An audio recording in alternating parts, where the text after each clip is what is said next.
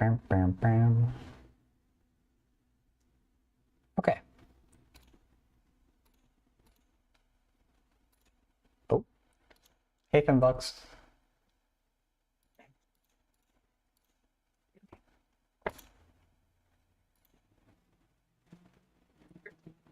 Okay, let's see. Am I muted?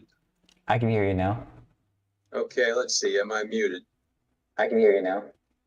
Oh, Okay, there's let's. some feedback though. I can hear you now.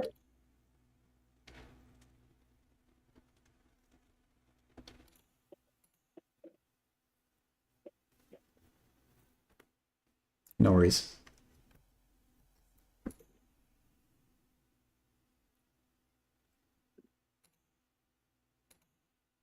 Do, do, do, do, do.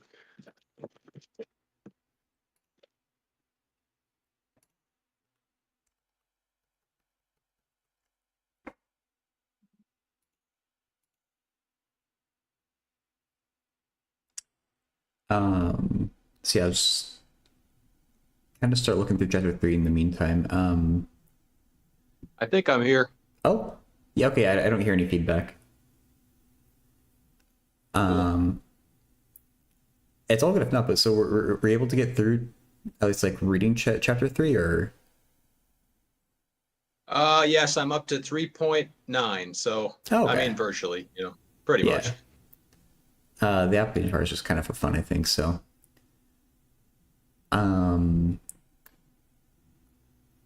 Yeah, this chapter, it was like a little hard for me to wrap my head around a lot of stuff, because especially like it was actually a little bit light on the math. They kind of kept saying that the math is harder than they want to get into in that book, which is maybe for the better if it is that hard, but it's kind of weird. Just like this one just like would seem to give you what the answer is and not explain it too much, which I guess was maybe a change from the previous two chapters, but maybe it's for the better.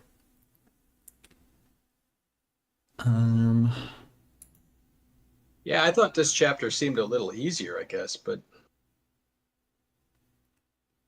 Yeah. as soon as I look at one of the problems, that'll be famous last words.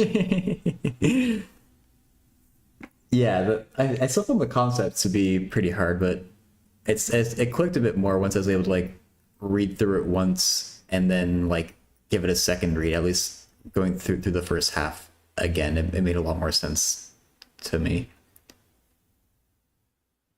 Yeah, I don't think I have too much else to say on this. Do you have anything you want to call out about like the text of the chapter before we get into problems? No, I guess the best way is just start hitting on the problems. Actually, image charges, right? Mm-hmm. I really liked that section. I thought that section was cool. Yeah, same. But I didn't feel like they really actually defined, what is an image charge. Does it just mean it's kind of like some imaginary charge that had some kind of symmetry and they were exploiting the symmetry to come up with some kind of a field? That was my interpretation. Yeah, that an image charge is it's literally like an imaginary charge that you make up. It's whatever it has to be so that the equipotential curve matches the surface of the conductor.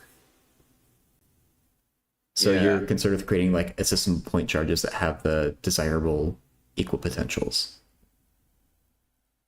is what it seemed like to me.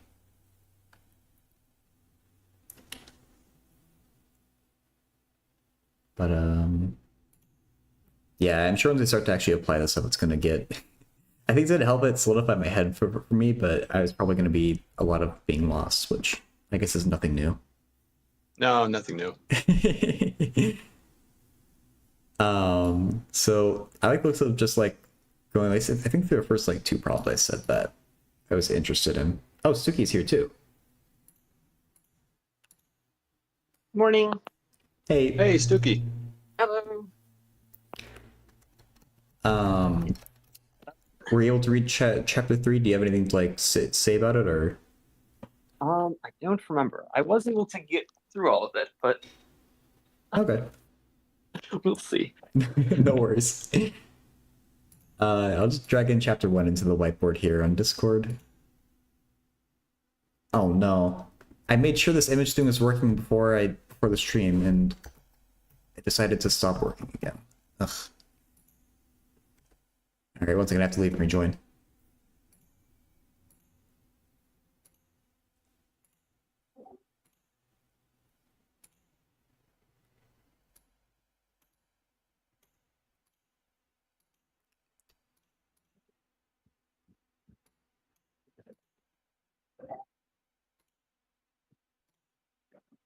Hey, AS Gaming Bros. Okay. Image upload failed. Oh, isn't that great? Ugh.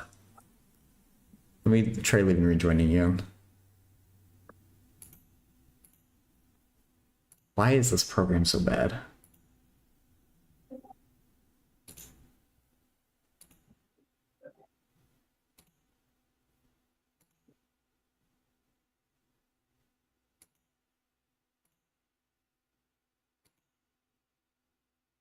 Oh no. But like this image? Has a Discord whiteboard just complete? It's for me, I can't upload an image at all. Let me try taking just a new screenshot. Maybe I have to use Excalibur or something.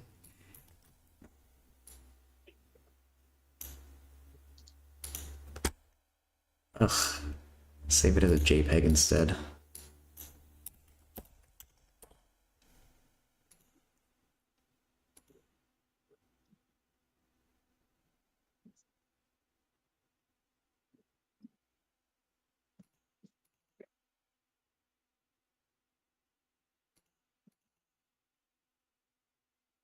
I literally can't upload an image to this thing. Oh, That's new.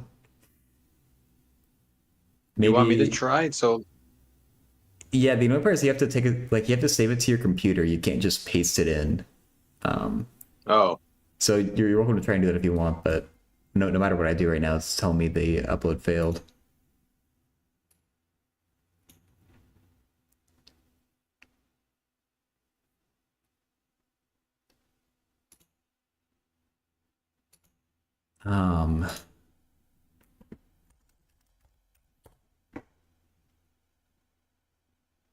Excalibur is pretty quick to set up at least, so unless you're able to make it work, Fenmox, I think we'll just use that. yeah, don't wait for me. I'm kind of slow with these things. Okay.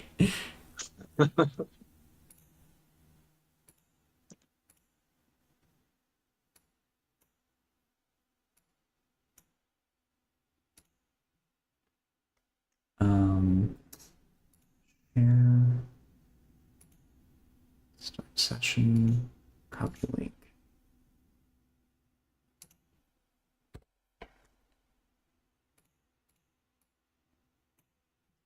Okay, I'm gonna put a link to an Excalibur in the chat for the voice channel. Okay. Yeah.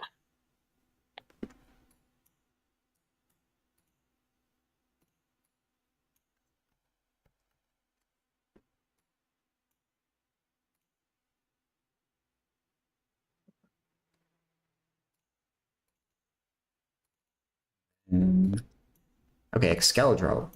At least let's put an image in. Which didn't think would be an issue, but here we are. Then we also need that, and we also need this.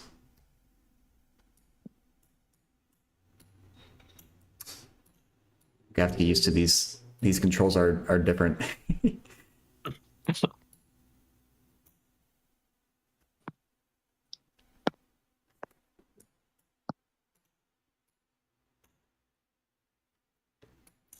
Okay. Uh-oh, I'm moving things. Sorry. No worries. This is gonna. I'm gonna do things by accident too. So it seems like if you want to zoom, you have to hold Control and scroll.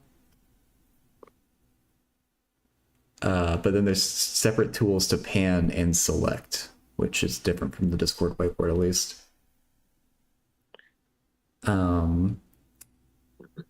Yeah, so this is the first problem. Inner surface charge density. Positive point charge Q is located off center inside a conducting spherical shell, shown in figure 3.22. Can assume the shell is neutral, but this doesn't matter. Total charge on the inner surface of the shell is minus Q.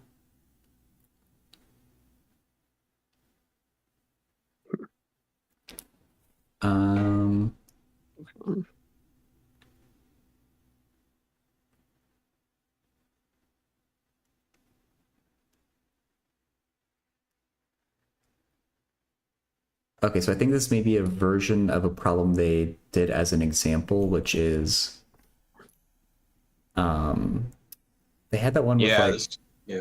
oh, sorry, what? No, I was just going to say you're right. I remembered that. I think it was the first example in the chapter, right? They were talking about something very similar. Oh, I think there's that one too. I was thinking of the other one where there's like two cavities inside of a sphere. That's right. There was one like that too. And they made the point because these two charges were in the exact middle, there was a perfectly uniform minus Q charge density on the surface of the conductor around it. But that's only because they were in the center.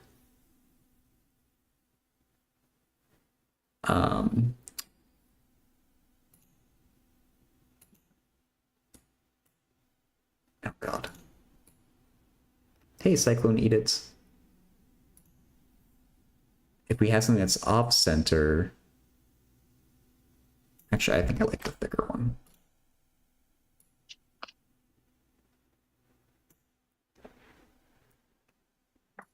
We have a positive charge here. I guess the point is that we're going to get a lot of, like a bigger concentration of negative charge over here.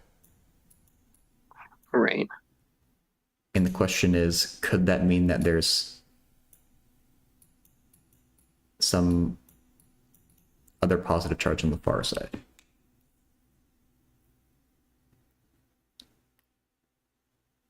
I think we're going to use Cyclone, yeah? It's been a while though.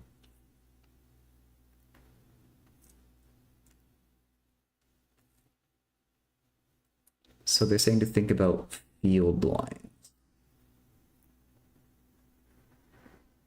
Okay. We know that at the inside of the shell, they have to be perpendicular.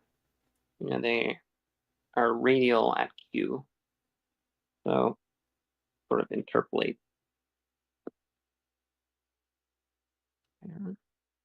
Mm-hmm.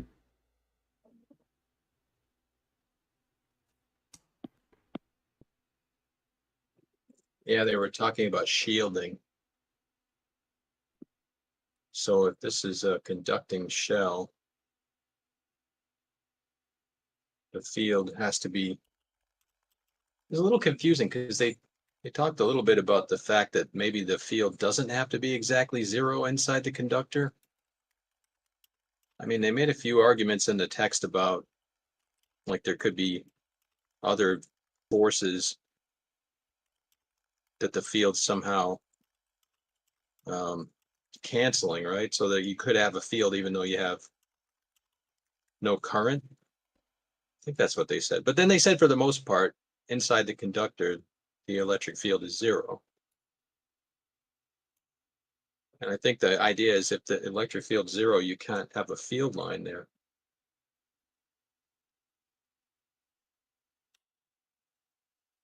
So it kind of is like a barrier, right? Like that.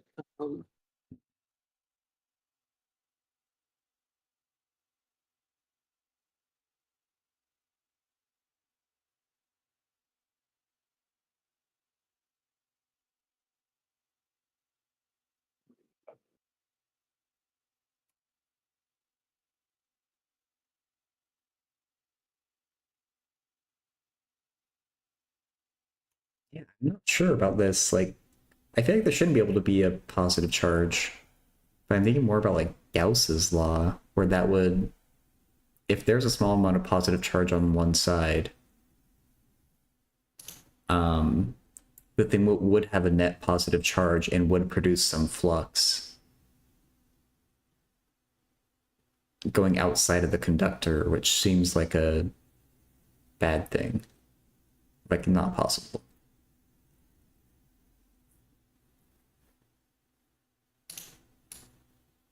Sorry, one more time on that?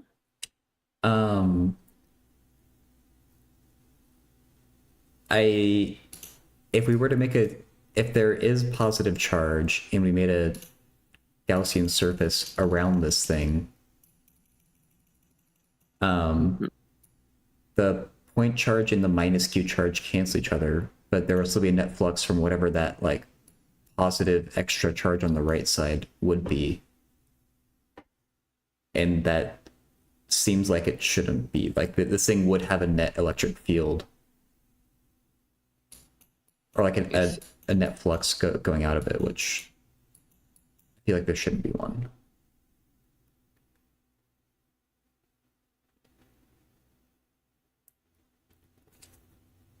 I think there is a flux through your blue dotted line there.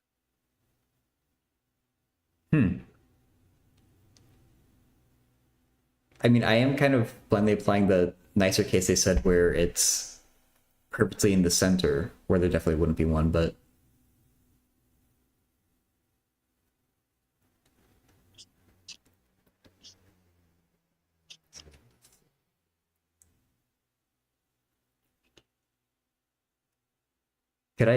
so you were just saying before about like the field lines with the drawing up before, or I think you both were, but maybe I didn't quite follow that.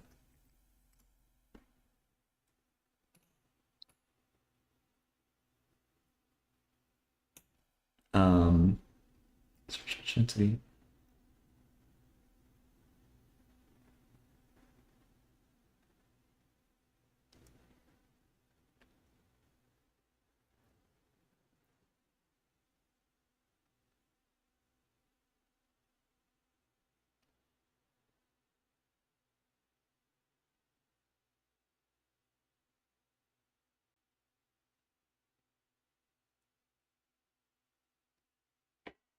Set up on the far side of the inner surface if the point charge Q is close enough to the shell.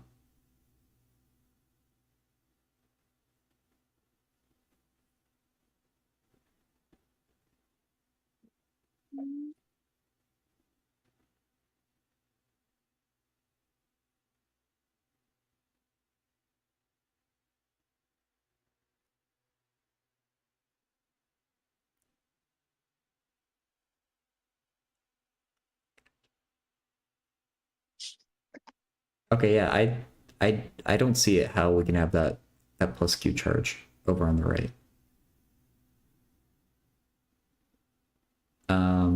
Because if all the field lines do have to start and end on a charge or at infinity, I don't think they can escape. But maybe that's the point where they can't escape, and I just don't see how. But they would have to start from a positive charge and go to the negative charge. Which I guess you make the argument that these are going past, but that seems weird.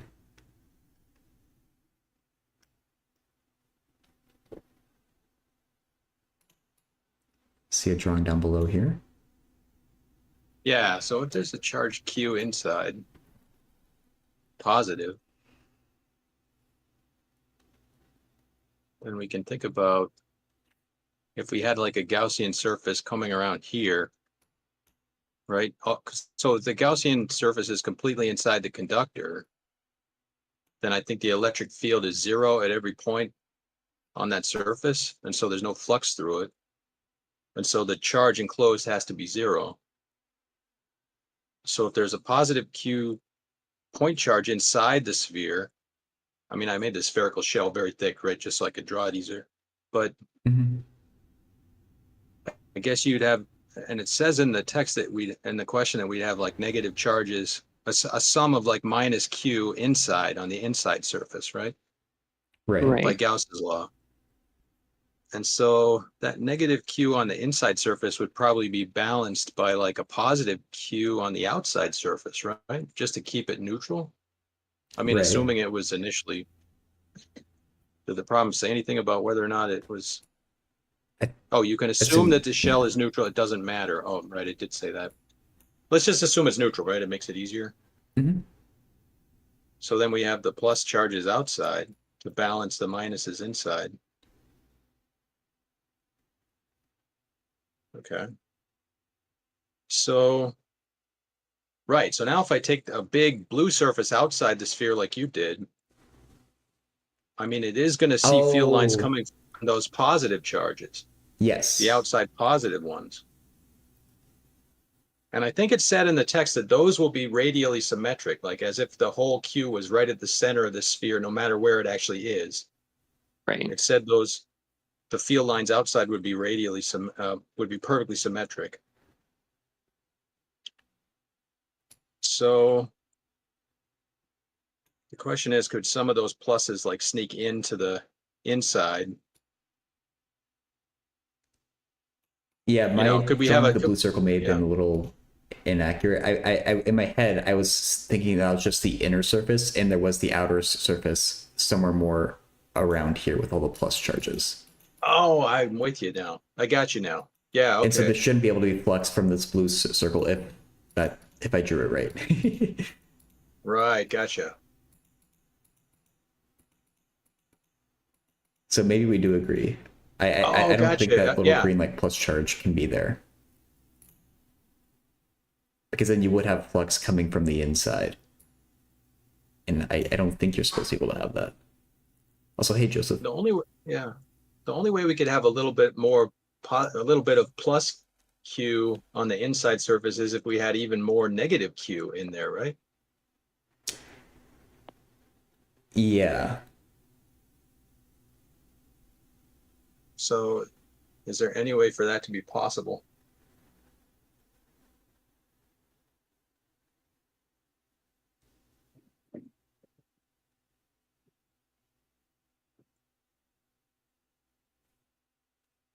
Not that I see. Like I'm trying to think of some argument where I think they're gonna make some kind of argument where they're gonna like, oh, imagine the sphere that's formed that is centered at Q and tangent to the bigger like cavity. And you could imagine that as like having the density or the negative charge or something, but I don't know exactly how to apply that, I guess.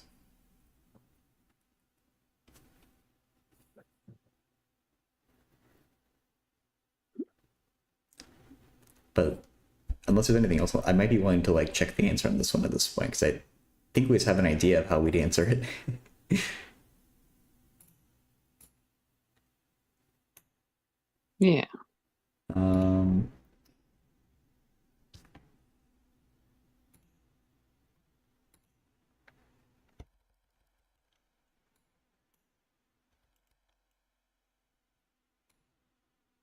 okay. Density is negative with the entire inner surface. Field lines would start there pointing, or if there were a location with positive density, the electric field lines would start there pointing away from it into the spherical cavity. Where could these field lines end? They can't end in infinity because that's outside the shell, right? You can't end up in an empty space because that would violate Gauss's law. They also can't end on the positive point charge Q because field lines point outward from Q. They can't end on the shell because that would imply a non-zero line integral of E. Oh, there you go. And, That was the non-zero one thing potential. Okay. Sorry, what? That was the one thing I was wondering. Like, couldn't we just have a little loop, inside that's coming away from the inside, but circling back and hitting the inside again? Yeah. And it doesn't really make sense. Like, why would that ever be there? But that's a good thing to, I guess it's, that constant potential means we really can't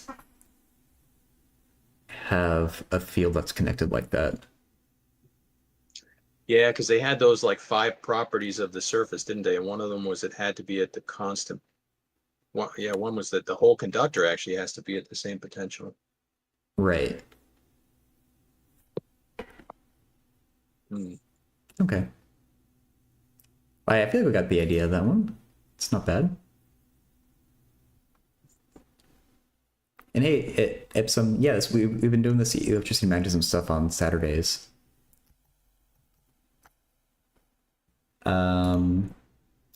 I was also interested in doing problem 2. So I pull that on the same escalation until it yells at us, I guess.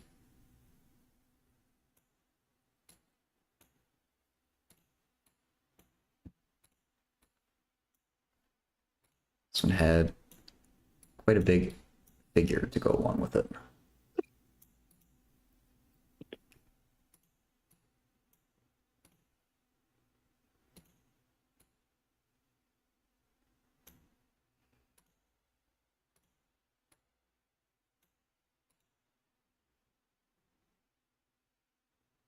Oh, works for you though, Obi? Yeah, that's weird that Joseph didn't get it. Thanks for confirming though. All right, so in problem 2, we have 2 metal spheres in figure 3.23a connected by a wire. The total charge is 0. 3.23b are 2 oppositely charged conducting spheres. Bond position shown. Seeing opposite sign in A and in B. Okay. Now C and D are connected by a wire. It could be argued that something like the charge distribution in 3.23b ought to persist. Each charge concentration being held in place by attraction of the opposite charge nearby. Can you prove it won't happen?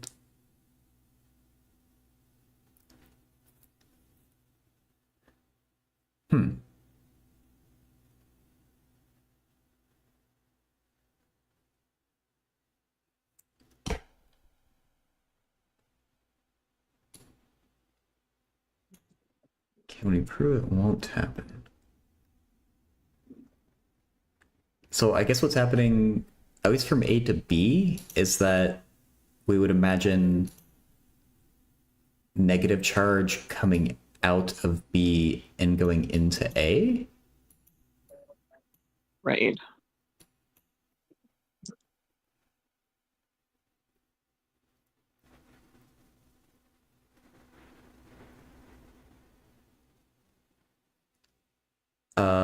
And then if we were to connect C and D by a wire similarly, I feel like it would encourage more of the same.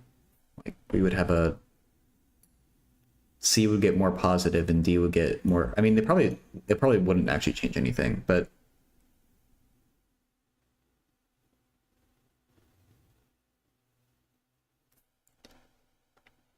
maybe the idea is we're supposed to make an argument involving potentials.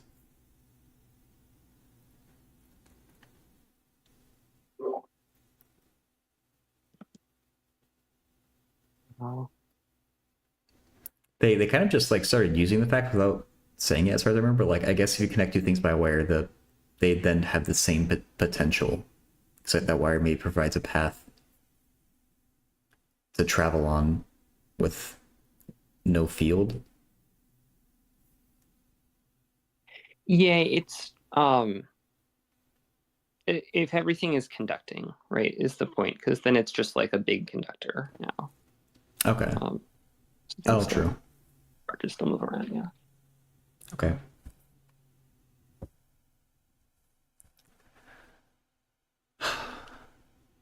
Can we prove it won't happen? So when we go from B to C, when we hook that wire up between the 2 right-hand spheres, it seems like the electrons on D will want to race up to sphere C, like up through that wire. True. Because initially C and D weren't connected to anything else, so they couldn't like wipe each other out. But as soon as we put the wire there, they would just wipe each other out, wouldn't they? I mean, the positive and negative Qs would just add up to 0. Yeah, they're doing things in order to lead us to like this conclusion that maybe it shouldn't change from what the figure shows. But if we had the situation where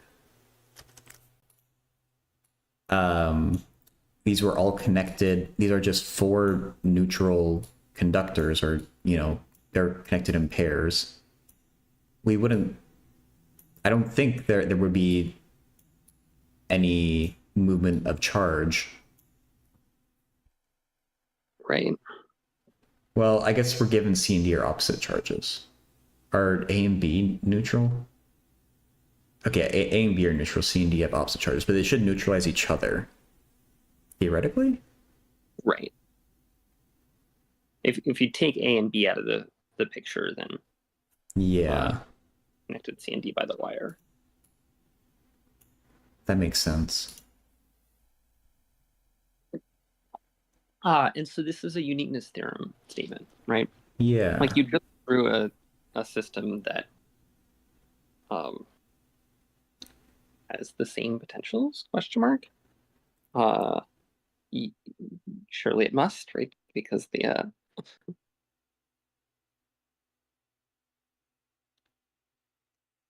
Oh, Stuckey, I get it. You're saying like by common sense, we know that A, B, C, D all having zero potential is a solution with no electric field anywhere, and therefore you're using that uniqueness theorem. Okay. right. Yeah.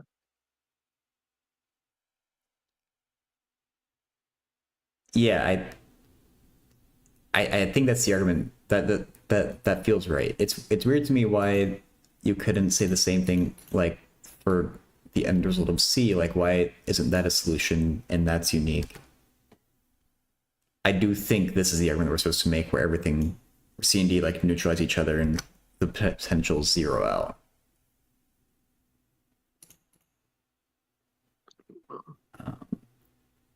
So the one where I think I'll just check the answer here.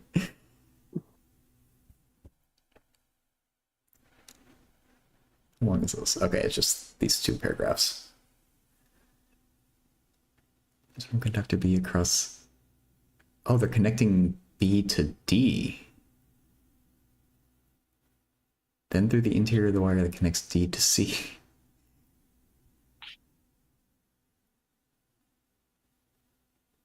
They're connecting all four of these. The line integral V around any closed path must be zero.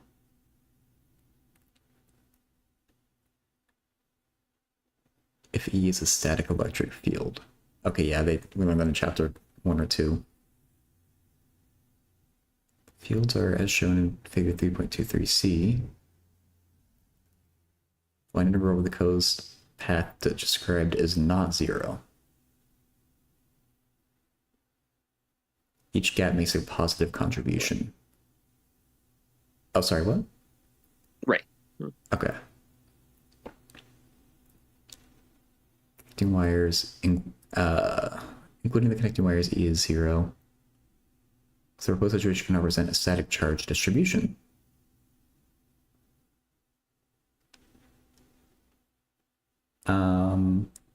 All the above reasoning is perfectly valid. You might be looking for a more cause and effect reason why the charge redistributes itself.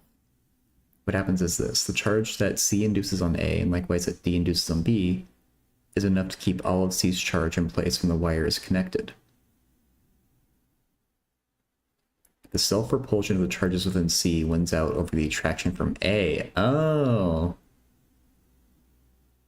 Quantitative deals are continued for the most part in problem 3.13.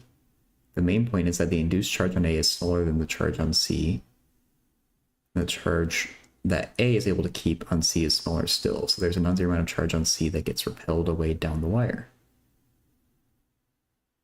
The charge AD. Oh, because that's how it like cascades down to zero, where all these positive charges in C are being repelled by each other more than they're being attracted by A. So some of them get sent down the wire to the other, to D, and that makes the negative charge in A decrease, which again makes the self-repulsion on C stronger. Okay. Fair enough. Neat.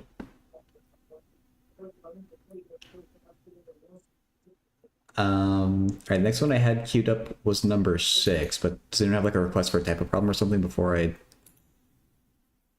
bring it up? No, whatever you got ready works for me. I mean, Okay.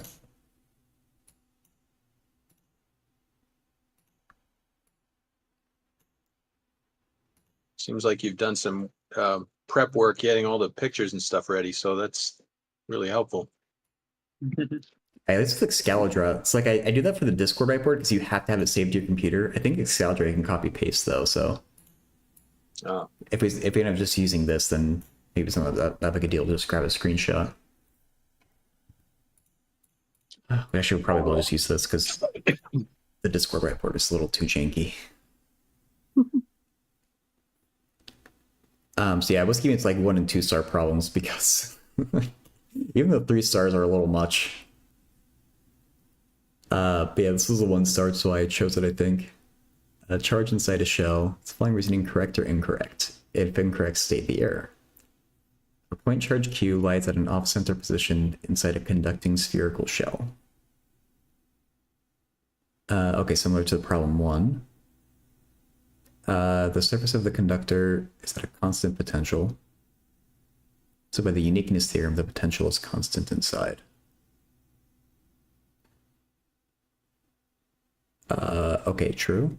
The field inside is therefore zero, so that... Oh wait, I was saying that's true, but I thought it was going to be a question, but I forgot the question to say whether it's true.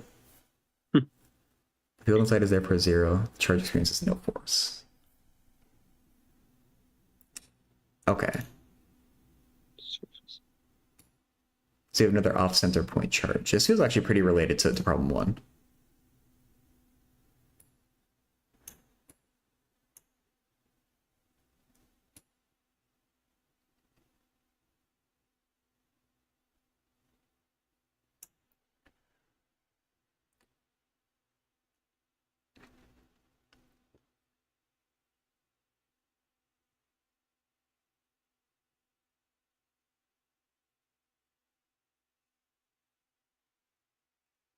I think this must be wrong. They made the, because of that same thing I was reading before with that one problem, they said the charge would experience a force if it was off center. And I gotta imagine that's because Q being off center induces like a non-uniform negative charge, if I'm representing by the thickness of the red squiggles here.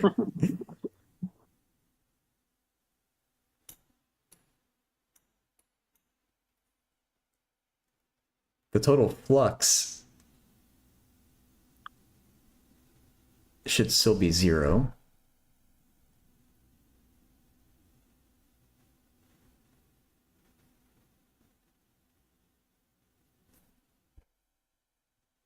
But maybe we would have field lines that are just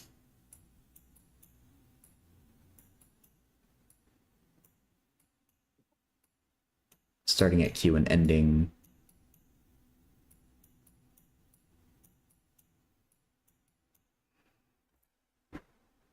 on the inner surface of the conductor. Well, I have a question in interpreting the problem. So when it says the surface of the conductor is a constant potential, so by the uniqueness theorem, the potential is constant inside. What are they inside where? Like, what does that word inside mean? Does that mean inside the conductor? Yeah. Or does it like in the metal part of it? Or does it mean in the open inside of it? Inside of the shell. I think everywhere inside, Okay. yeah. And then it says the field inside is therefore 0. Does that also mean the field in the metal? Oh, but So I was it's a interpreting question of that what inside as inside the inside surface, and the other was inside the outside surface.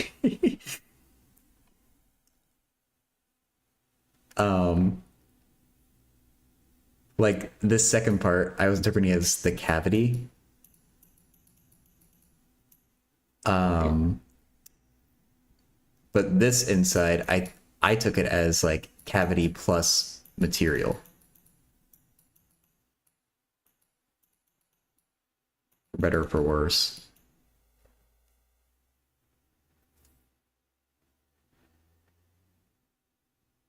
Or sorry, not that inside, the inside in the sentence before that. Or after.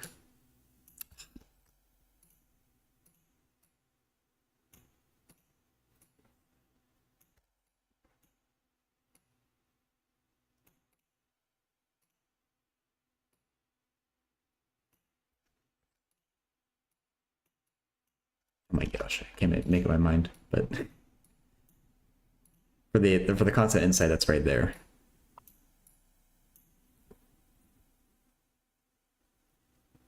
But maybe that's where the mistake is. The material itself should have a constant potential.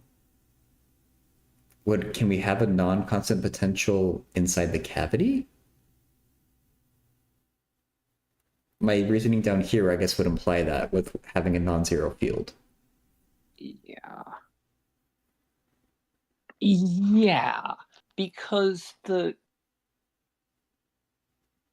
there's something about the fact that the charge Q is there that's going to screw up the uniqueness theorem. This is my claim. Like something isn't defined where it needs to be, basically. Okay.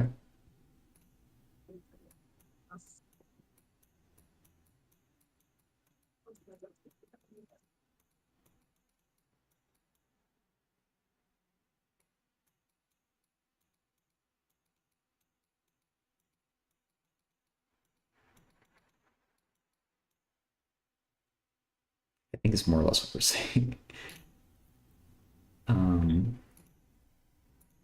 I'll bring up the solution though.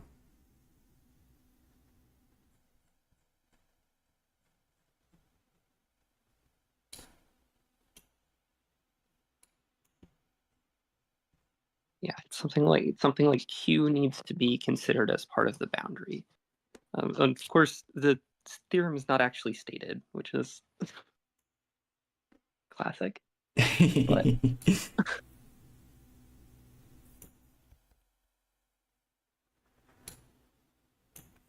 okay. The reasoning is incorrect. The charge will feel a force. The error is that the reasoning takes a solution for one boundary condition and applies it to a situation with another boundary condition. Okay, a consequence of the uniqueness theorem is that if we have a surface with constant potential and no charges inside,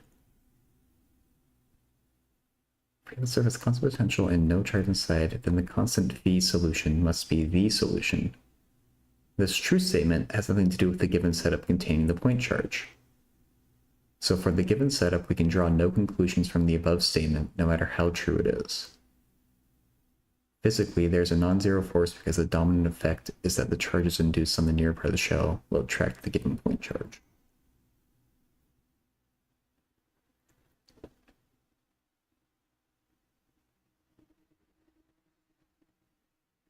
So this is a bad application of the uniqueness theorem, basically for what you said, Stuki. This point charge Q being here, I guess, messes that up. Yeah.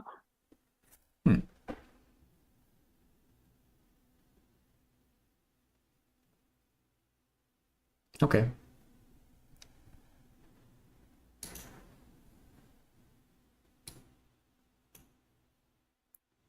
Surprised Excalibur hasn't gotten angry at us yet for images. Oh, what? Complained, yeah. Yeah. But I guess we'll keep stacking more images on until it does. Next one I had queued up was 9.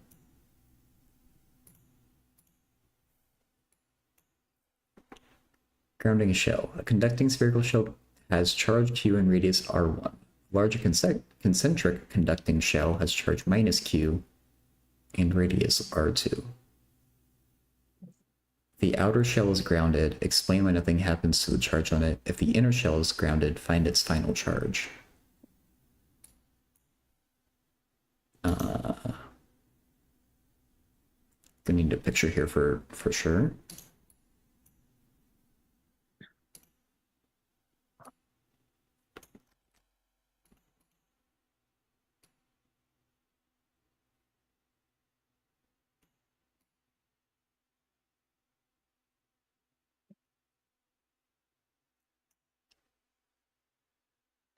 So this is the larger one. And then the smaller one, I guess we'll do it in blue.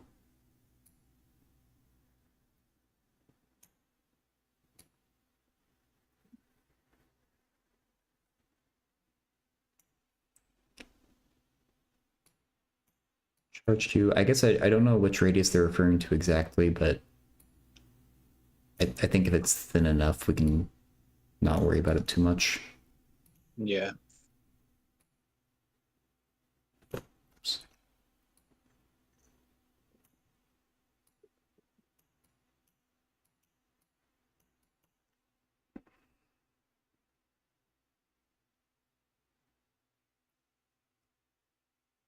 So if we ground the outer shell,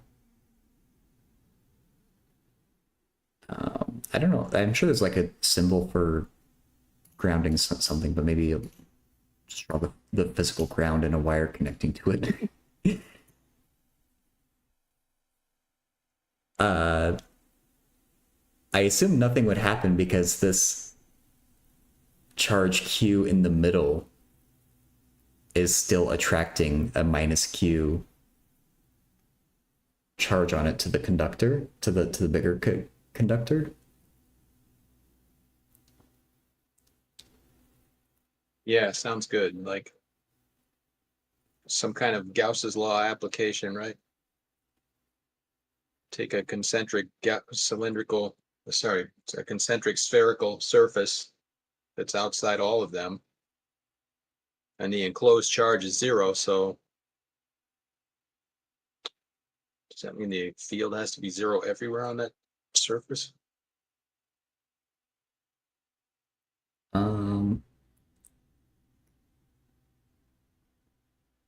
I mean, I wasn't even thinking about Gauss law. Like, I guess conceptually, the ground is just like an infinite source of positive or negative charge for our purposes, right?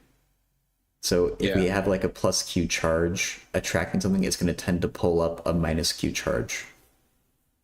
I was kind of like just thinking about it, like if this bigger conductor started as neutral, it would pull up a minus Q charge from the ground, I guess. Yeah, sounds right. I think the Gaussian surface I wanted to consider was inside the outer shell. Because that has to have no field, right? So no flux. Right. So therefore the inner surface of the outer shell has to balance the Q of the inner shell.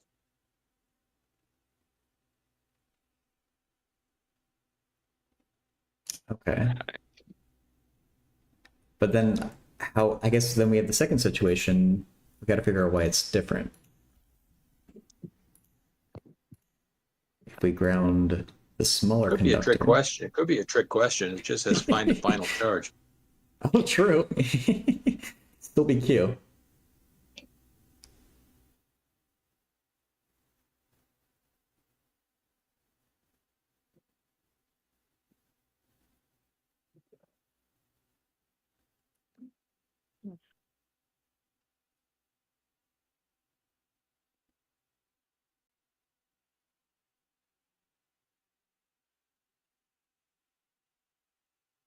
Find its final charge.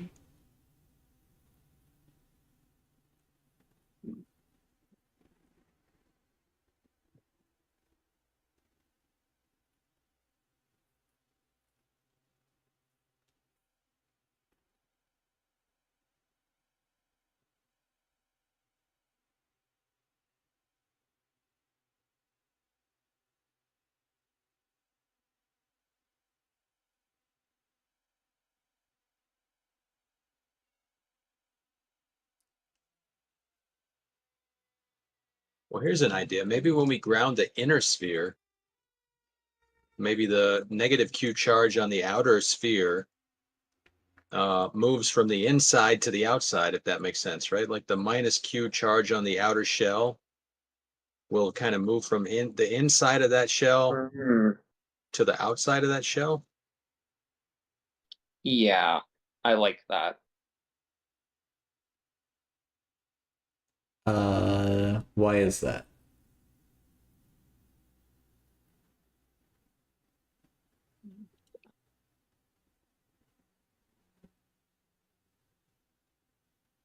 Yeah, why is that?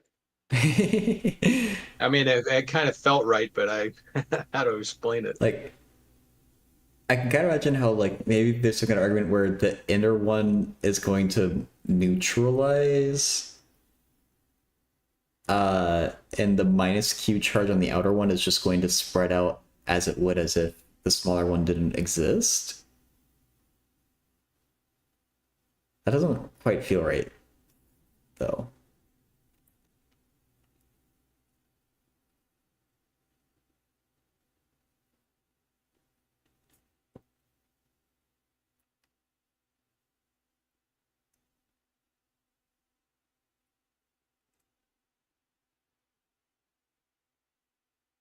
Hmm.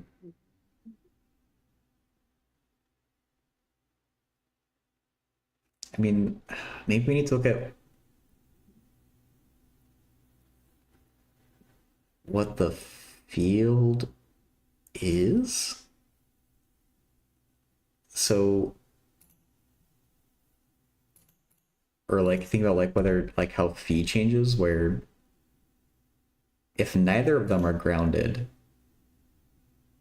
then I think our field lines just like start from the small one, go directly like radially out to the big one. Agreed. Yep. And the actual, which means a variable phi, but a constant phi in the actual material of the conductors. Right. Um,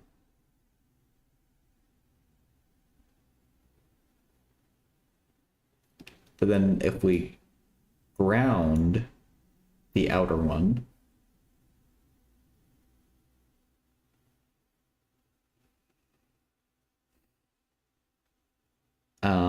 we're saying that nothing changes, so I guess there wouldn't.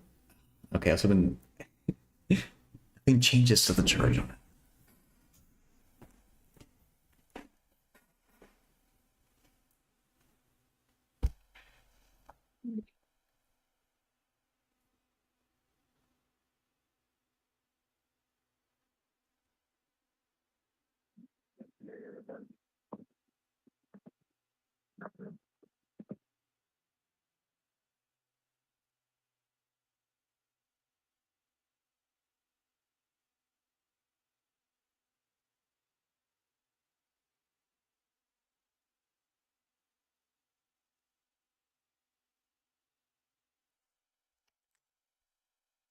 Is it because maybe there's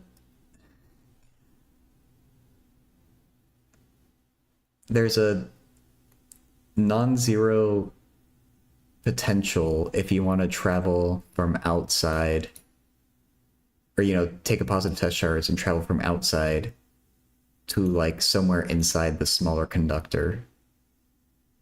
But if you were to suddenly ground the smaller one, you can get there with zero potential.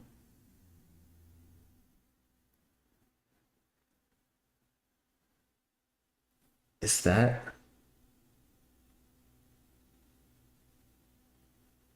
something we can do something with?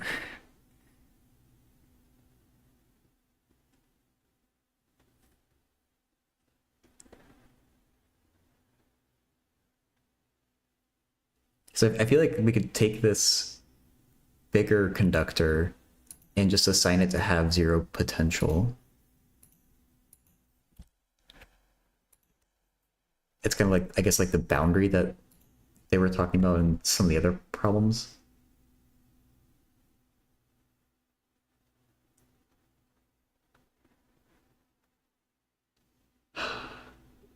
And so if you ground it, you're not really changing much about it. And hey, Mick Kendall. Basically, yeah, a free tutor. Right now we're doing a reading group, so I'm not doing math help at the moment, but my usual streams are just like me working on people's math problems.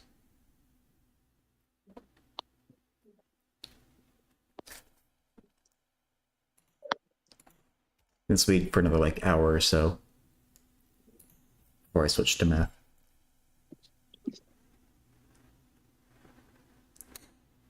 But yeah, if we were to just arbitrarily assign the outer one to have 0 potential. I guess phi sub 2. We're not really changing the potential by grounding it.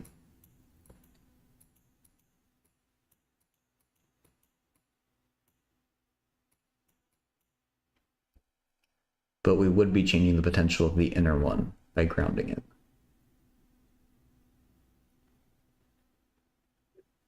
I don't know how to actually like calculate something like this though.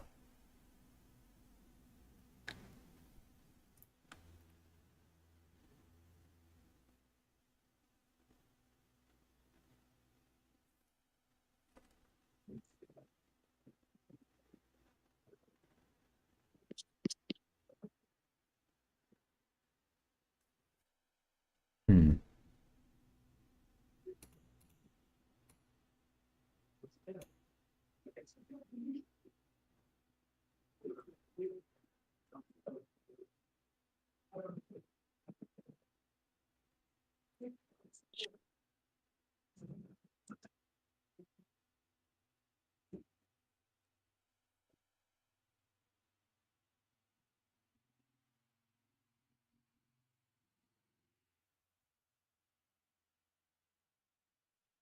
We didn't figure out like qualitatively if we expected to get more negative or more positive charge. Maybe it should just try to neutralize itself.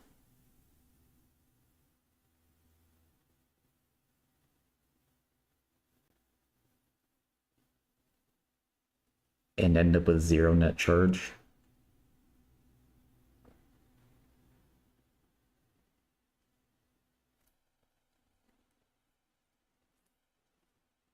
So I'm trying to talk myself out of this, basically.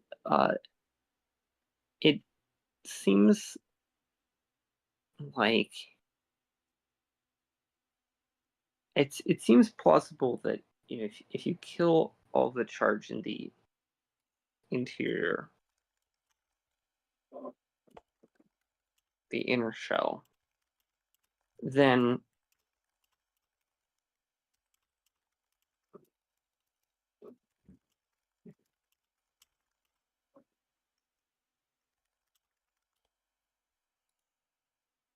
like you can move all of the charge to the outside edge of the outer shell, keep the inside edge of the outer shell to be 0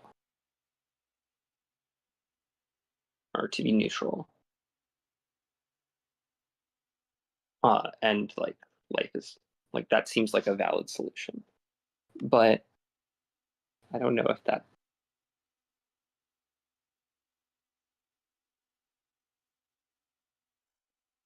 means anything for us, right? Like, Yeah.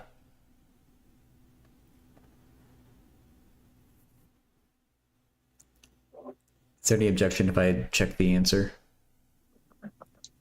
What about, I'm just wondering about the radiuses now, because I just remembered they gave us the radiuses and we didn't really use them yet. Now, that doesn't mean we need to use them, but I'm a little bit wondering if we do. Like if we, like, let's say we, for a thought experiment, if we just like kept the R1 fixed and doubled R2, right? Keep the charges fixed, keep the inside radius fixed, but double the outside radius. Is there a reason to think that would change any of the answers to our questions?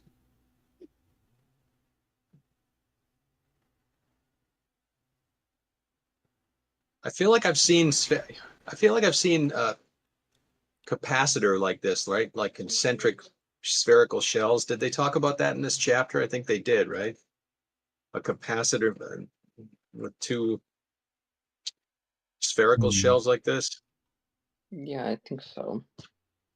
And I seem to remember learning at some point previously about the capacitance of a spherical capacitor like this, and something about the logarithm of the ratio of the ratio of the radiuses or something is coming to mind. It's just it might not have anything to do with the question. I just found the capacitance of 2 spherical shells here. Page 146 of the book.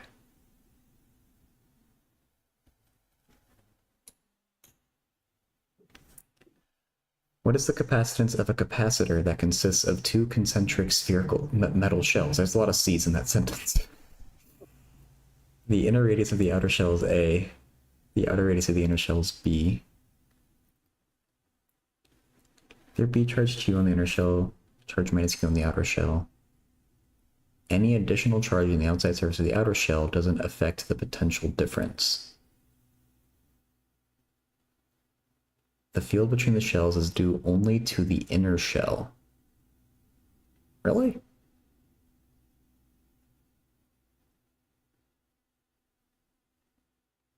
Oh, because if you do Gauss's law and include the negative charge. Well. Okay.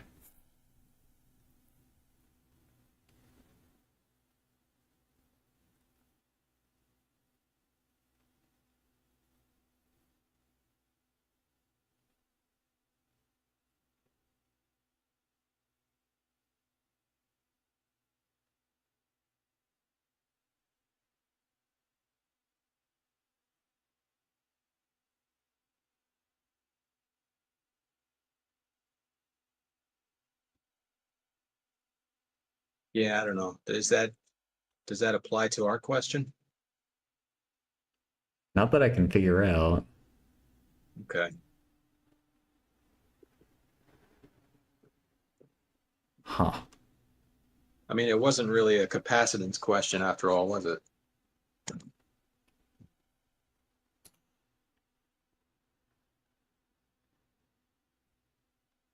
It should affect the capacitance, I guess, but I don't know. I was thinking maybe, you know, when we grounded the inside one, all of the charge would go off of it to the earth and the outer one would just, the negative Q on the outer shell would just move from the inside surface to the outside surface. But I wonder if it's that simple.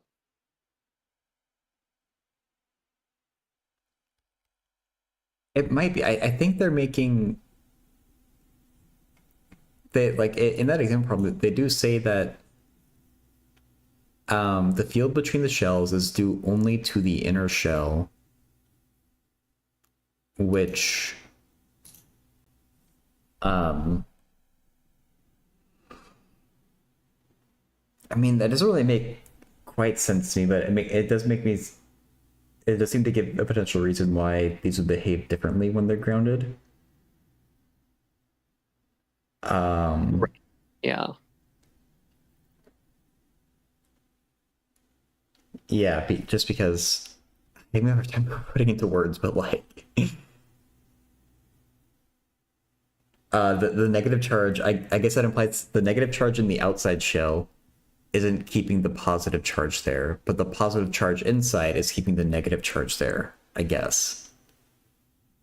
Yeah, but could the negative charge on the outside shell keep some of the positive charge there? And if so, like how much and what's the ratio and why? It's a fair point.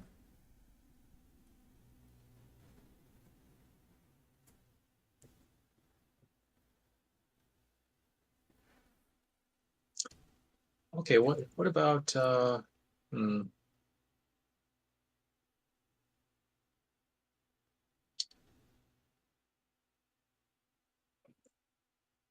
can we put a Gaussian surface like right outside the outer shell, you know, just right outside the outer surface of the outer shell? And can we consider like what would be the field through that sphere? Because whatever charge is still enclosed, we should be able to treat whatever charge is still enclosed as a point charge at the center, right? Isn't there zero net charge though? Q plus the negative Q? Well, I'm saying like once we ground the Oh. inside one, right? So with that wire attached, to the inside one.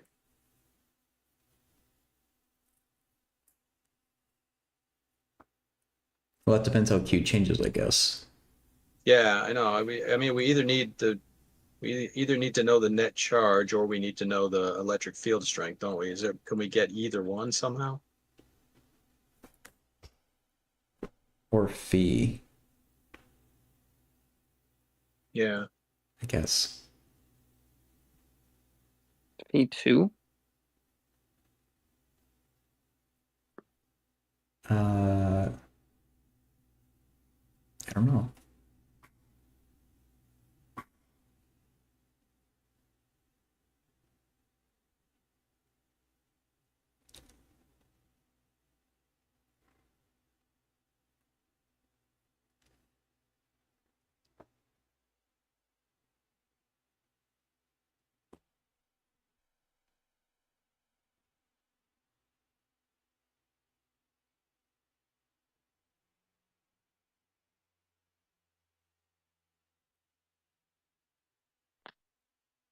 I'm not seeing it. I'm feeling like checking the answer soon, but I don't want to cut off anyone's thought if they're still, or anyone's like process if they're still thinking. I mean, I'm stuck. I don't mind. Okay. Yeah.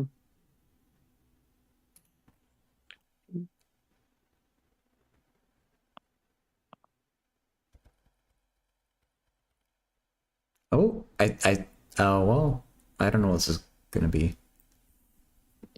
The field outside the outer shell is 0, so the potential at the outer shell is the same as the potential at infinity.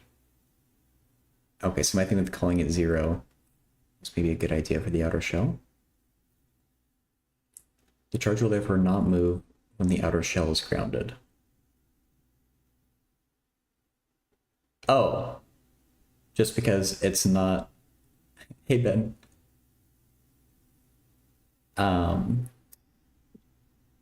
I guess because I think it made the argument that charge tends to move to places of lower potential. But if it's at the same potential, then charge isn't going to move. If some negative charge did flow off, then there would be a net positive charge on the two shells, and hence an outward pointing field R for small r is greater than R2.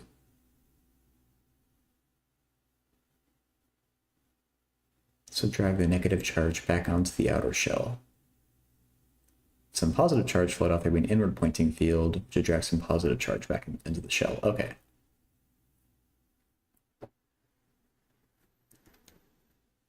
If the inner shell is grounded, it must end up with the amount of charge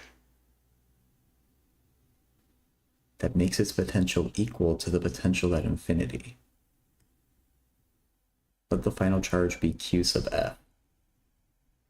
And the electric field between the shells equals Q sub F over R squared.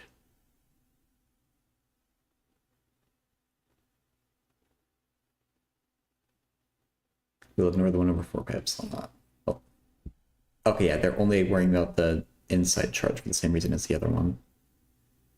So the potential of the outer shell relative to the inner shell is minus Q sub F times 1 over R1 minus 1 over R2. Similarly, the electric field outside the outer shell equals minus Q. Wait, wasn't it 0?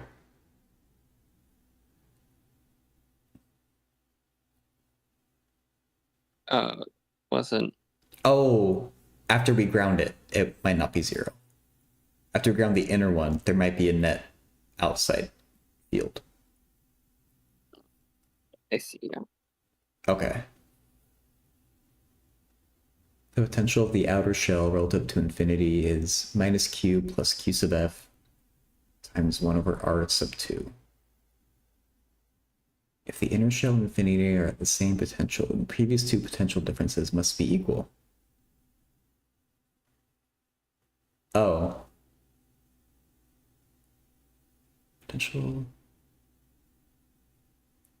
Okay, sure, yeah. Going from the center, or I guess from the, going from the surface of the inner shell to the inside of the outer shell is the same as going from infinity to the outer shell. Okay.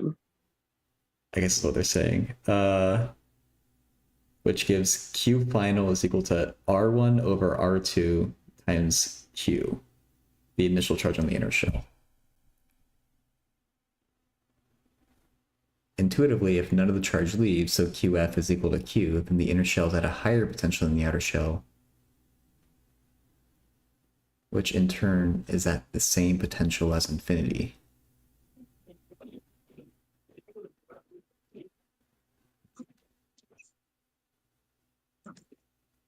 On the end, if all charge leaves, so Q sub F equals 0, then the inner shell is at the same potential as the outer shell. Oh my god. Okay, the phrasing of this last paragraph is getting to me, but...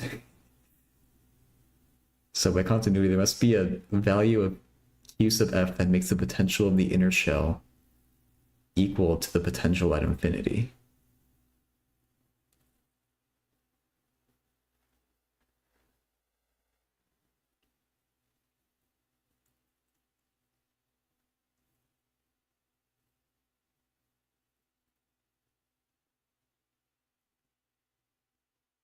And we're saying, okay, so they're making the first part of this last paragraph is they're eliminating the cases where the inner shell got a higher or lower potential than infinity, which we should know must be equal to infinity. Where the potential is at infinity because it's grounded. I think. Yeah. Huh. I didn't expect an answer like this, I guess.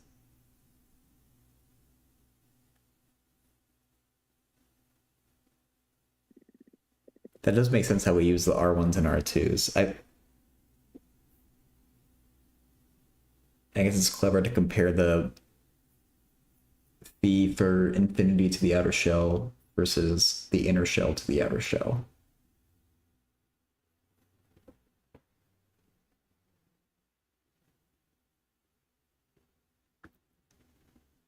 Oh, they're saying this QF thing, they're saying why this Q sub F must exist.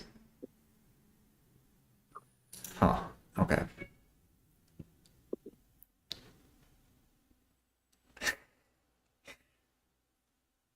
Huh, okay, that turned out to be kind of a weirder problem than I thought.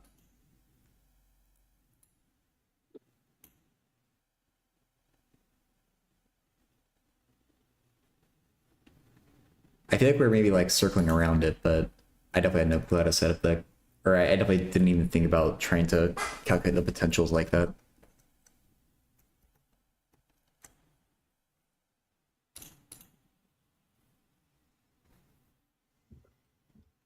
Is that a 1-star problem, by the way?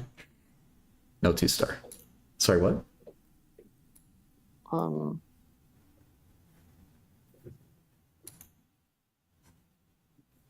Why am I supposed to know that these are the potential of the outer shell relative to the inner shell is formula, similarly formula? Why am I supposed to know this?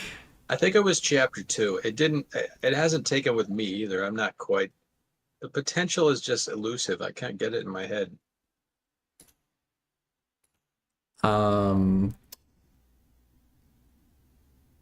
But I think it's from chapter 2, isn't it? And isn't that chapter 2 stuff? But I just, Yeah.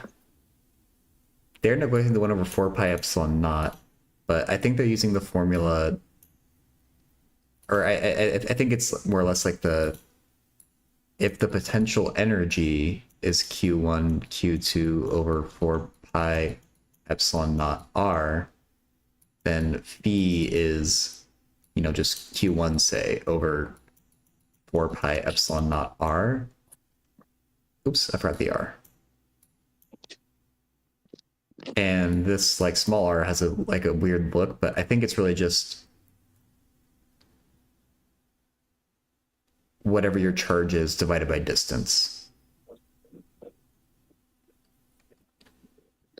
It's the formula that they're using. All right.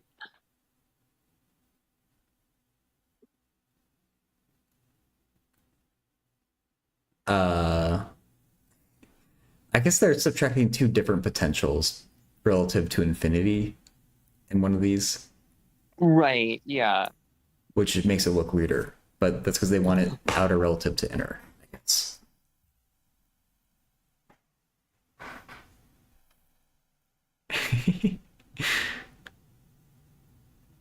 Whereas the outer shell relative to infinity just had one calculation or thing.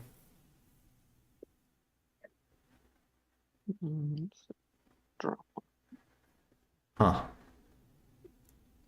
Did they explain what the lowercase r is stands for? Was that the distance between the two shells, or was that just the radial distance from the center of everything? I think smaller is just your radial distance from the center, whatever arbitrary. Yeah. Yeah. Okay.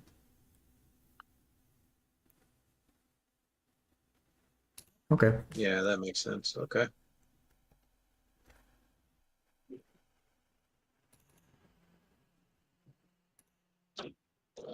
I guess I'm just going in order the ones that I called out. The next one I had was 11, which is a 1-star, thankfully.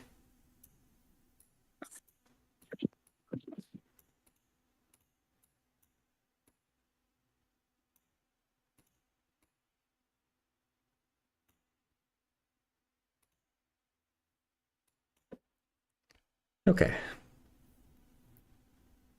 Hey, Phobos. Yeah, it's these problems have been a little bit weird, but they're a little more like a discussion slash like conceptual, it feels like, rather than intense calculations.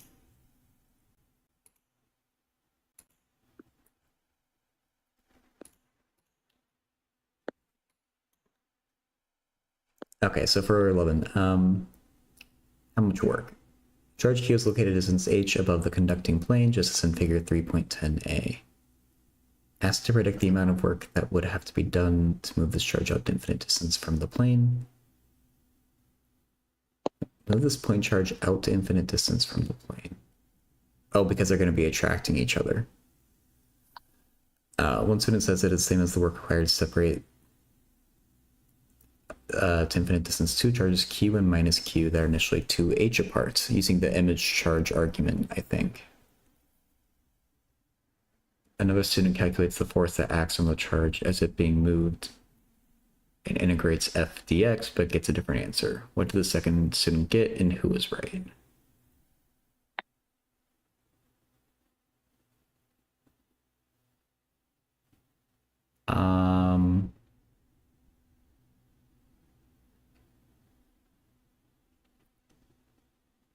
Immediately, I think the second student should, like, isn't the farther away we move q,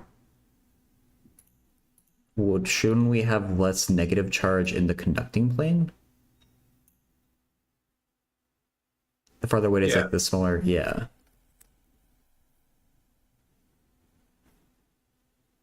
So it feels like that the attractive force Well, should drop off. Sorry, what?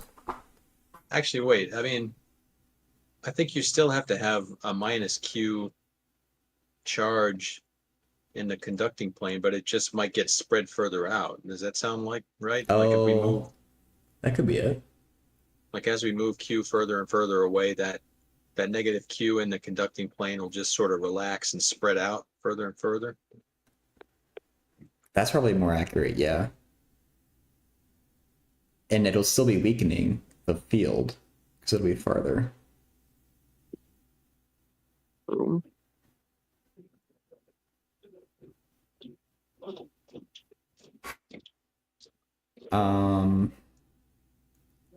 That seems like a difficult thing to integrate, though.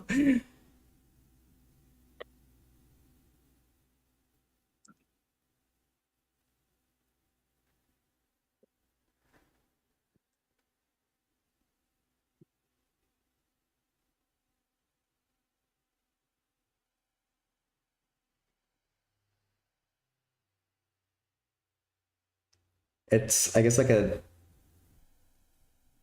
Oh, no worries, Fit, though, because I haven't been hearing much.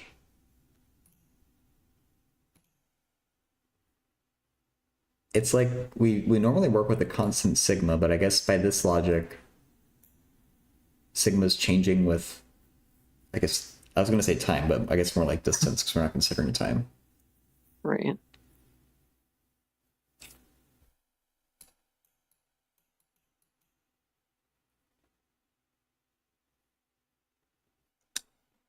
Um, but can we like, presumably it's going to be, the negative charge is going to be distributed in a circle. I think the book maybe calculated how big that would be.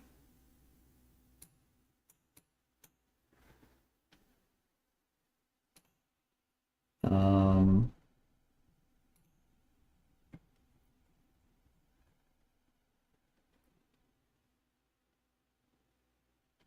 maybe.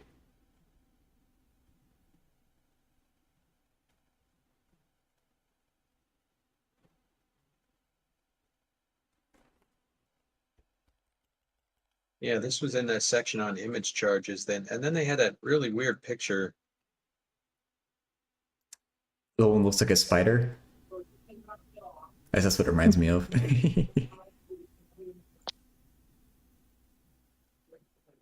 Yeah, folks, I think it's an infinite conducting plane.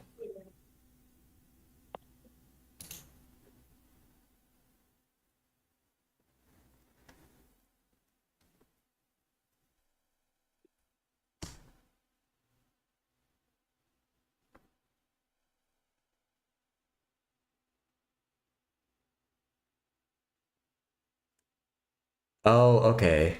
So yeah, they figure out sigma using Gauss's law. Sigma is equal to epsilon naught E sub z.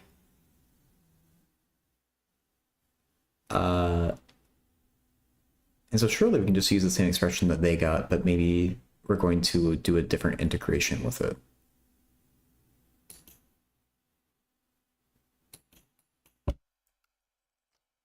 Let me write this down.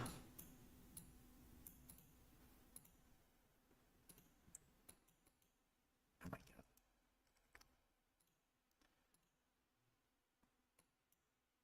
What I just did. Okay.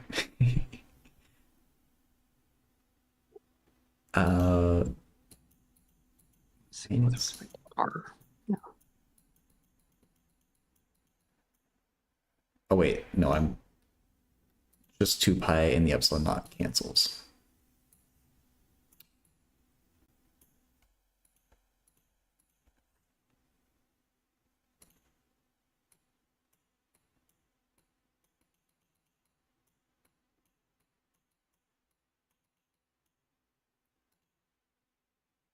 Okay.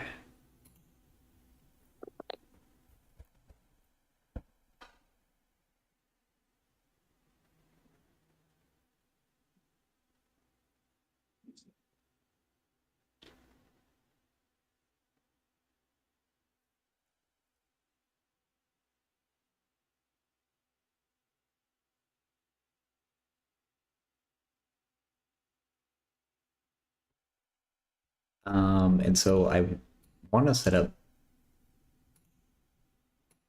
some type of integral that goes from h to infinity. Um,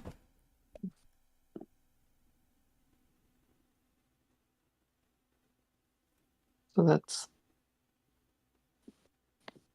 the force acting on a point by a plane, the point at height z.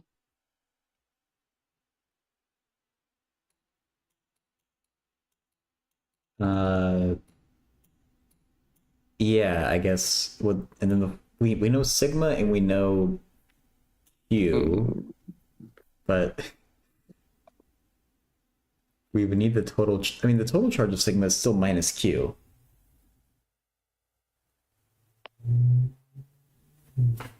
Right. And we know the electric field.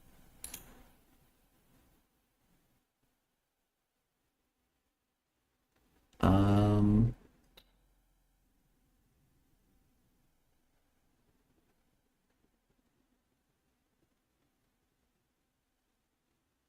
But that's it's the wrong direction. We know the. Are you thinking of the integral of E squared formula for like potential energy? No, am I? I just happen to be looking at that now. I think it would be equivalent. I don't know if it's helpful though. Like the work to bring the positive charge away should be the negative of the work done to assemble the system, maybe, but.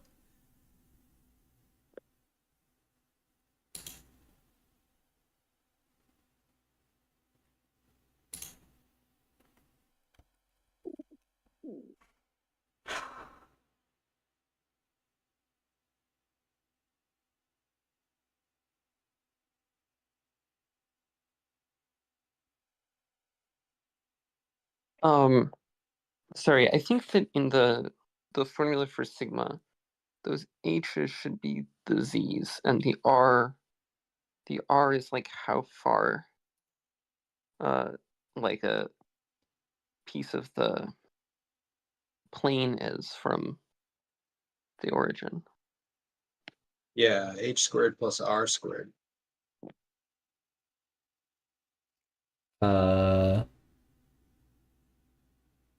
Oh, like, do we need some parentheses inside of here? Or no, that's not what you're saying. I'm not Yeah, following. that's not what I was saying. Because this sigma is the it's the charge density in the plane by that's induced by having the charge at height h. Right. Oh, the book does So give I'm it as saying R. What is R though? Yeah, I'm saying these two z's are different. Okay. Because the as we pull the charge away, that h is what's changing. Oh, fair. Yeah.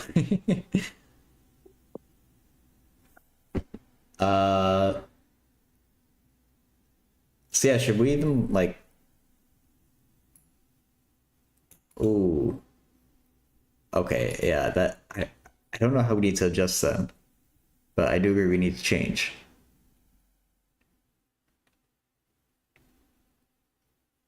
So my proposal here is that. Oh, hello.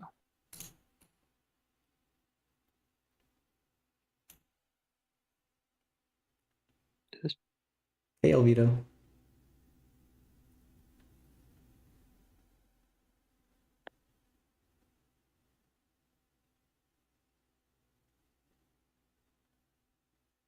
You see where this is going. I don't know if I can actually write here, but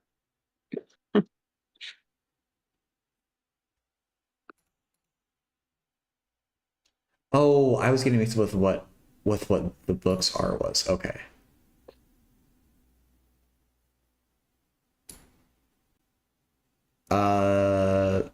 That looks right. Yeah. I think I prefer that. Sorry, I got my big name right in the way here. oh, it was writing. Okay, I wasn't sure. Oh, no.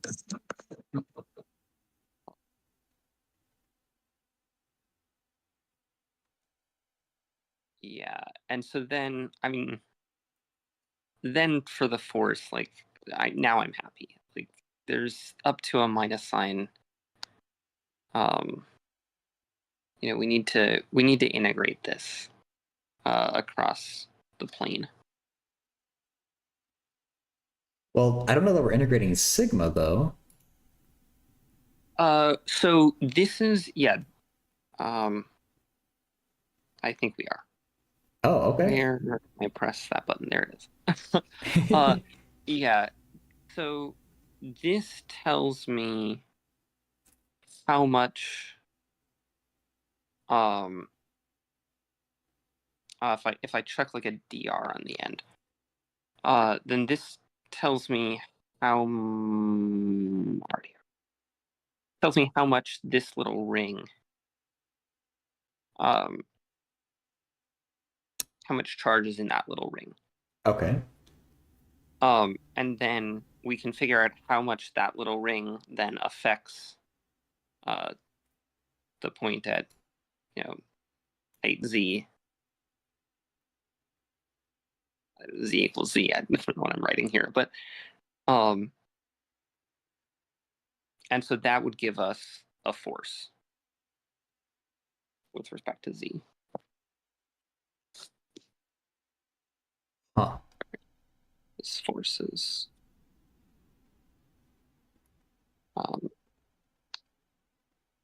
I mean, I realize that they also gave the equation for the field, right. and I was wondering why we couldn't just multiply the q with that. So I'm not sure. That's fair. The thing that bothers me is that field is like coming from the charge, right? But maybe this is just a nonsense complaint.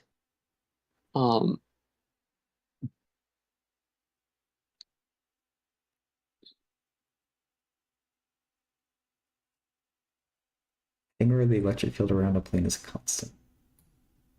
Something like that, but it's like it's weird because it's gonna be changing as we move the q charge up, I think. But I feel like I'm getting a little lost in this one. Like, all right, so Suki, would you integrate first with R and then with Z, or only with R? Yeah, why am I doing that? I'm trying to get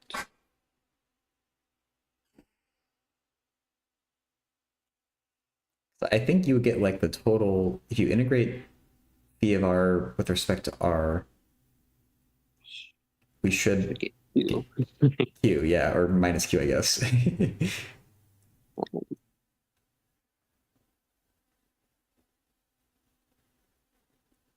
Which is, and like I think I'm wondering maybe we want to take the Book's formula for E sub Z and multiply it. But you said you had an objection to that, but multiply the Q with the formula for E sub Z.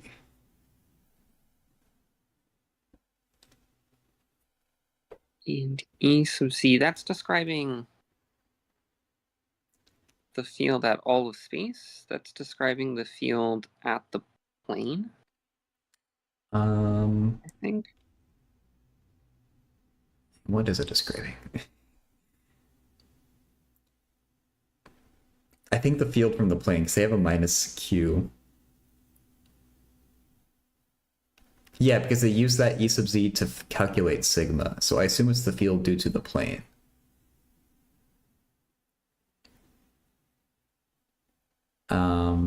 And actually E sub Z is the same thing, but you have an epsilon naught in the denominator.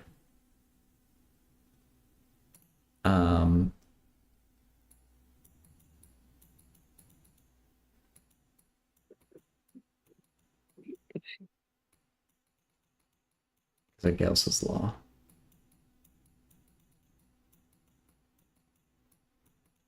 So I think my vote would be to take this thing, get forced by doing capital Q times E sub Z and integrating that thing.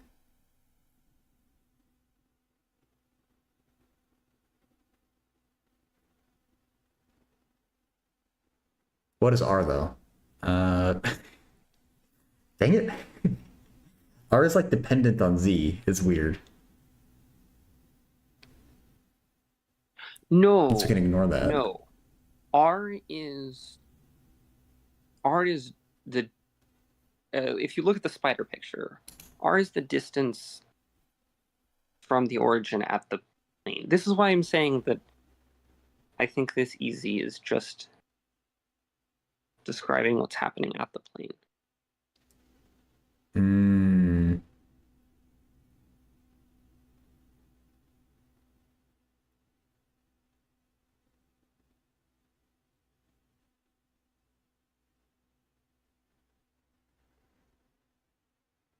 Just checking in to say I'm still here and I'm thinking very hard.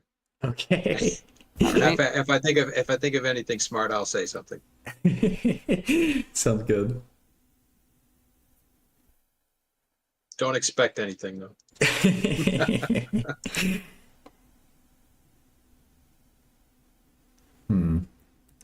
Let's add the plane then with z equals h equals 0.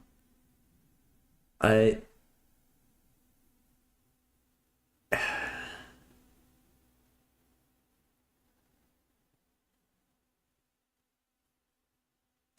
guess we're trying to figure out the motion of this positive charge q up here as it goes from h up away from the plane to infinity.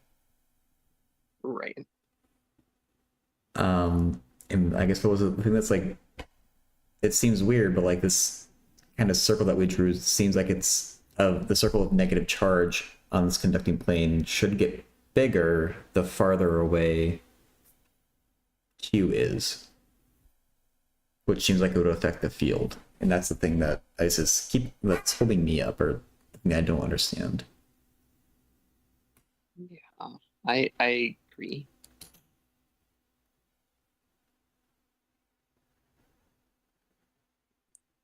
Okay, way back, we would have known how to, if I said I have a thin ring and a charge sitting at some point above it, tell me what force that charge is experiencing. We should be able to do that. We've done this. Yeah. So what is the plan there? We know the surface, or I mean, we basically know like the linear charge density.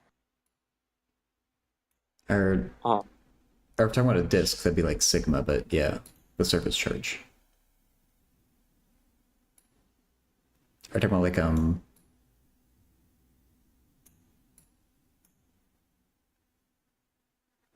it's like Yeah, a Coulomb's sorry. law problem like this.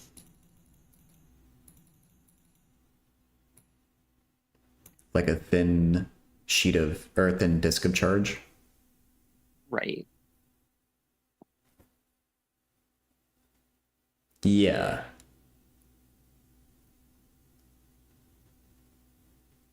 But the thing that's, I guess, different about our situation is that as, I guess, this distance we're calling z increases, so does the radius of the disk. No, I want to integrate across the whole plane. Okay. Disk, you said disk, and I just didn't hear you when you said disk. Oh. I'm thinking I want that circle to be just the boundary, just a wire. Like a hollow, okay. A ring. Right.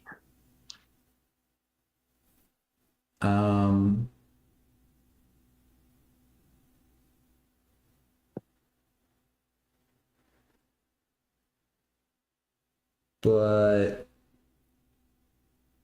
I feel like that's just not what we have. So the reason why I want to do this is because if the simplified version of this problem was when we didn't have, nothing was conducting, and so we knew the charge was like spread evenly across, and so we could we had our surface density that didn't depend on anything, right? Now our surface density depends, our surface charge density depends on R, right? It depends on how far away we are from the projection of the point charge. Mm-hmm. But that's fine. We can still think about this plane as being made up of a bunch of rings, a bunch of thin rings. In each one of those, we have constant charge density, and then we can integrate across all of the rings to get. So we have in each of the rings we have a constant charge density, which means that we already know how to compute the force of that ring on Q. I don't remember, but we know how to do that. Okay. Then we can Yeah. integrate that force obtained by that ring across all of the rings. And that describes the force from the entire plane on that point.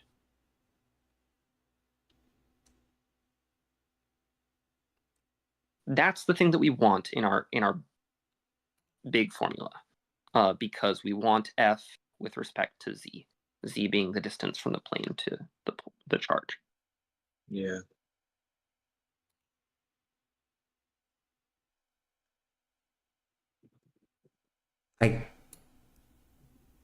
So, having said it out loud, I'm going to try to write something. Okay. So this.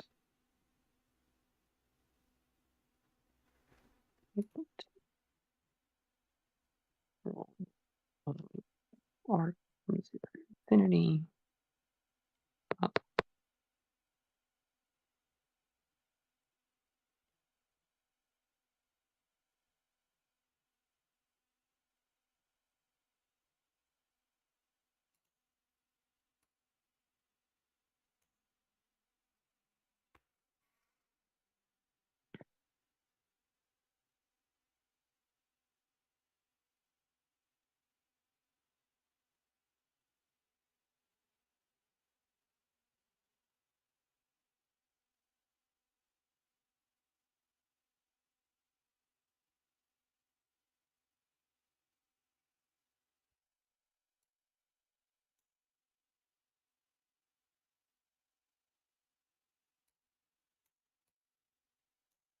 You know, Don, this reminds me of the time we were working on that cylinder one, some kind of potential on a surface of a cylinder.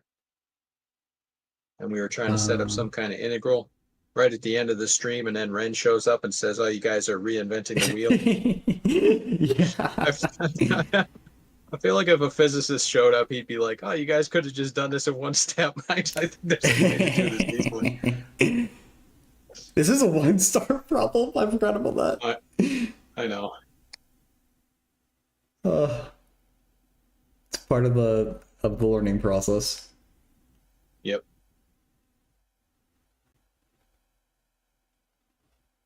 Wizard Squared, thanks for the follow.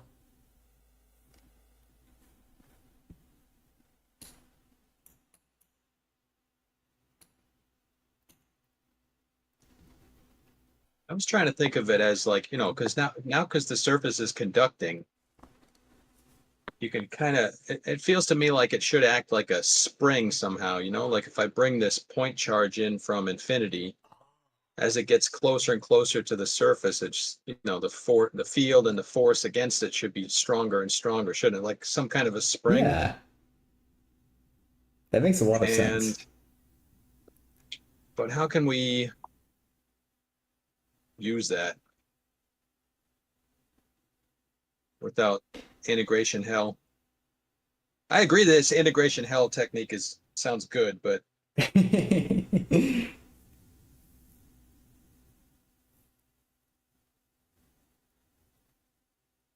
Embrace integration hell. yeah, I agree.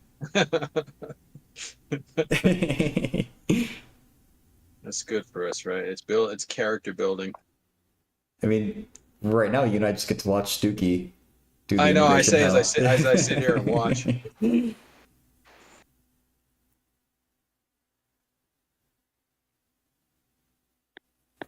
Would it help if I looked up the field due to a ring, Stookie, or are you good with what you're doing?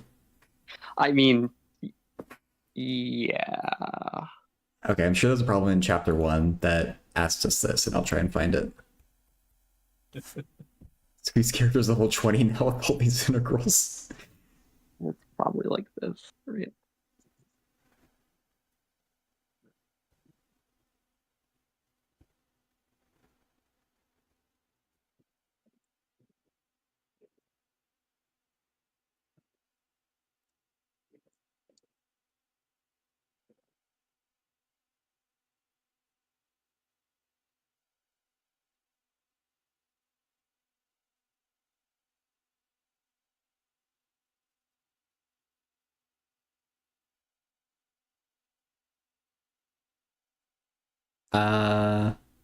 If calculating the electric field of a uniformly charged infinite plane, it should be constant.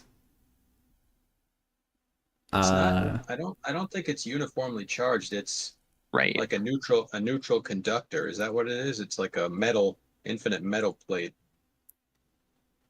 And Yeah, I think a conductor plate is going to be different. Yeah.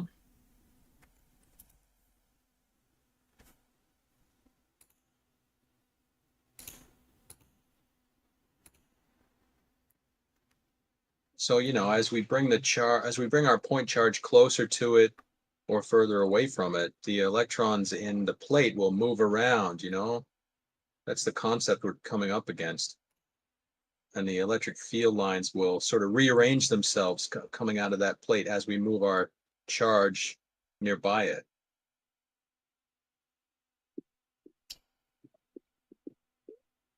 Shoot, that's not the right one.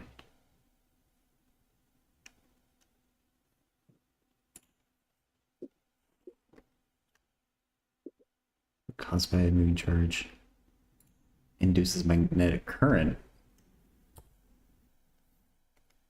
Magnetic current. Oh, come on. Isn't that like chapter 8? I think I'm it's not ready. something like I'm not that. ready for that. Yeah.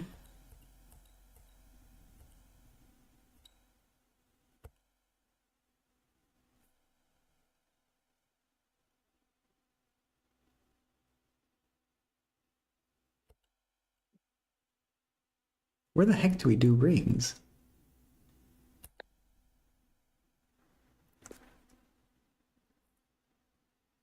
I don't think they touched on Midas in chapter 2. I don't remember that. Maybe I blacked out with all the math.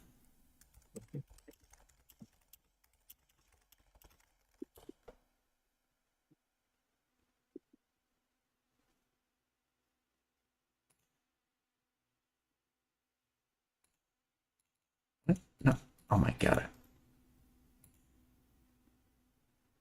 When I was surrounded by integral line.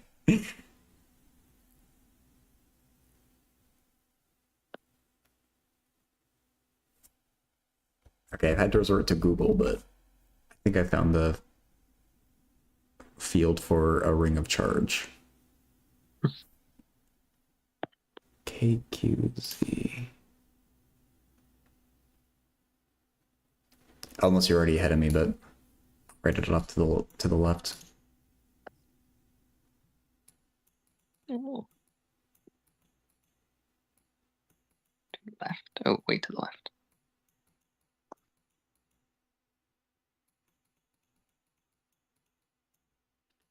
Perhaps I'm not.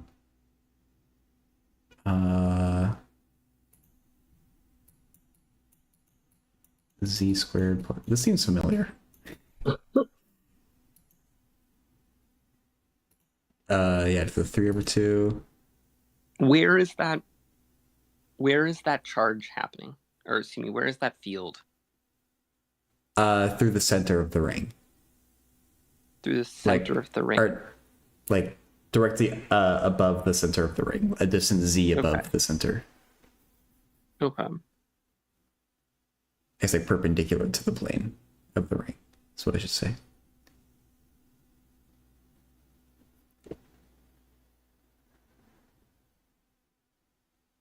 Okay, cool. Well, that's nice. QZ, Q being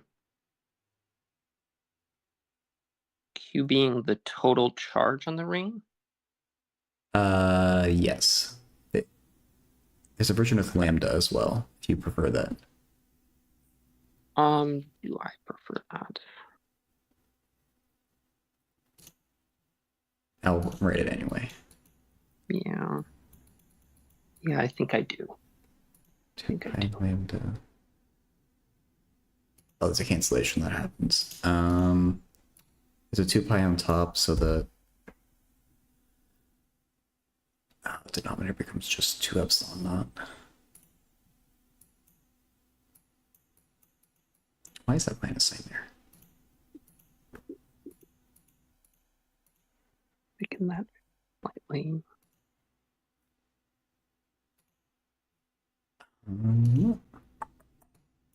RZ.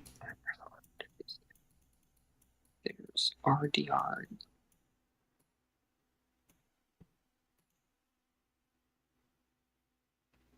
There's 2 pi r. Yeah, I think what I have right there was, or what I think what I have there with is lambda with right. Okay. Yeah, okay, that's good. Right.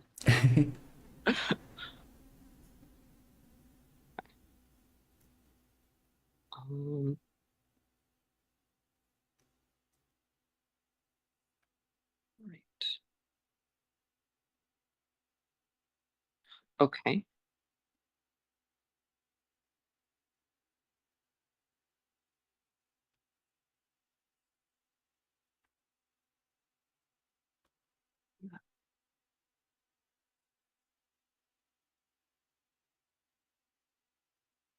So that's E. So to get F multiplied by Q, capital Q.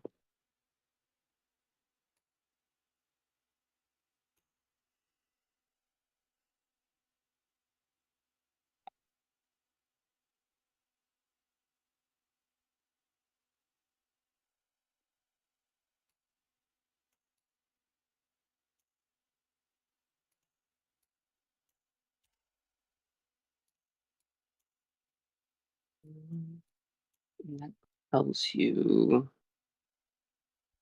So then you need to integrate that first with respect to R to get all of the rings. And then with respect to Z to get, or well, right, and then plug that into the work integral. Okay. Are you saying R goes from 0 to 2 pi? Oh wait, theta. No, yeah, I probably didn't write it correctly.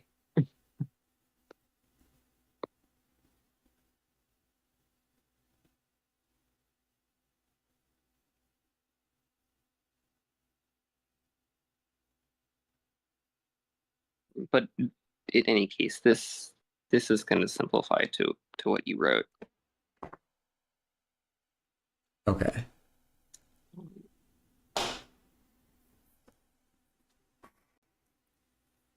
Oh, I'm missing a third integral, right? Yeah, for Z, but we can I guess do that part first. Oh no, yeah, you're calculating F. That's right. To plug in later. Okay. Yes. Okay. So before doing anything, or before doing the outer bit, we should essentially recover the formula you just wrote down. It's going to be Q. Oh, finally complains. But this will be a last problem anyway. Over to epsilon naught. Oh no. R squared plus C squared dr. And then that's blessedly easy. Oh yeah. I still managed to screw this up, perhaps. So the get to pretend the R isn't there, except that we wish it were a 2, so let's make it a 2.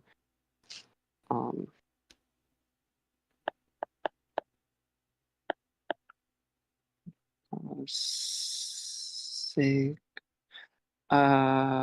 Wait. What's signal?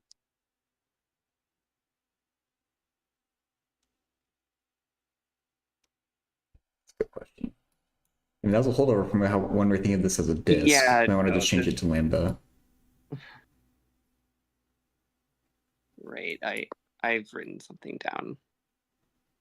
Strange. No, I've not written down something strange. The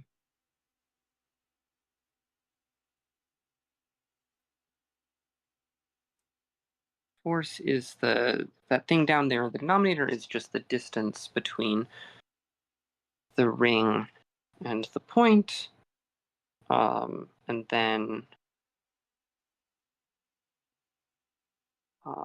gets an extra power of 1/2 from doing cosine nonsense, because we only care about the z direction of the force.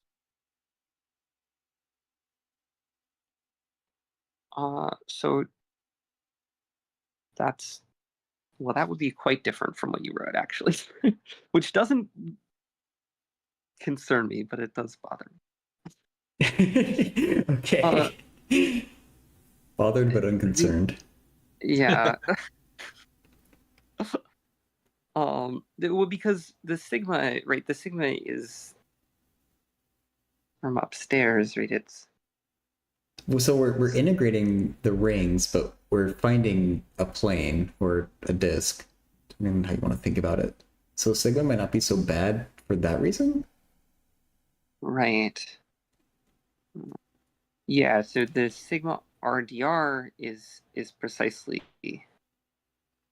what we wrote down earlier. True. Yeah. Okay.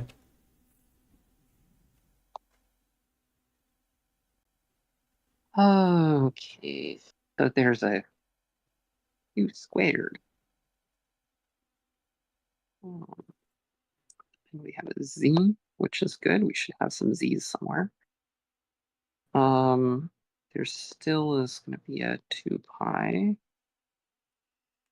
There now is an r squared plus c squared fully cubed.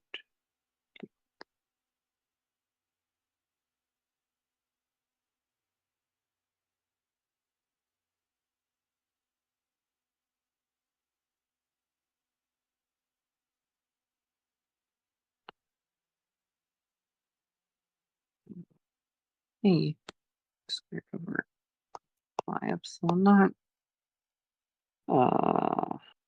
Nope, let's make it 16.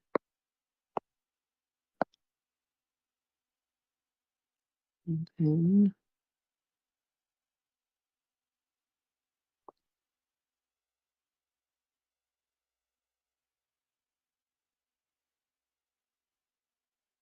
it's good.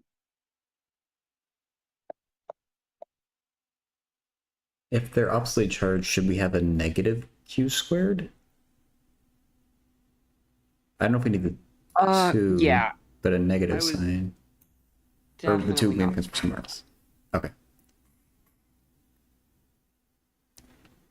So the force is in what direction? It's attracting it towards the plane. Attracting it toward. Or like it's going towards the origin and we're moving away from the origin. So I guess we're doing positive work. But Doing positive work. I guess for the sake of the force, we consider it negative? This is pointing like the negative z direction. Yeah, the force required to pull it. Right, so I've been writing down the force. The but force pulling it really up. the force Okay. is the counteract. And it's just the negative of the field. Okay, yeah. Yeah. So that, I guess, yeah, we can make it positive.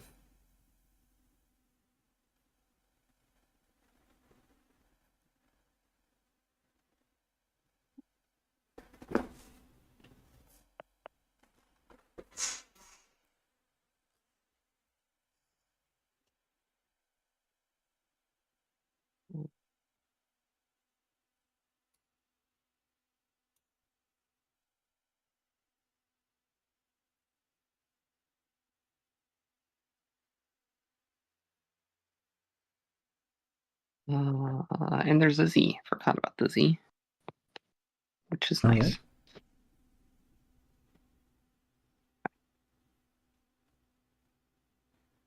And life's good. Well, wait, shouldn't we have...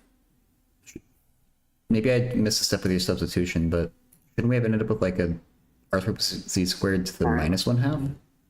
If we started with 3/2? Nope.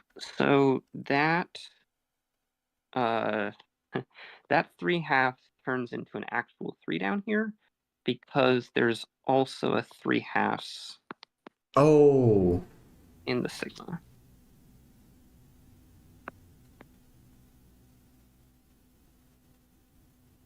there's an r squared plus z squared to the 3/2 inside of sigma? Yes. Oh, that using that sigma up there. Okay. Yeah. Okay. Sorry, I was thinking sigma is different for some reason, but no, that I agree with Okay. that. Okay. Yeah. I was still stuck on, I guess, our constant sigma that we would use in chapter 1 and 2. Right, yeah.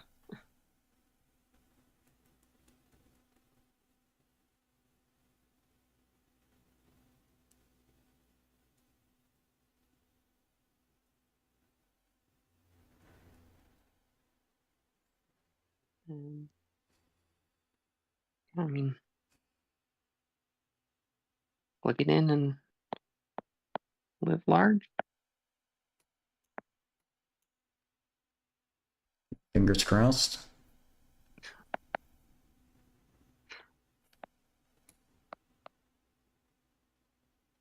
Okay, wait. If we evaluate our balance in terms of r, right? Should we still have an r? Good point. Okay. That R should be 0. What? Yeah. So I guess we just get 1 over z cubed. Z cubed. Z to the 4th? Z cubed. Oh, yeah.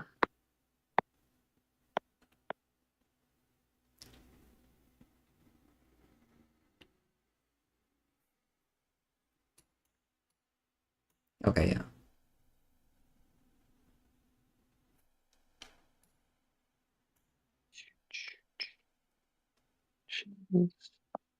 Squared. Oh, so I'm not. Times 1 over h squared.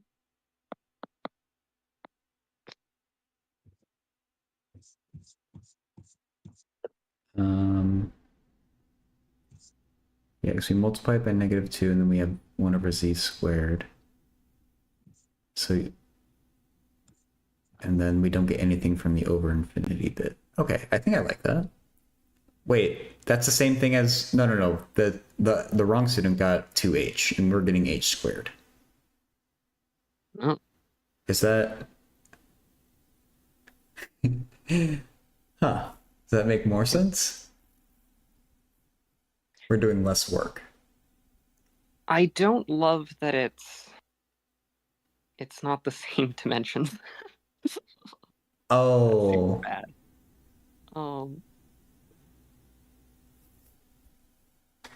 Yeah.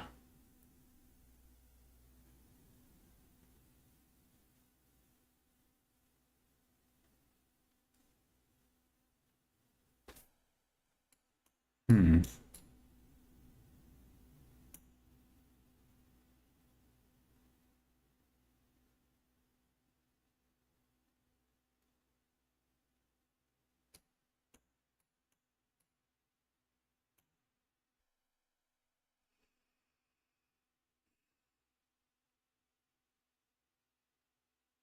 I do think it should be less work, though, in some way. Yeah, I mean, that definitely makes sense to me.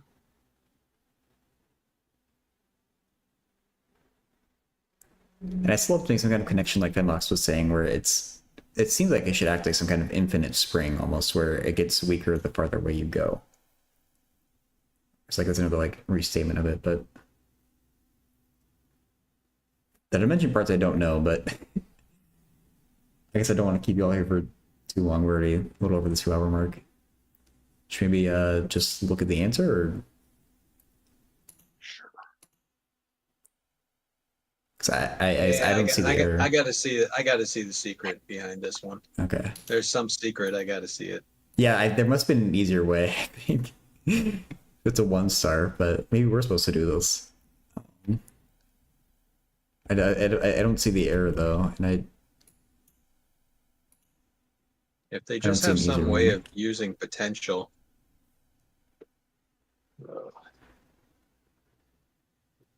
When the charge q is a distance x above the plane. Oh, my cam is covering it.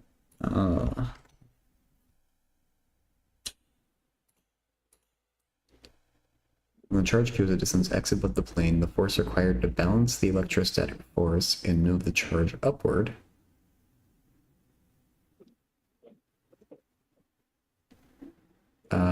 is q squared over 4 pi epsilon naught 2x squared. So the force is the same as the plane recharge. We're replaced by an image charge minus q at distance 2x. The second student therefore calculates, oh.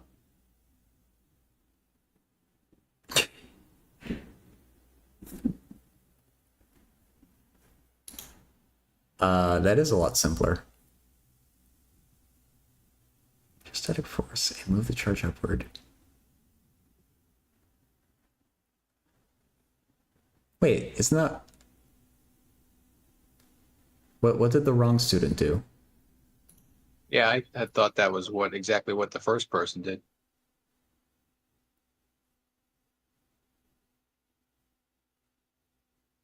The work required to separate to infinite distance two charges q minus q initially 2h apart.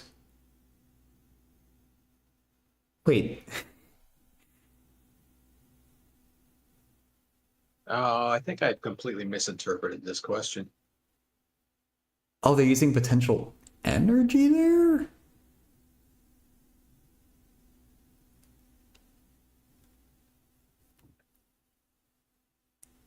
Oh man, I thought the first person had used the image charge technique, but they didn't. I don't know what they did.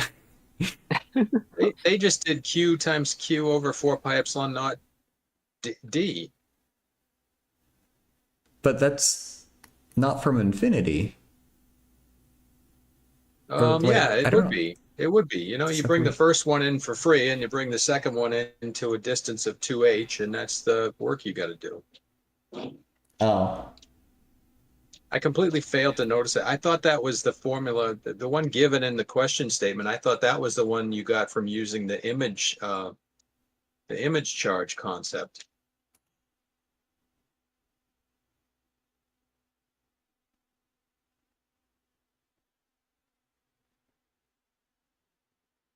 But we were supposed to use the image charge concept, right?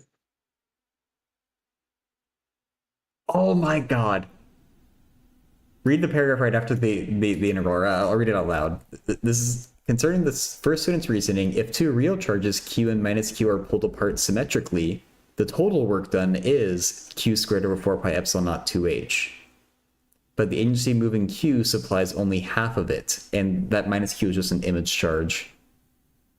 We'll just cut the first student's answer in half. Yeah.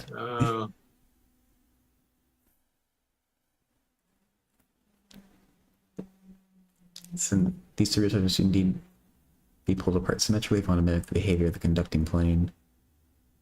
To get to the given plane, if we instead hold minus q fixed and only move q. So okay, yeah. The way to say the actual work is half the first student's answer is to look at the energy stored in the electric field. If we actually have two real point charges and no plane, then the field exists throughout all space. But in the case of the conducting plane, the field exists only in the half space on one side of the plane. So the stored energy is half of what it is in the case of the two real point charges. Okay. I guess we overthought it. Yeah.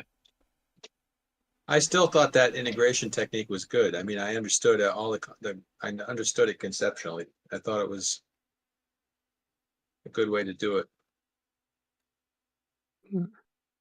Yeah, I think it's good that we let's end up with the right coefficients. Q squared over 4 pi epsilon naught. I wonder if there's a slight error in reasoning here, and we would have ended up with that same 4h answer. Or if it was just a wrong approach.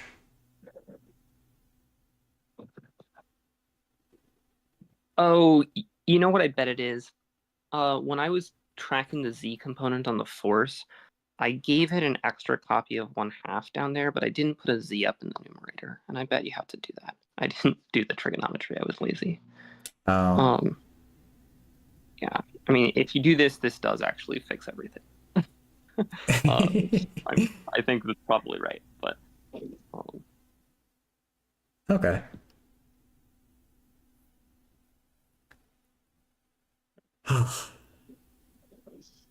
What a Well, problem. as usual, as usual, I just feel humbled, very humbled. me too. Chalk one up Most to of me. the time, I go through my life feeling like, hey, I'm pretty good at math and physics. Then I come here on a Saturday and I've got to slink away and like lick my wounds. Yeah.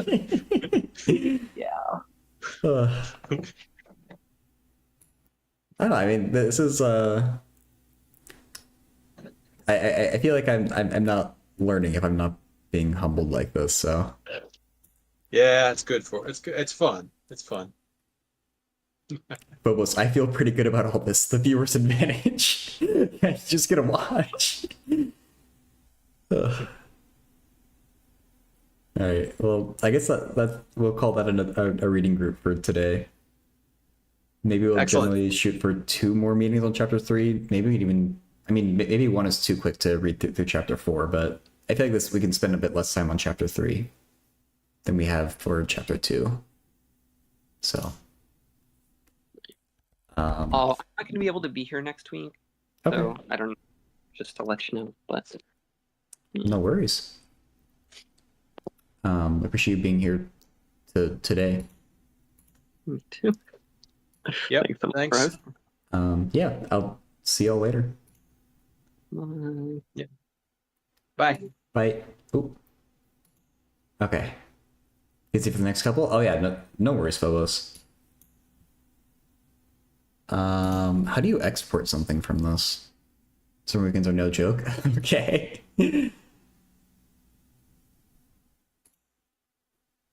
It's all good. It's good. Actually, before I get angry at technology, let me get some music going. What music do I want? I haven't done this playlist in a while. Lo-fi beats. Actually, let me also change the title and category.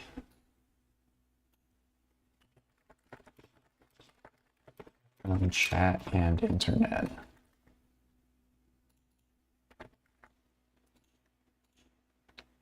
Okay. Lo-fi girls save us. Restore our self-confidence.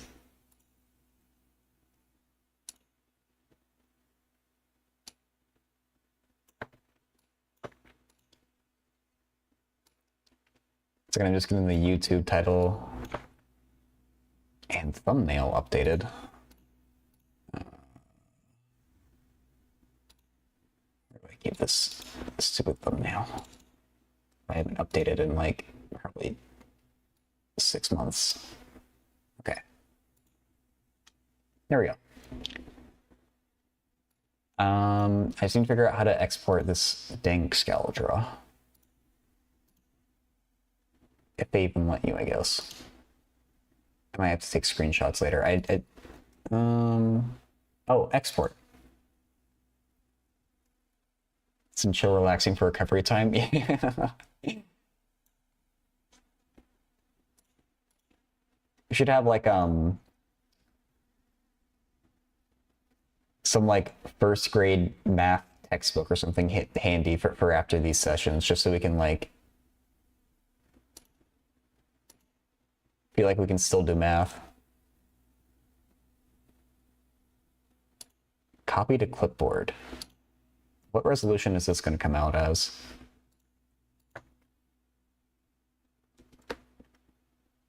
Smashed this Algebra 1 problem today. Yeah. Upload failed. Discord, you just hate me today, don't you? Download as a PNG.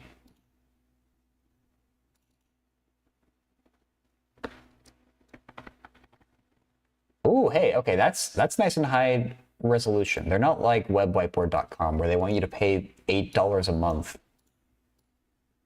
Just export above like 1p. It's for today's session.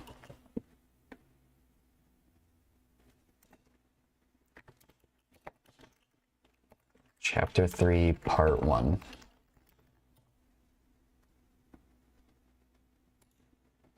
Okay. Actually, I think $8 a month is if you're a student, too. Like, if... I don't know. Anyway,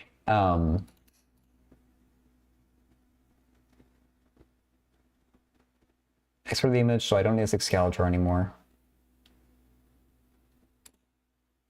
And I don't know, so I don't think there's any questions waiting for me in my Discord.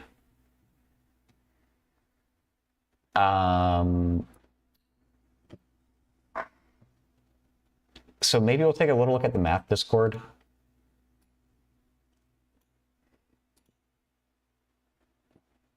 If you don't see anything there, then maybe we'll do algebra.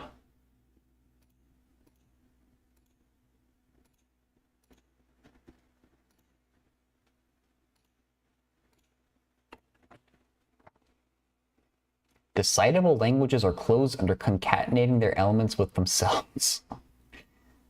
No clue. I would rather do more E&M problems. Hard stuck, second question. I just don't get how to find the major axis. Are we talking about an ellipse here? The diagram shows a masonry bridge whose arch is part of an ellipse whose center O is 3 meters below the top of arch A.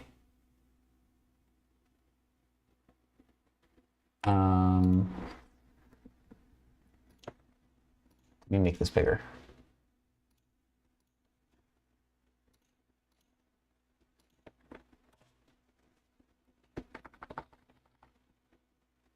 Gotta look up some ellipse formulas here.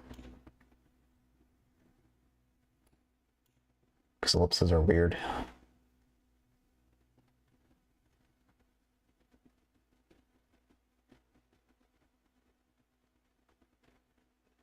The height of the arch AD is 1.5 meters.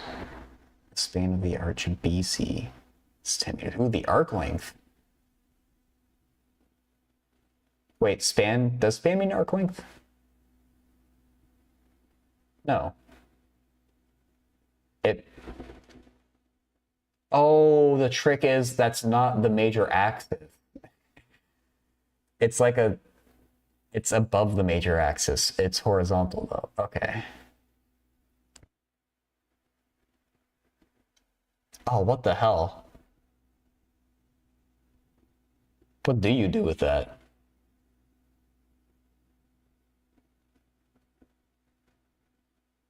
So we know the minor axis.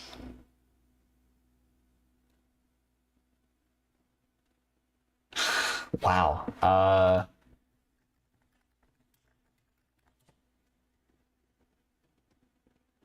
Just look things up about ellipses in general. Hope that something leaps out to us.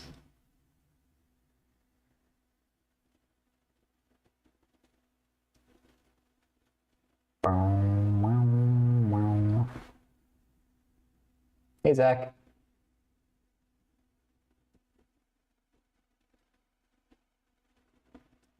Yeah, like, it's probably I'm looking at off the math Discord. They're given the minor axis and a horizontal chord above the major axis.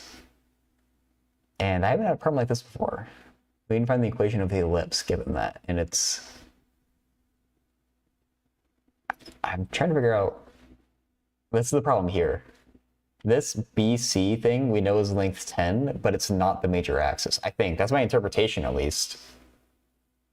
Because the way it's drawn.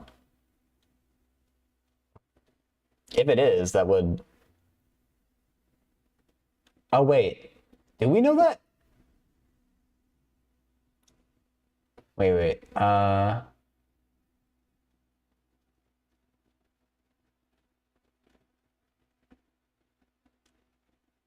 3 meters below the top of the arch. The height of the arch AD. Yeah. I think, because the actual center of the ellipse is down here with O, but the height of the arch is only 1.5. So I think BC is not the major axis.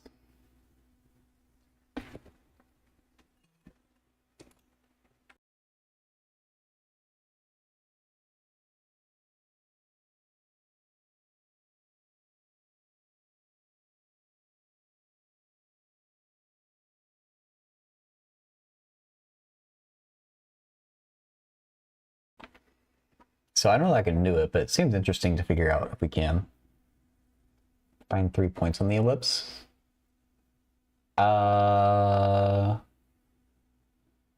Certainly, yeah. It's 5 and -5 for the x values. Oh. And the y values are both 1.5.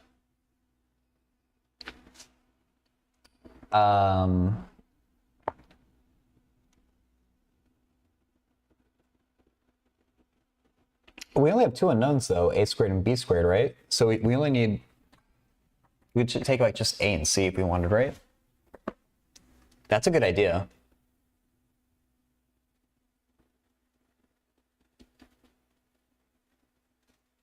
How would that look?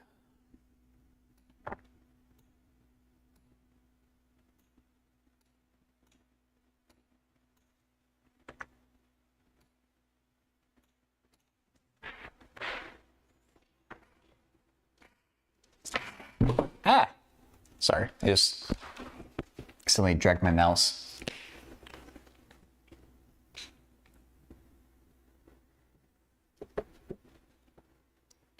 So we have just like the top portion of an ellipse.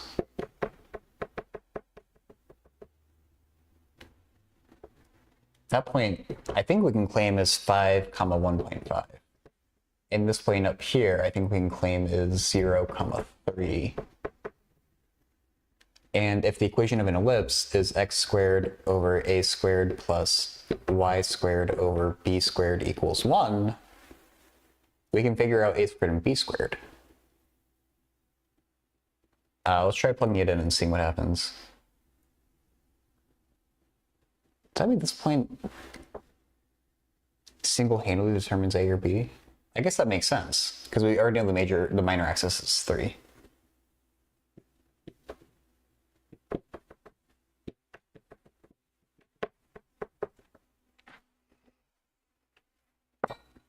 And actually, I guess we already know the b is just 3. We could have known that from the setup of the problem. So we really have x squared over a squared plus y squared over 9 equals 1. We can plug in our other point. 25 over a squared plus 9 over 4 over 9 equals 1. Burr, burr, burr, burr. Burr, burr, burr, burr. How does math work from here? 20 over a squared equals 1 minus a quarter is 3/4. So we do 100 over 3 equals a squared. 10 over root 3 equals a. Or 10 root 3 over 3.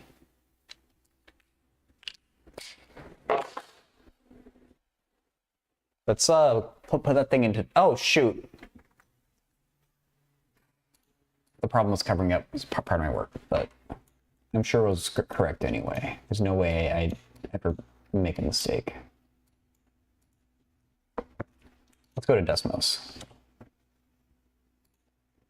and see if the points match. X squared over 10 square root 3 divided by 3 squared plus, what is even, oh, it's taking y equal that. Okay, fair. Y to the 21, that's not what I want. No, I don't want, there. Over 9 equals 1.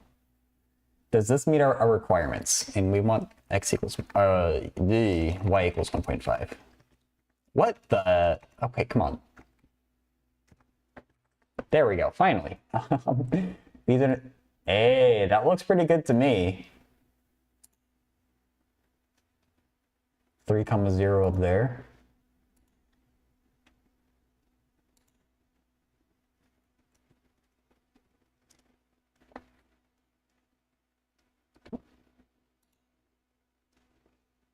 Let me just It is equal to 1, right? I'm not crazy? Okay, good.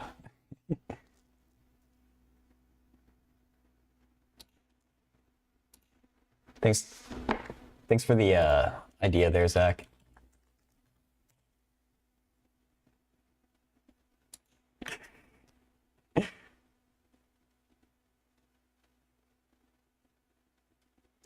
Well, don't miss the bus, Nikas. That's your reminder.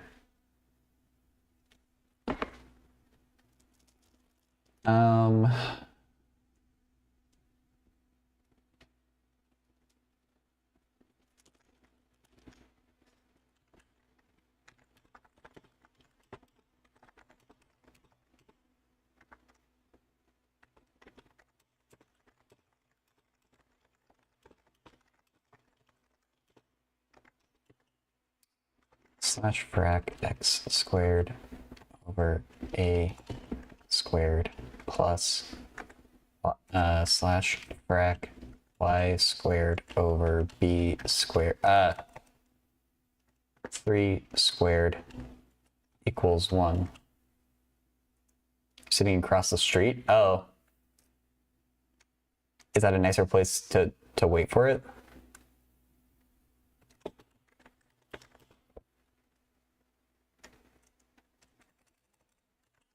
Since the chord we're given is length 10 and at height 1.5,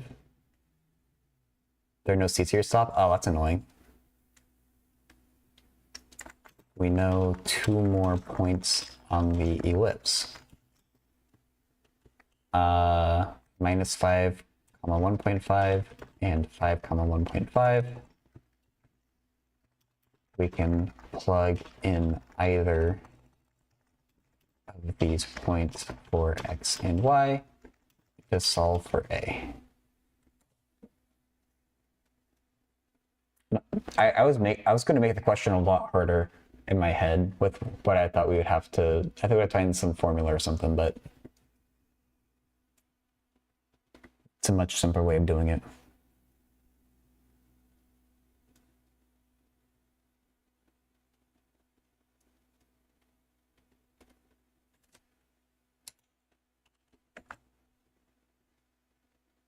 Someone else is typing.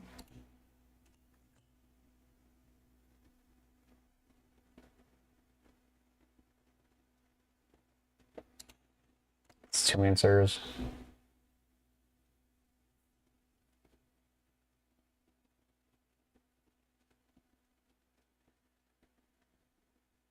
What?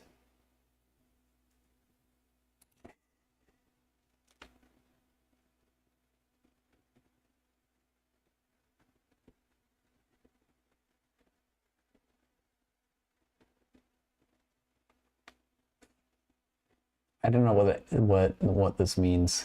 Dx over y and dxy?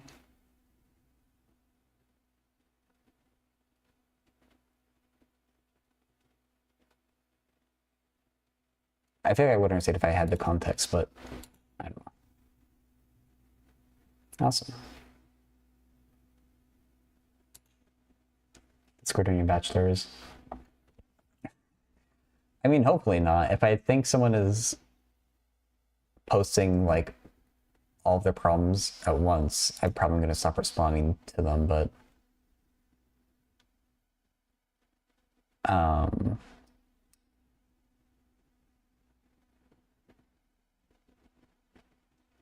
it's a nice place to get some help. Yeah.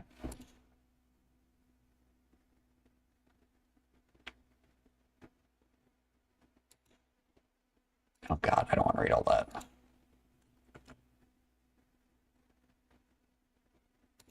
Calc 3 victim?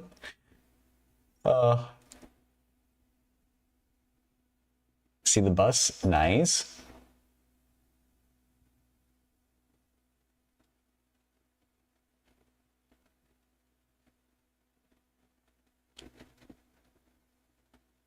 Omega n log, I assume base 2 of n, but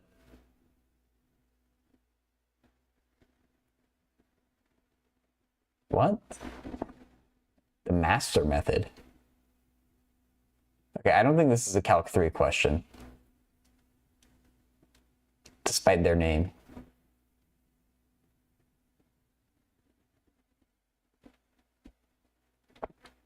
A math league? I've done one math competition in my life during university when it was not at all like Olympiad questions, which I really don't enjoy. It was a modeling competition where you have like a real world situation and you submit a proposal to solve it, basically. I forget exactly what the details of it were. No, I did terribly. My proposal was stupid.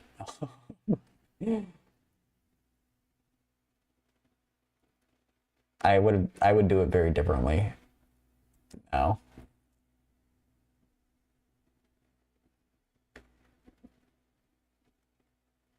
I think it was the bus didn't stop. Oh, did you cross in time? Or like, did they think that you weren't waiting for it? Oh no.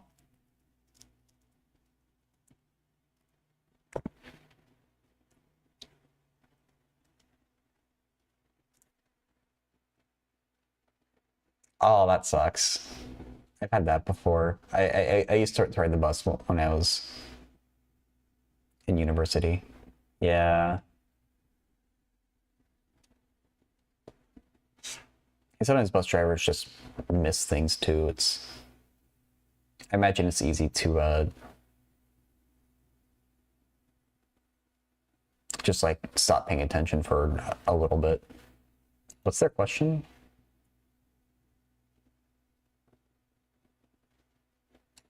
"17 minutes or walk 36. Ugh. That's annoying. I mean, okay. Yeah, I mean, personally, as long as it's not through like a bad part of town, I would probably walk that too at that point.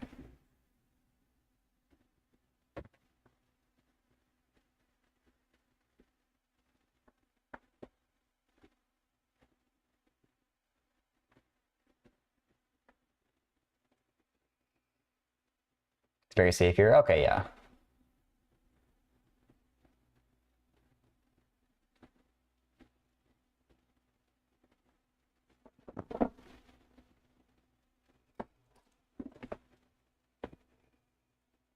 Um, 1, 2, 3, 4, 5, 6, 7, 8, 9, 10, 11. They're asking me from the outlier part. 1, 2, 3, 4, 5, 6, 18 is Q2. They calculate IQR as 4, which I'm just going to trust. So anything that is below 14 and above 22 is an outlier. We would have 22 exactly. I assume we take strictly greater than though, usually, I think. You know, it's arbitrary anyway.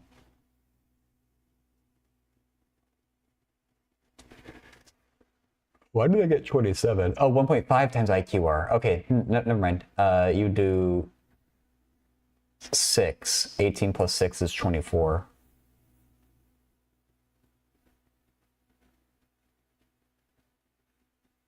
How do they get... Oh, it's not even Q2. Oh my god. It's Q1 minus... Oh, dude, it's been so long since I've done this, evidently. This one seems like they're doing right. You take Q3, you add 1.5 times 4. No, I did not win anything at the competition. I don't know what was going through my head at the time, but the proposal I submitted was terrible.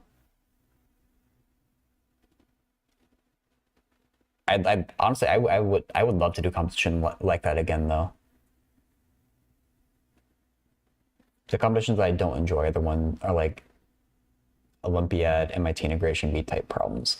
And I mean, yeah, I was about to say even the integration bee can be cool, but it's still like, it's just not very practical.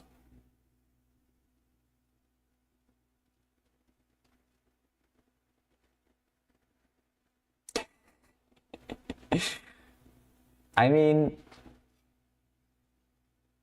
my parents, I felt pressured to get good grades. I also did get good grades, so maybe it worked.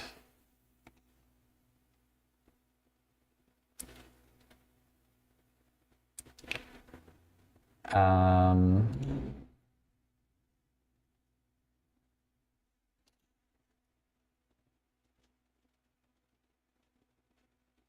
Wait, isn't IQR 21 minus 17? They broke Q2 first for some reason.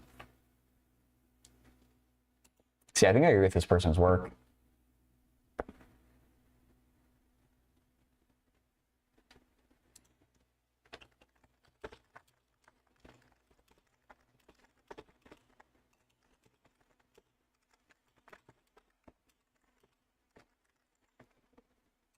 Outliers. Wait, is outlier with an A or an E? Am I gonna get the red angry squiggle? E looks so much, it looks right. Let me Google it. Outlier.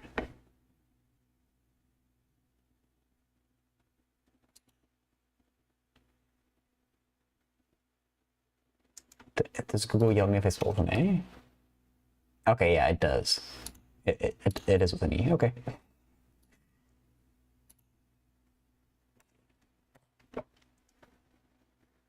Spelling is hard. I don't mind. How long was that question there for? It's been there for nearly 2 hours. I'm surprised that no one got that. Ooh, Laplace transforms.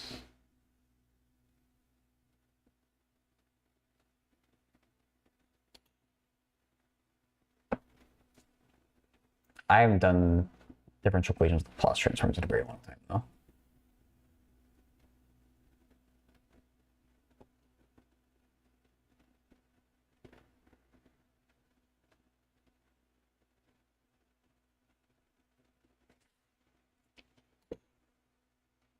But someone else is potentially responding to it if person gets back.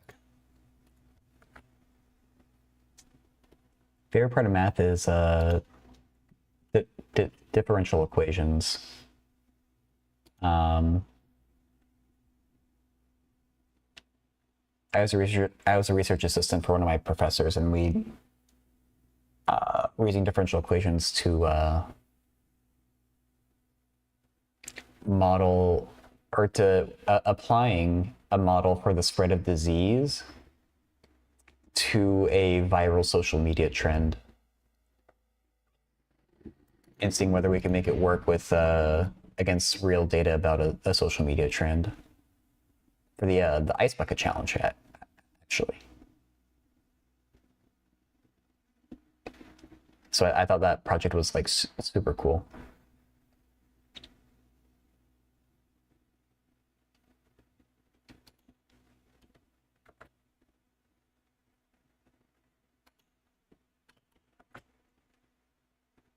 I think it could have worked. I was failing miserably at writing the MATLAB code, which is kind of there's kind of a theme of failure with me trying to do a lot of stuff in university. That just is what it is, though, I guess. I think it would have worked, but like basically the system or the solution to the system of equations of differential equations had 4 parameters. And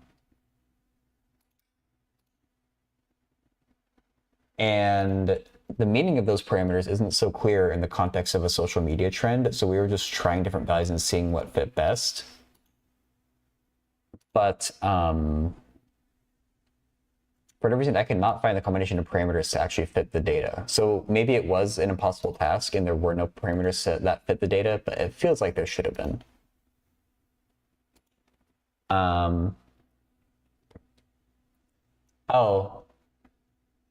The E&M book? Yeah, sure.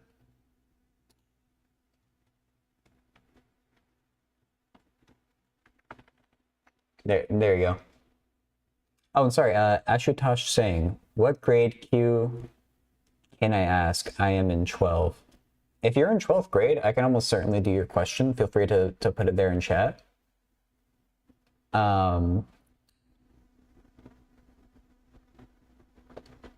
Yeah, there's no question that's too basic for me either. So there's questions that are too advanced for me that I don't understand. But if it's something I know how to do, I'll never say no. Hey, Stelly. Oh yeah, I'm not really good with physics questions. I've been studying electricity and magnetism for fun, but I'm not too good with physics.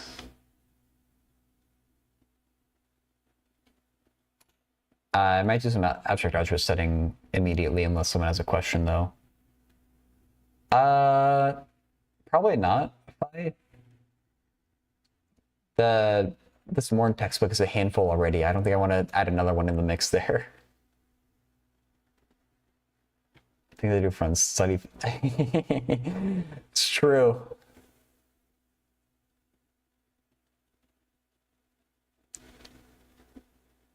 Oh no, Ashutosh, this is judgment free. If you want to know what 2 + 2 is, I'll tell you what 2 + 2 is.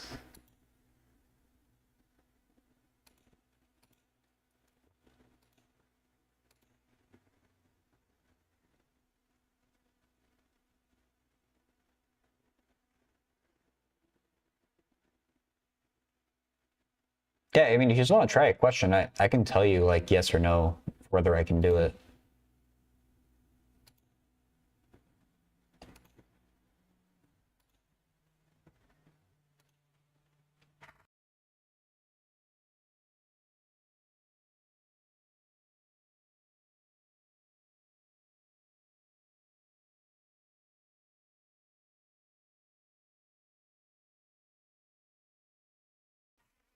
So yeah, like the theme of the stream is I want to take like homework help questions from people in chat, but since there aren't always people in chat who have a question, I'll sometimes study out of a book just to help fill in the time. But as soon as someone in chat does have a question, like I immediately switch over. So Ashutosh, you or anyone else who is having issues, I'll do my best.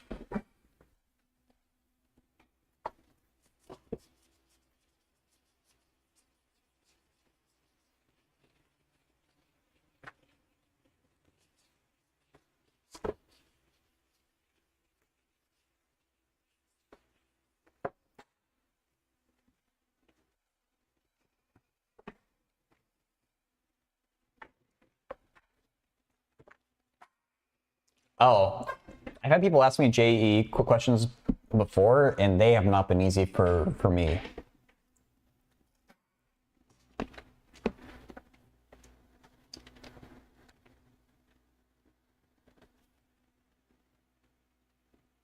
I haven't studied for like the JEE specifically, to be fair, I guess, but they have some difficult questions.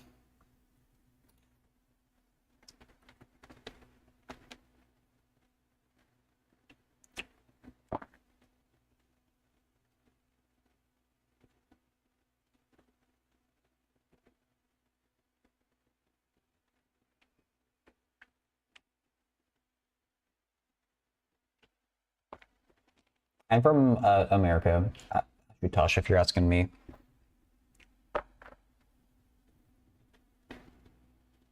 I'm in California.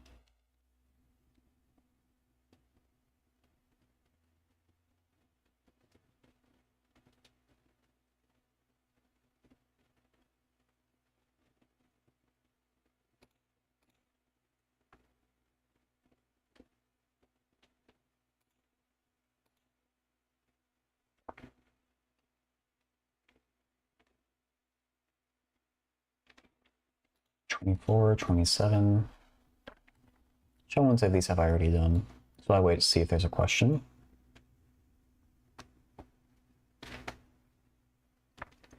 Why Don does maths when Don can't do anything? Thank you for believing me, I guess, but feel like I can hardly do math even. Just sleeping time, next session. Okay, sounds good, Ashutosh. I stream Tuesdays, Thursdays, and Saturdays.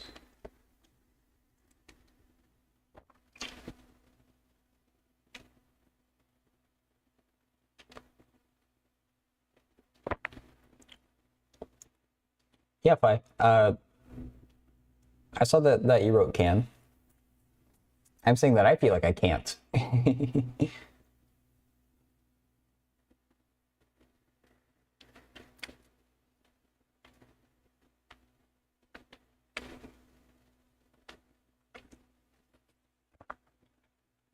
No, I read you correctly. I know you said that I can do anything. I am saying I can't do anything. 23.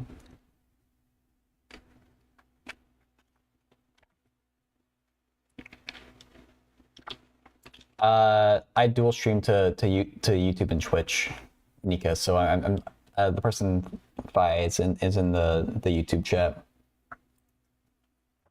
Well, he's good at Daisy chat. Thank you, Milk. I'm 27. What? Is this 20 questions? Bye.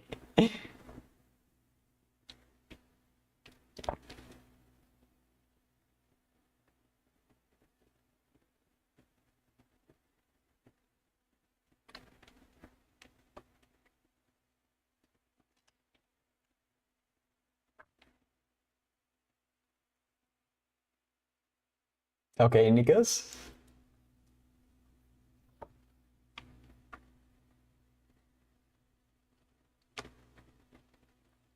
Oh wait, 5 minutes for another bus or keep walking? I mean, I personally would just be annoyed and keep walking. I majored in applied math and I have a minor in computer science. Bachelor's degree is the highest I have.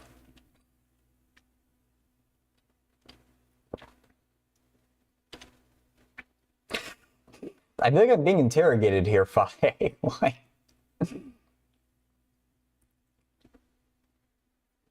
Do some Monte Carlo experience? What do you have in mind, Milk? I do need to practice my coding because we just scheduled a coding competition with Zach, so.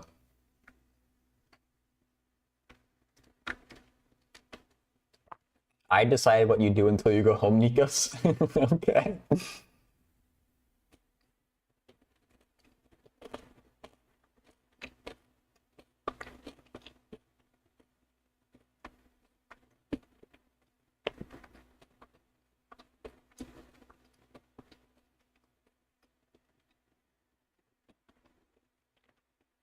I went to Hawaii Pacific University.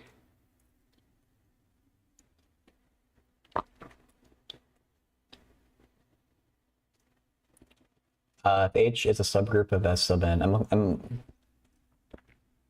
you still you feel cheated on? Well, sorry.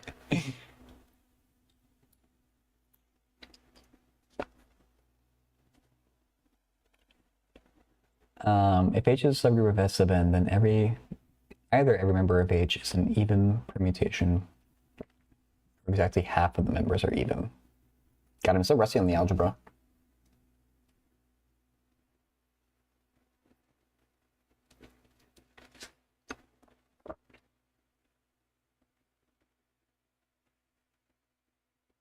Oh. Let's see what it is, Scrimp.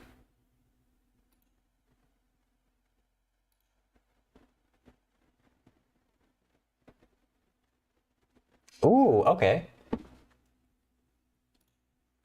This will be a nice little calculus problem.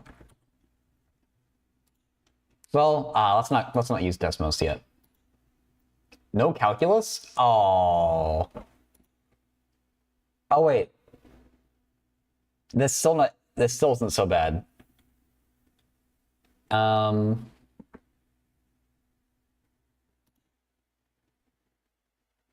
Because circles, we know the area of those. Ever had use your math knowledge in real life for your advantage? Not say for my advantage. I mean, like for gambling or something. An expensive beer or keep walking? I mean, I'm too cheap for expensive beer, personally. I'll look at that in a second, Milk. Or more like a minute. Let me work through this problem. Area enclosed by the curves, y equals 1.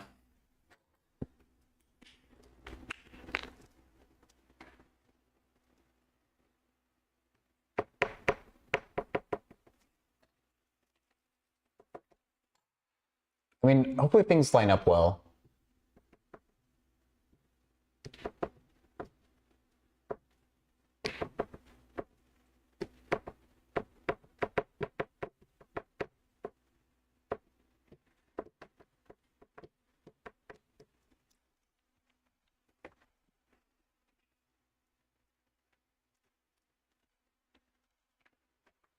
So, if we rearrange this one here. Oh, this is not nice. I thought it would look different in my head for some reason.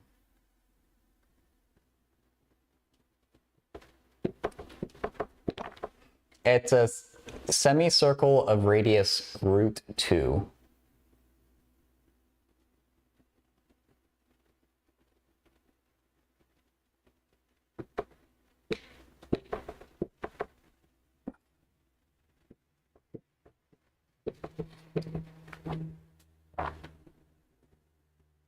Well, oh wait, sorry. It's the upper half. That's going to affect, otherwise, which area are we bounding? I guess we can make that a solid line. And so we want that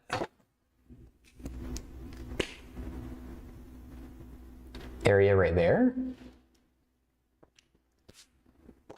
That seems difficult.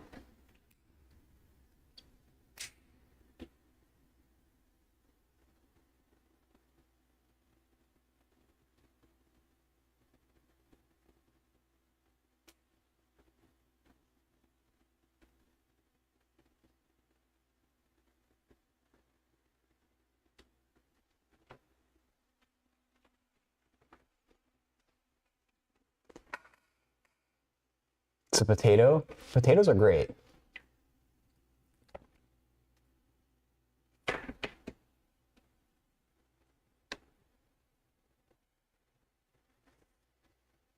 You helped a student with that problem, couldn't do it at first. There's a trick. Really?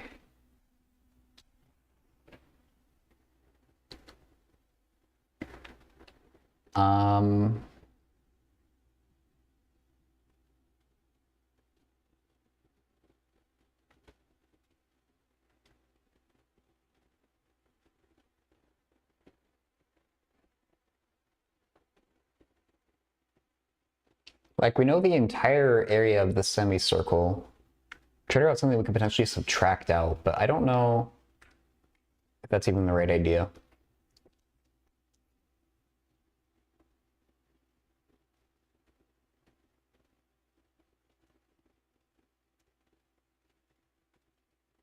I don't know.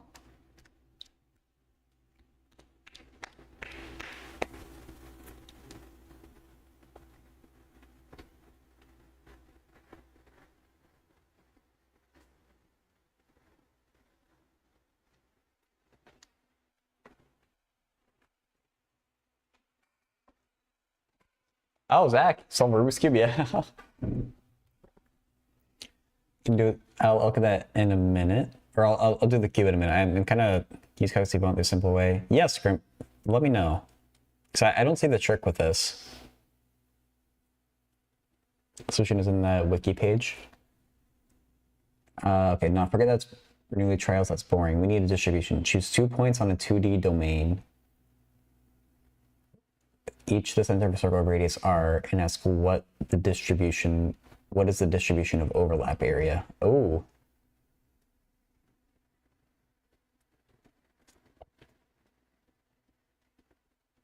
That? I don't know, wow. Maybe I'll, like, should I look at, I guess I'll look at the solution in a second. Let me keep on going with Grimp's problem here. Find the points of intersection.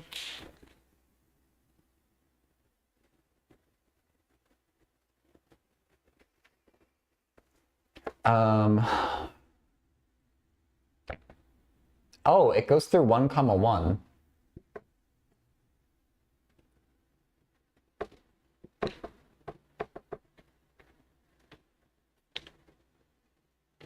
That does seem important.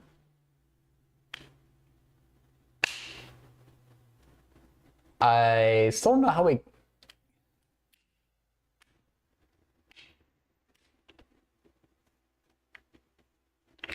Maybe I don't know. Maybe that's not important.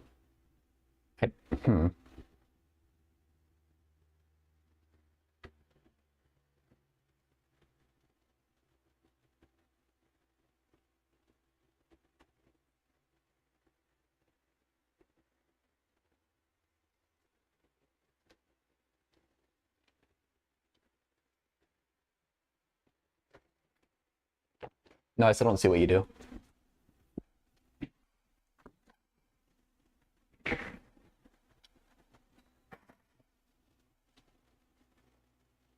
Draw the rest of the circle. I mean, I don't know what you do with that either. Draw, like...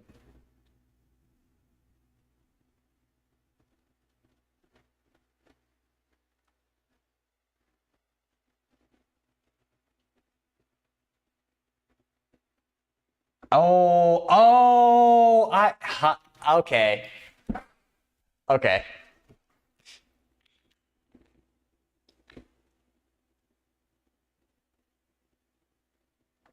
You make a square.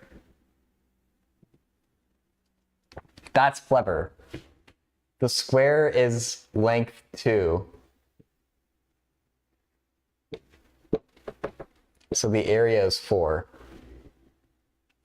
And the area of the circle is 2 pi. So the area of just the red bit is 1/4 of 2 pi minus 4. So pi over 2 minus 1. I get it. Okay. The rest of the potato, yeah. A square inside a circle, yeah. I did not see that without your hints there.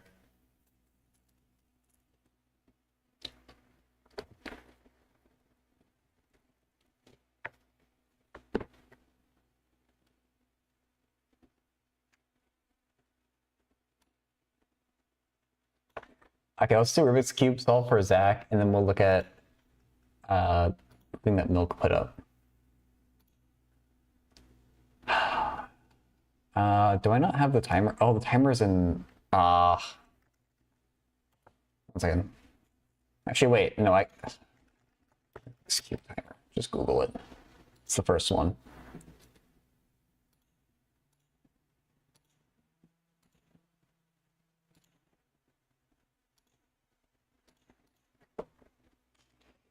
All right, scramble it.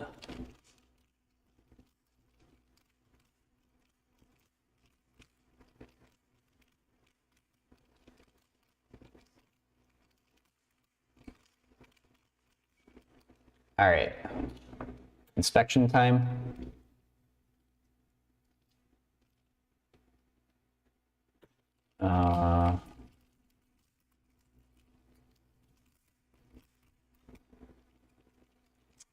Crap, I'm choking.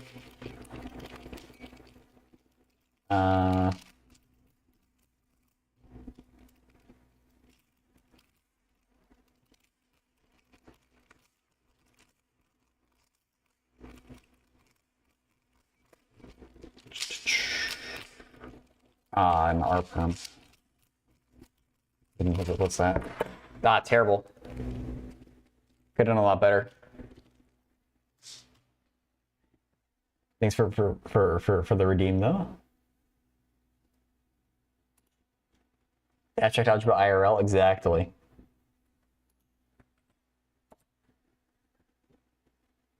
Oh, that's okay. I thought you were saying this is. Oh wait, no. Is this the solution for what? For the problem of the board milk, or the problem you were saying with the overlap?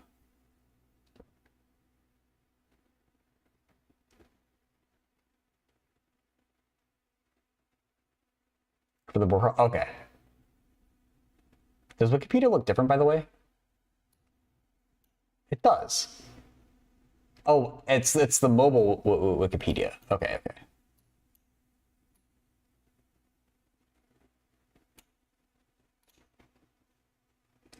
Yeah, yeah. The problem on the board is a simpler case.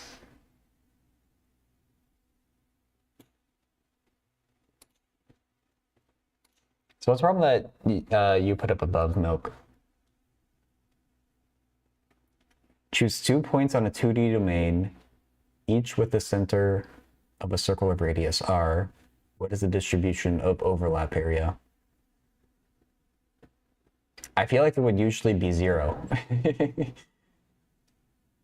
If the domain is infinite.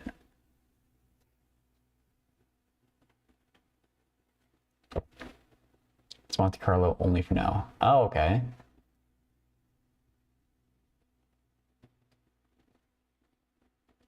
You choose a finite domain. Well, I mean, how do you choose? Surely you choose your R as some proportion of the finite domain then. Because that's going to have a big effect on it, right?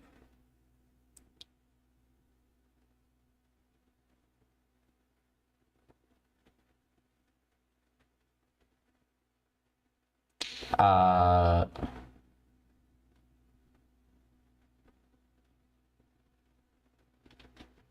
mean, hell, I need to practice my coding anyway. The thing is, like, I've been trying to set up NumPy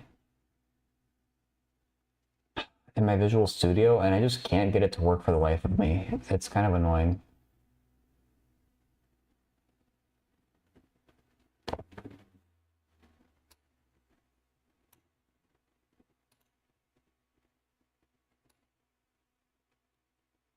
Probably do this without, though. Yeah, Visual Studio.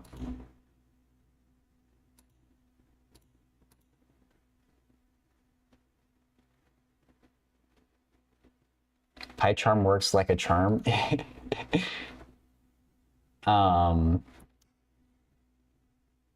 think. Oh, this is one for E&M. I think Phobos probably beat me to doing this though. So this is like a stub of a program.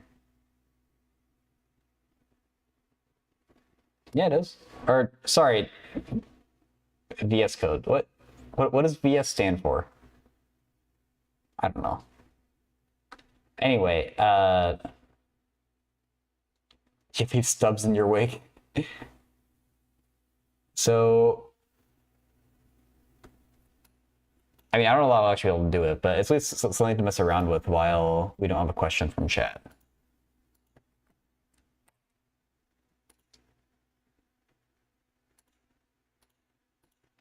I'll paste it over in the YouTube chat too. So that's like the thing that I'm looking at right now. How do we calculate the overlap of two circles? The area that they overlap, I guess.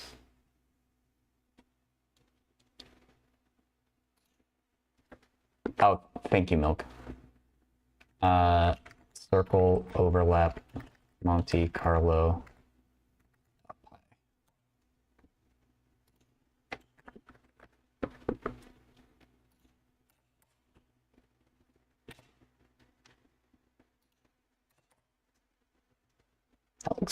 I like the space. VS and VS Code is Visual Studio. Code. Oh, really? Okay. Thanks, Nick Baring, and welcome in. Probably goes without a special library.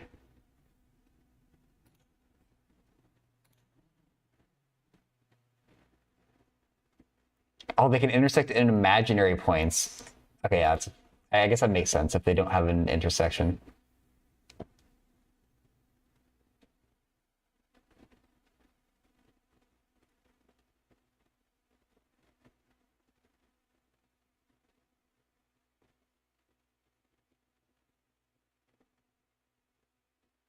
I think I had a class where I had to use Visual Studio, which is where I get confused, rather than VS Code. That was ages ago, but I took a class in VisualBasic.net. Don't have a single clue how that language works anymore now, though.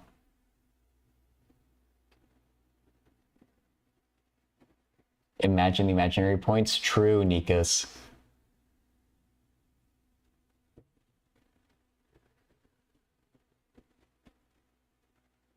Nobody with common sense uses Visual Studio anymore.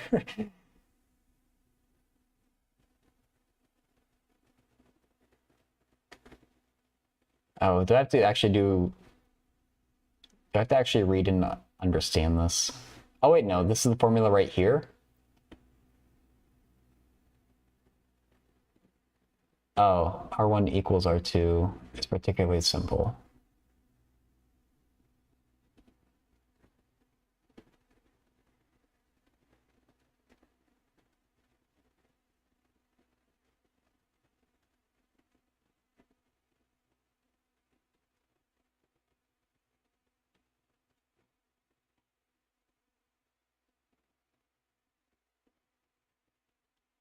Oh, if R equals R, these first two terms cancel completely, don't they?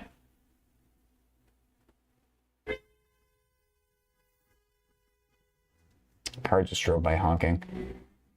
It's not nice.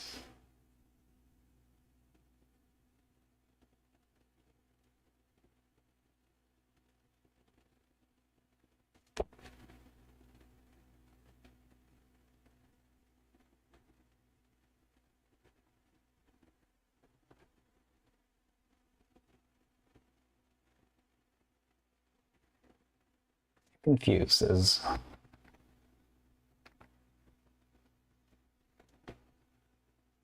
Do we take this equation here?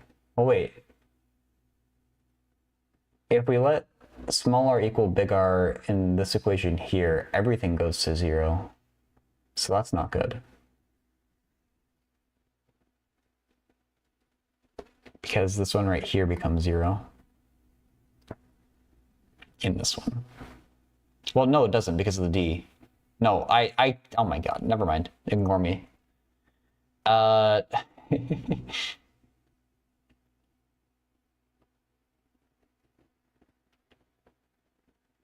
I just, is it just this formula?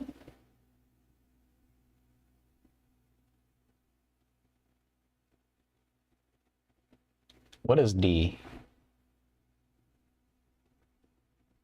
The distance between the centers, I bet? Yeah.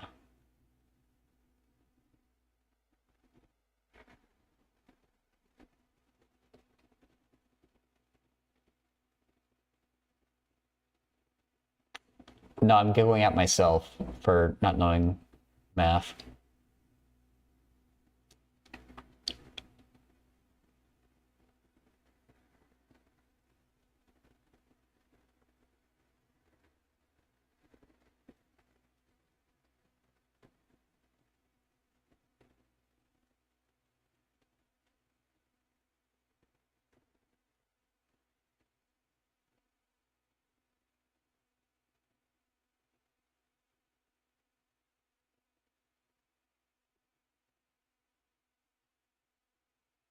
I just want to rewrite this on my own, I think, if R equals R. Because I don't see where on this they actually give it.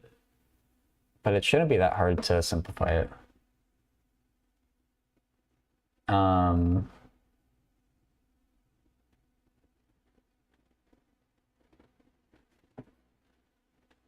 Yeah.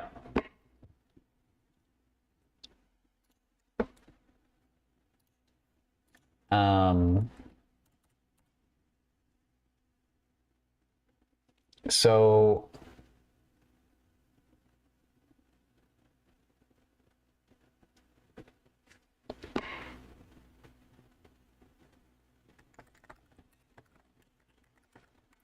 what's the you camel case them? I don't know what's the convention for variable names. I think okay, there I was doing underscores. I don't know why different languages have different conventions for that. I kind of like camel case for everything, to be honest, but let's have a domain. You made it home, nice, Nikas.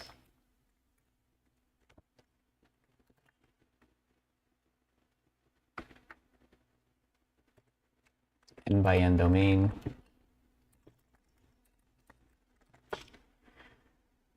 From 1, or I guess 0 through 100.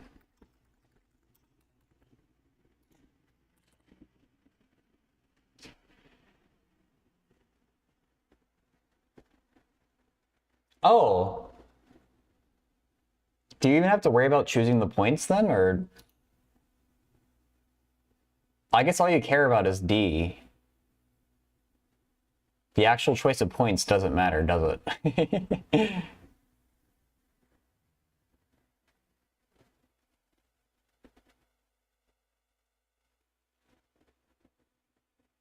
You like dashes? I generally don't like setting extra characters in my, like, unnecessary characters, I guess.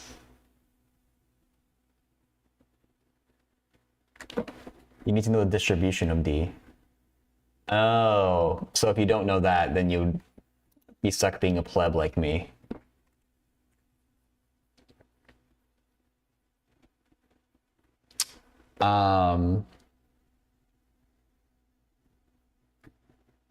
Which isn't the worst thing.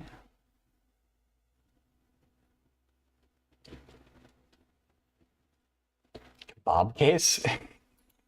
What would that be? So how would we want to store like an XY point? If I am too stupid to figure out how to use NumPy, like, would we just want a tuple? Or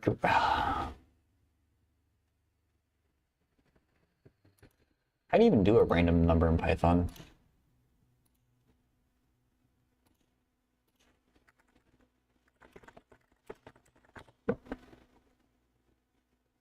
Do the whole thing via Monte Carlo? Okay.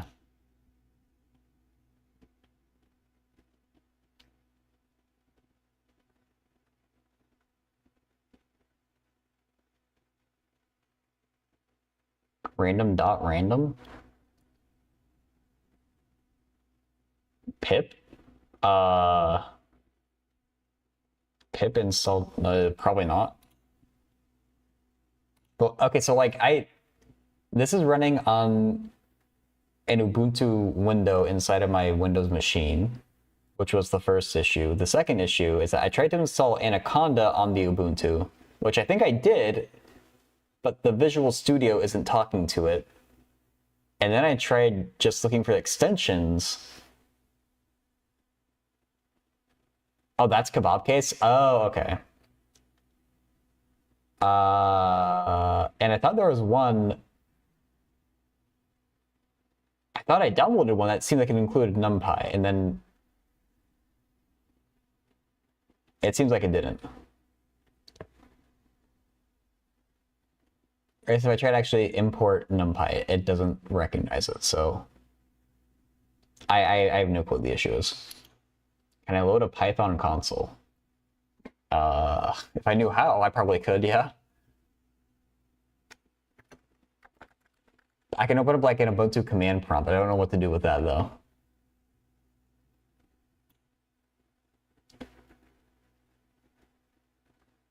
Like, how would I run Python? Would I just type in Python? Let's see if it... Oh, hey, I think maybe I just did it. Let me get a...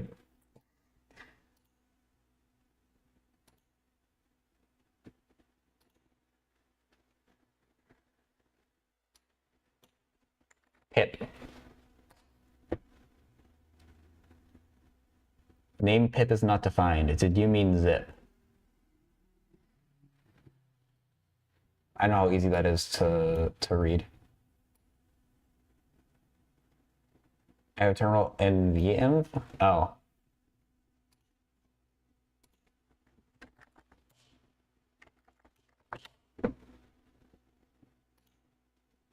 VM. VM. What? Oh God. What? I'm destroying everything.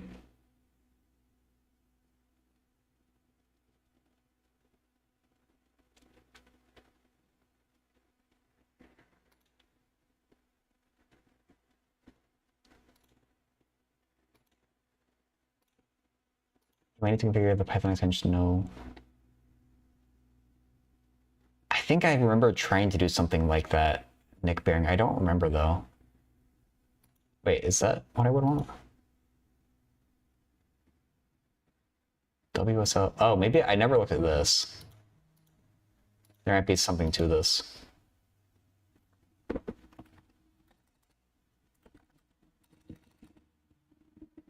I don't know.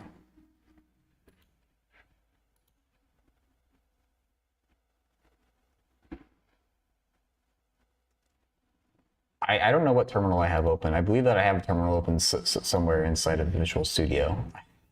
I'm very ignorant when it comes to this, though. I just look for somewhere to type in code and I look for the play button. That's my total understanding when it comes to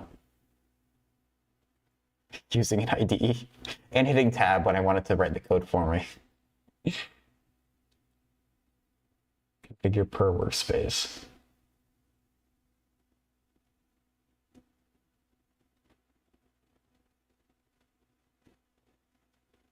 Okay, I know nothing about how to make a VM.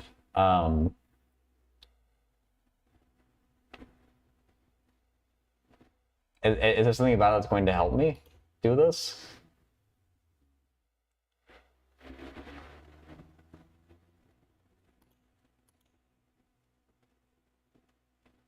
I mean, the play button isn't going to do much, but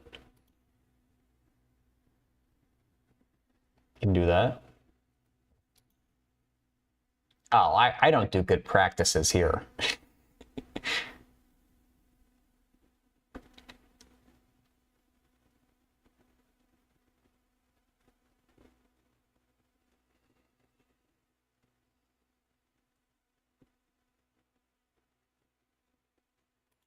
Ubuntu console, type in pip, see if it's available. Let's see. What? Okay, that seems like it means it's available.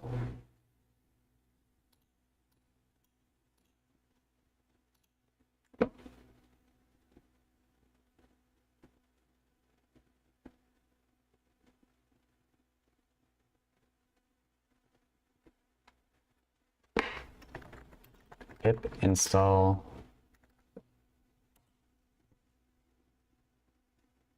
Requirements already satisfied.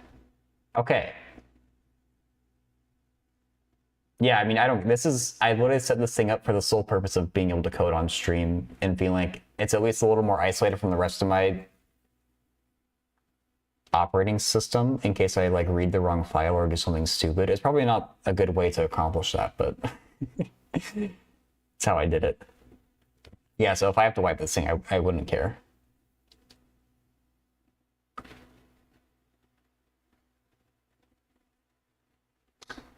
So I figured out, I guess, how to install it through Anaconda or whatever, but I don't know how to actually make VS Code talk to that. Because it's NumPy installed globally. I mean, this is Ubuntu. I don't think it had it by default. Someone passed the bleach for my eyes.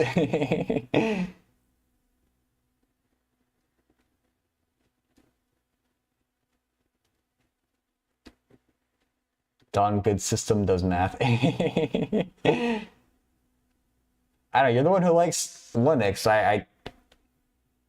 I only wanted it to be in a VM, and I've set this up one time for a class before, so I was like, oh, let's just do the same thing.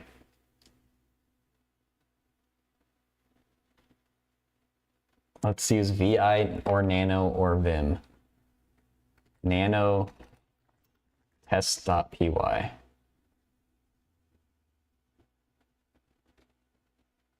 I have no clue what this did.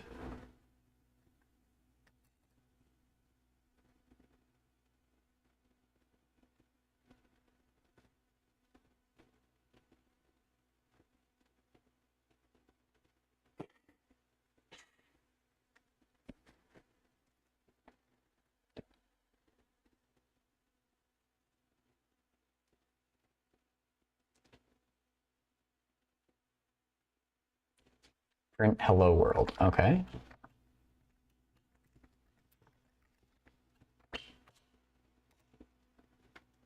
save. Is it too much to assume that save is Control S? It is too much. Maybe not.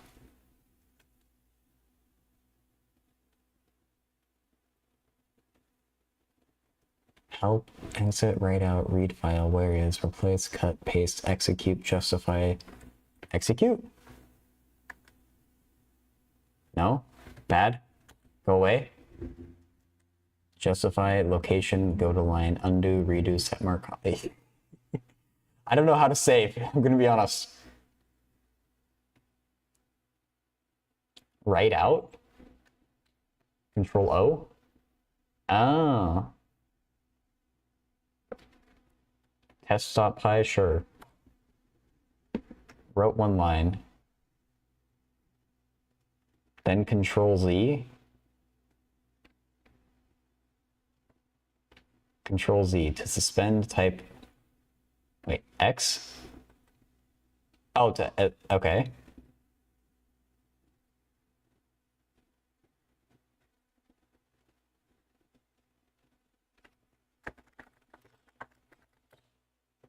Okay, that did something. Is Nano just a text editor, I guess?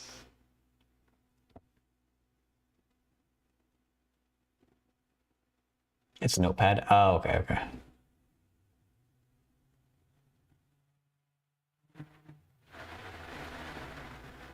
Should I try what Phobos put? Python 3.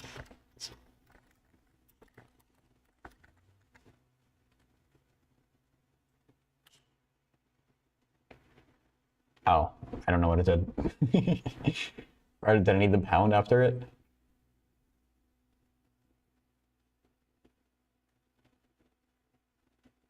I have it? Okay. Now that's to be expected. So like I did install an icon on those things. That seemed like what you're supposed to install to get NumPy or something, an easy way to get it anyway. I don't know how to get the VS Code to talk to it, but I guess I'm not married to VS Code. I just like being able to tab, I guess, to complete my variable names more than anything.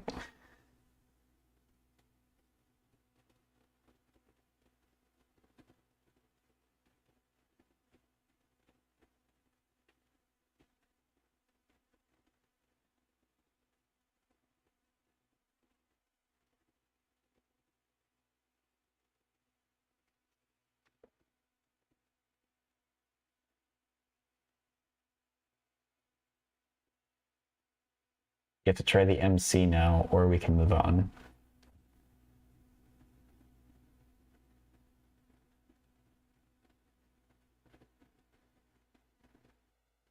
Oh, I guess that makes sense, because it's that thing down there. You have enough to try the MC now, or we can move on. I mean, there's not a question in chat, so I don't mind just doing this if...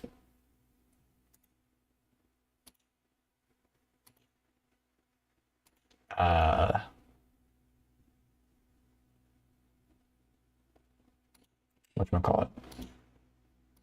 If there's nothing else to do anyway, because I do need to relearn how to code if I'm going to actually have a competition. The thing is, okay, so if I import numpy here, numpy is not accessed in Pylance. NumPy. So there's something wrong inside of my IDE, which I don't know.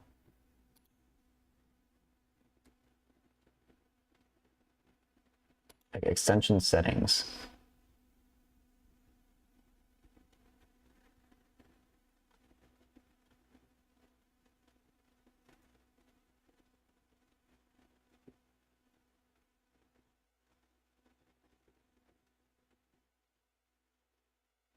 Because it's a library or a package. Well,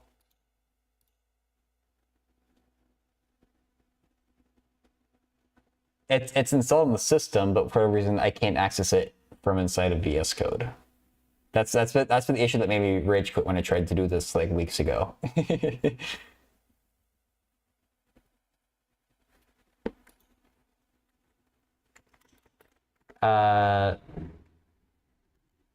Wait, comma arrange with one R, or is that a typo?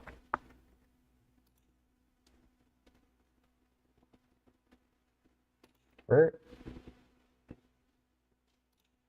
Okay. But I assume permission denied. What?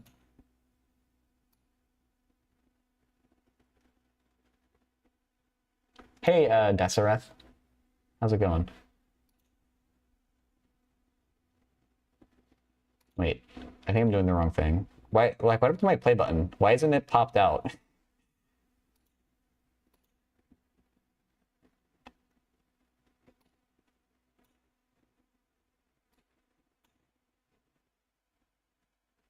Oh my god. Oh, wait, is it up here now? Okay. I feel really stupid. I feel stupid when I try to do this off stream. I feel even more stupid when I do this for an audience, but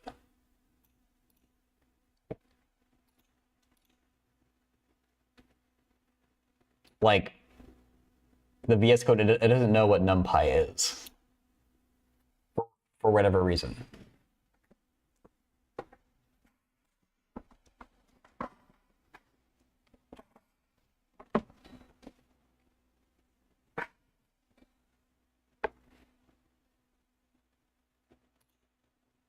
So that's why I was looking at the extensions, because I assume it's something with that.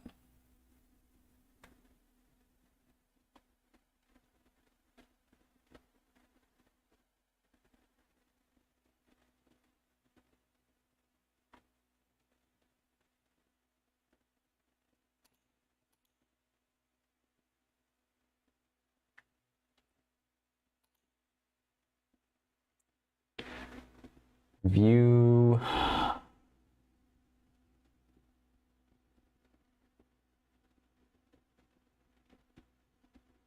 Where terminal? Oh, there, terminal.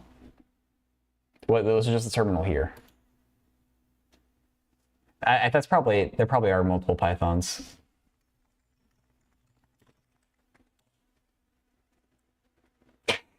Oh my god. That's right. This is this little like coding thing that we're gonna do to film sometime, but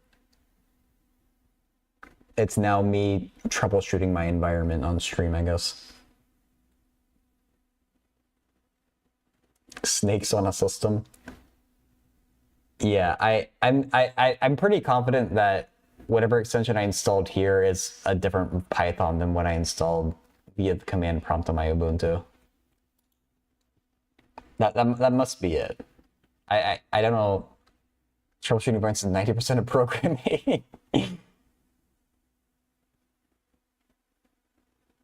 I mean, I guess this disproves it. I don't know. But like, why can't I don't know.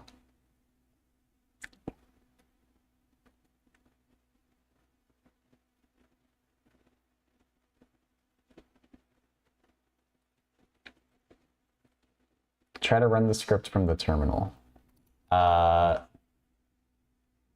Would I do Python circle overlap? Oh, it's probably, is it case sensitive? Probably. Who chose this long ass file name?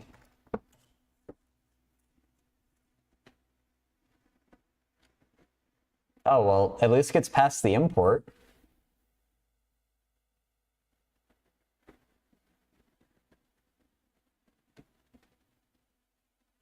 It doesn't like the np.arrange. Unless NumPy has no attribute arrange. Oh, it is with one R. What? That's not a word. Oh, it's a range, not a range. Oh my god.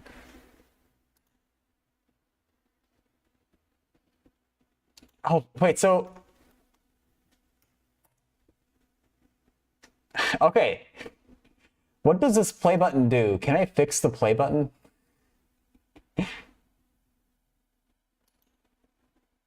We at least know how to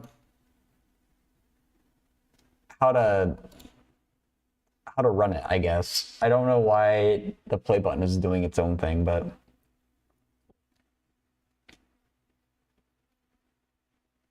Yeah, I've seen. I don't remember where it was.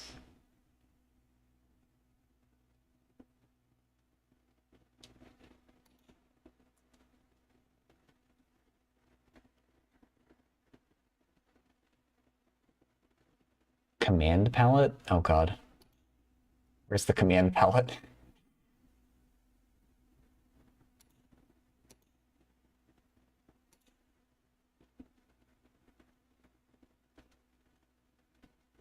Because the issue I'm going to have after this is I've never used NumPy before in my life, so I'm going to be Googling everything. Searching with me? Okay. Oh, hey, command palette. Oh, okay. Create environment.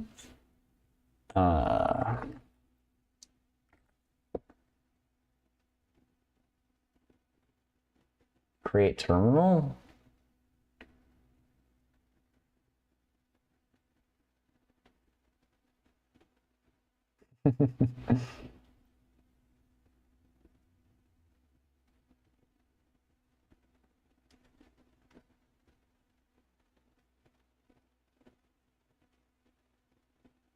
Select interpreter?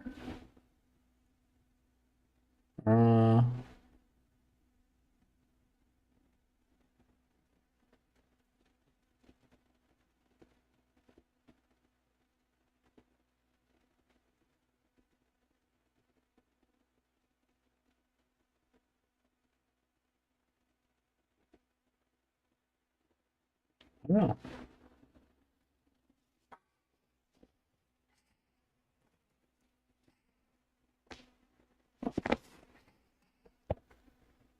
Oh, and of course the message I pinned went away. Oh well. Ah, shoot. And I clicked out of that. Ah.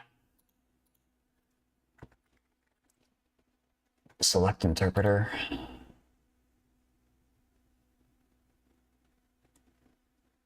Well, I think we went with the Anaconda one.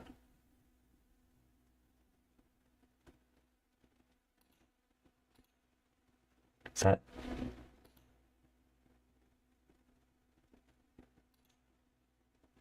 Did that,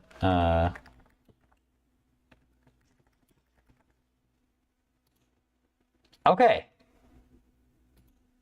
Thank you. I think I can code with NumPy now. All right, see you, Nikas. Okay.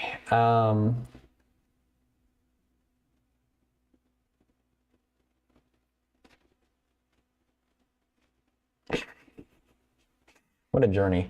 I should make it so the text is bigger, right? Like, this is going to be impossible to read.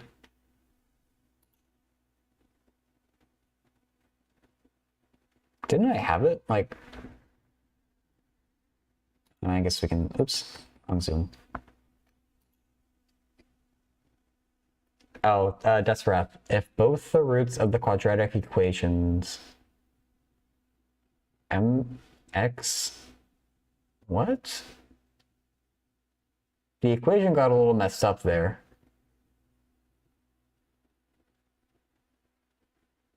Oh, x squared minus mx plus 4. Sorry, I see you corrected it.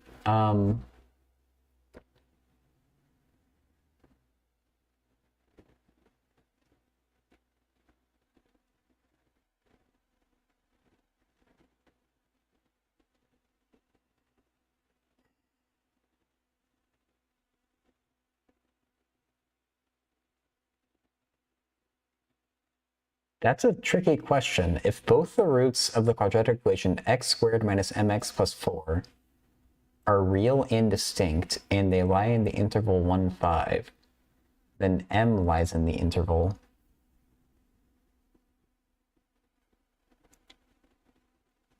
What?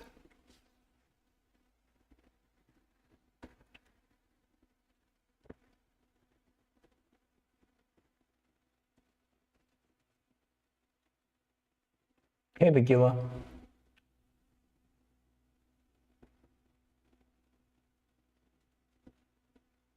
Honestly, I'm not sure how to do that problem. I might just keep on working on this little simulation thing. Do I still have this in my copy paste, by the way? I don't.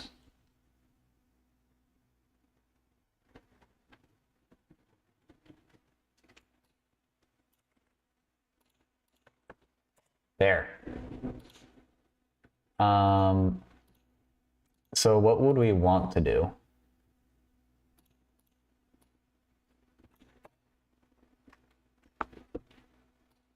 I don't know what a sensible like radius to choose is for a given domain.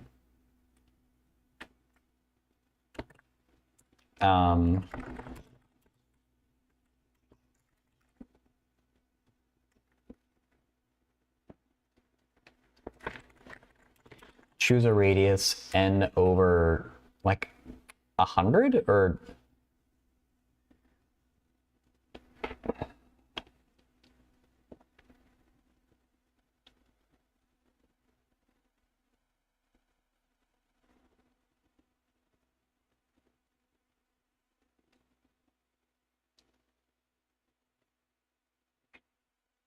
choose like, are we choosing various things for R, or are we always choosing the same for R?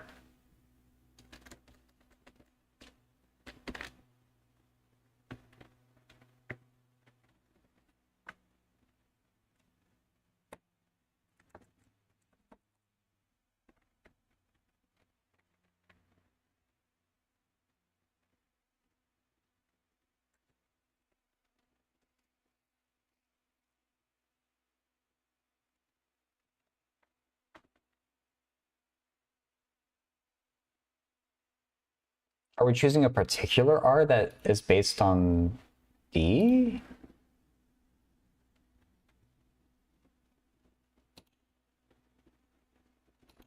Wait,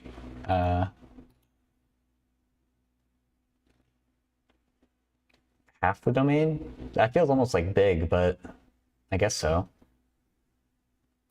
I guess we do all, like, pretty much always want it to have overlap of some kind.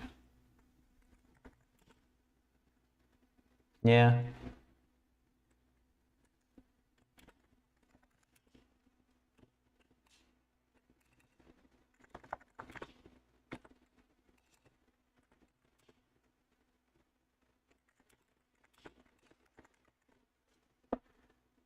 Um,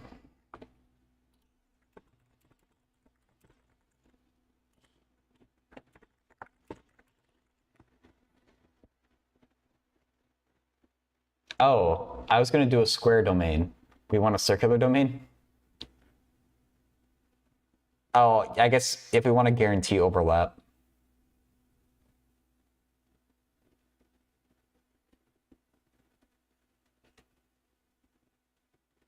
I mean, I think a square domain is easier to code.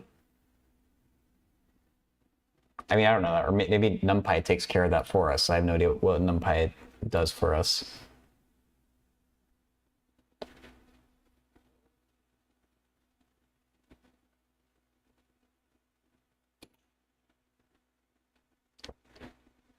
Is there like a... If I just Google NumPy. Overlap? Well, are we just solving a different question at that point, though, for overlapping squares?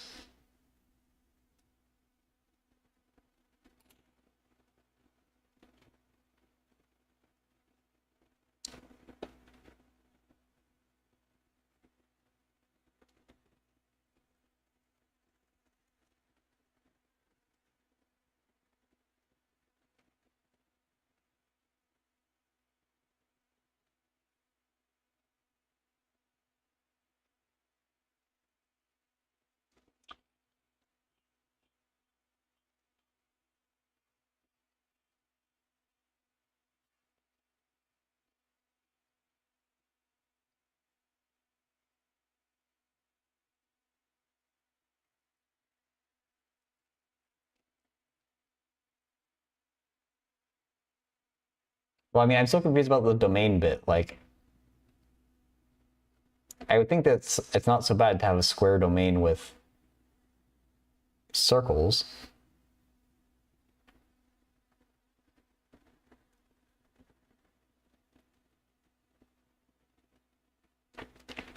Okay.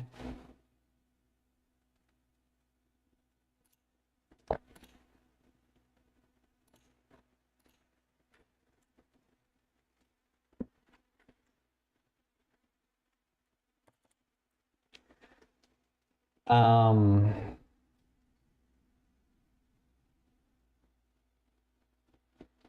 and so we would want to take n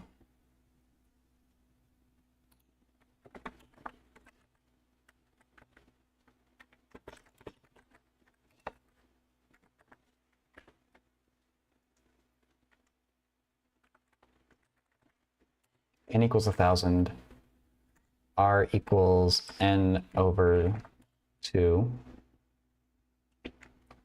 np random.rand samples the uniform 0, 1 distribution. Okay, sounds like what we want for our centers.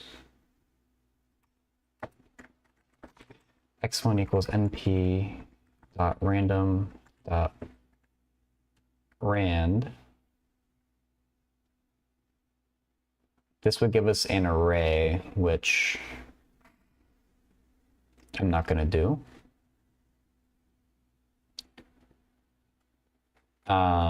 Times n, right?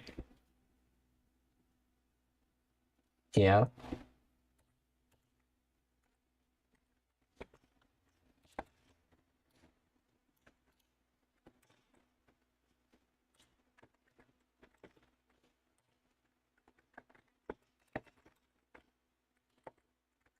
Just as the same me check. Yeah, oh, true. We do need to select the number of trials. Well,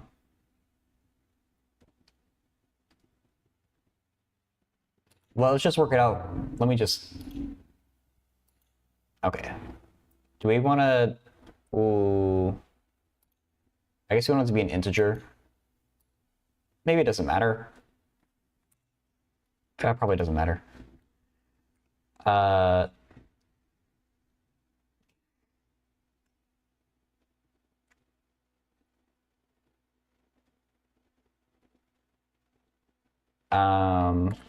Just call it trials. I guess I already used n.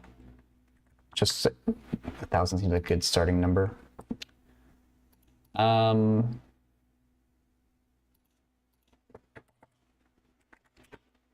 For I in, what do we do? 1 to trials?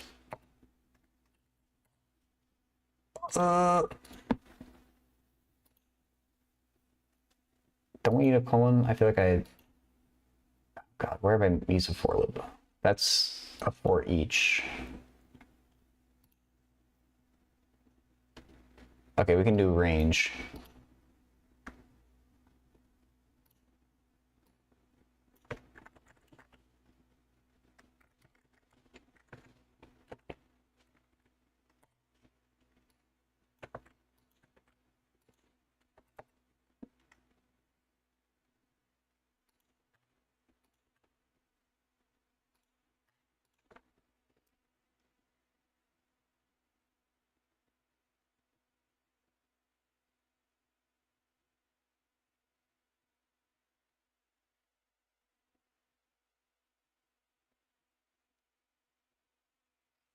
Okay, so I did see in the little like help window that random values in a given shape.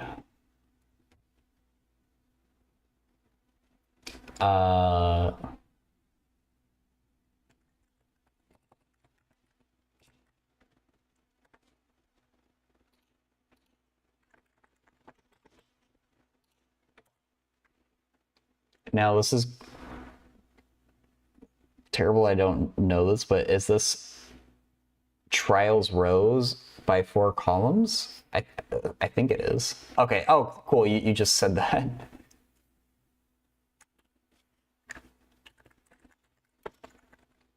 Yeah.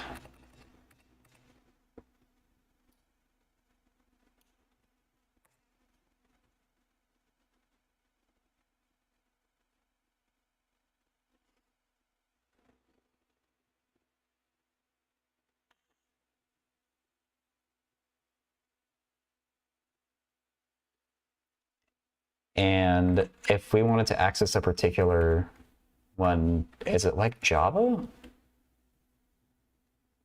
I is the row, and then we do like 1 for center X. It's like 1 or something, who cares? Actually,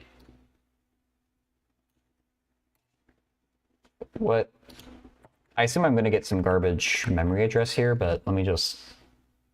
What do we get if we print, just so I can look at it? Oh no! Python is nice like that, and they actually print the array.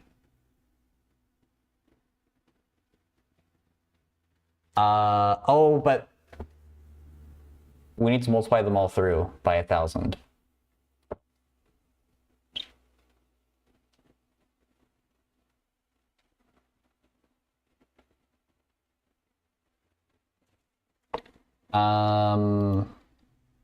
We can do that while we're calculating, I guess.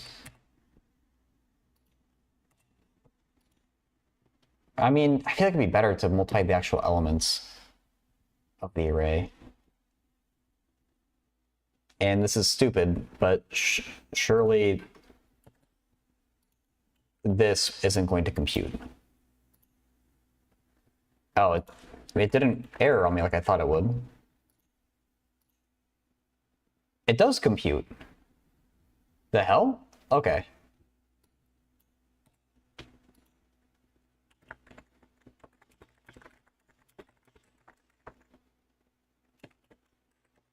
X1, Y1, X2, Y2.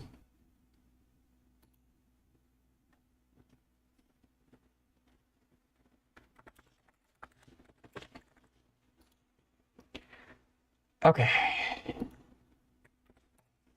So if we did that,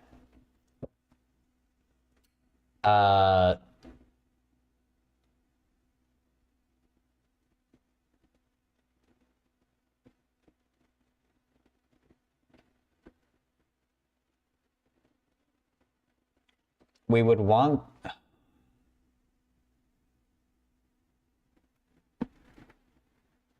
to calculate the distance. I'm sure there's much, I feel like there's probably like a point object that would make this a little bit easier, but we could calculate the distance d as okay, yeah. Wait, oh. So can I append a column onto this array? Maybe just do it separately?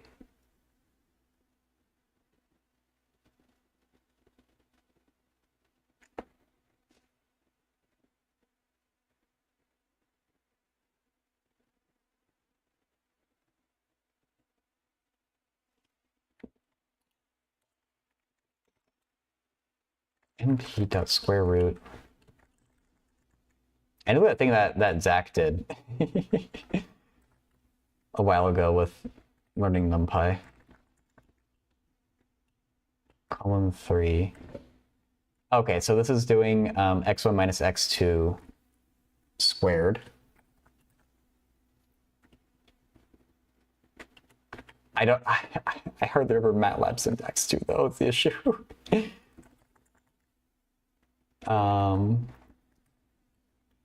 I probably remember MATLAB syntax like even less.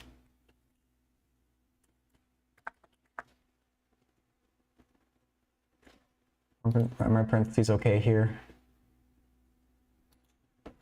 Okay.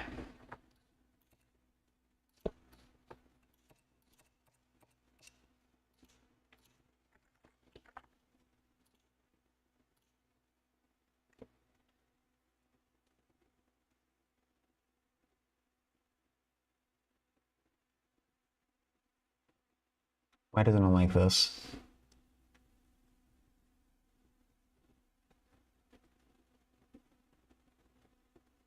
Oh, yeah, duh.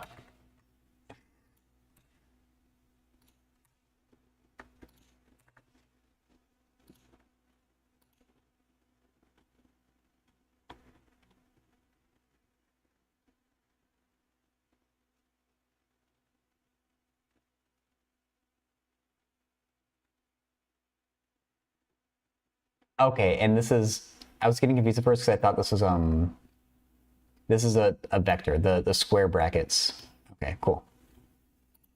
Okay, so that looks reasonable. And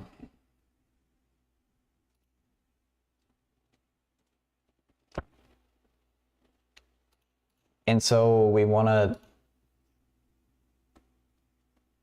are we ready for the Wolfram thing?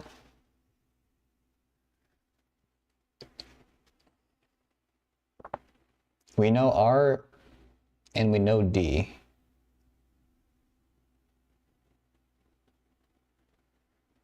So we can make another.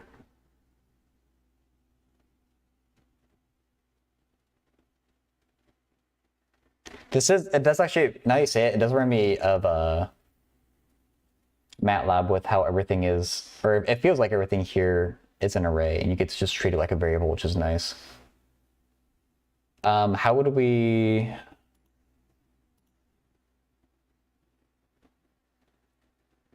So do we want to take A as... How do we make sure that A is like an array here though? Or a vector rather. I guess we do that same colon notation that we did here. Absolute value of x equals -1, then what is x squared?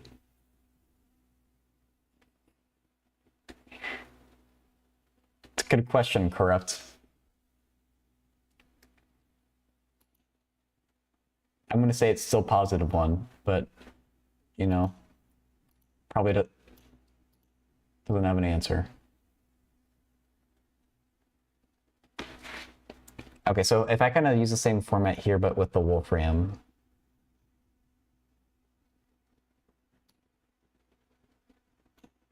Oh God, what did I do?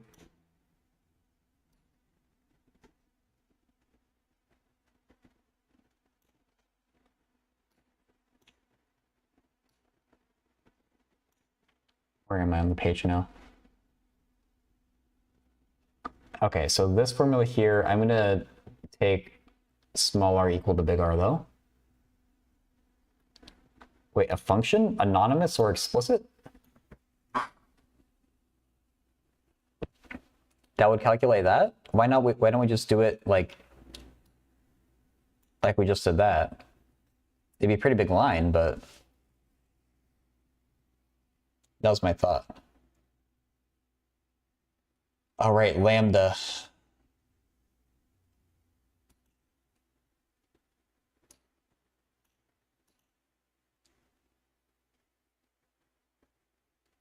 I guess, how do we do a lambda function? Just make things more complicated, not less, I guess.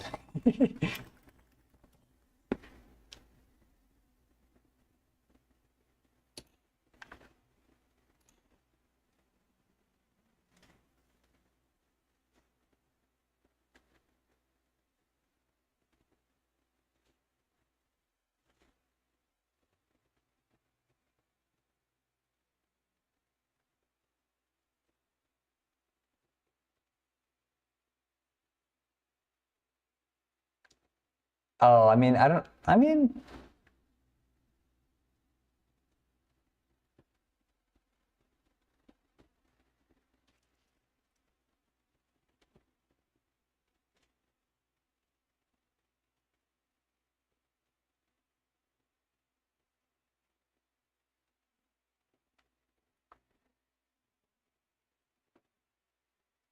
see how this shows the power of a lambda function, but we can do it just to be fancy.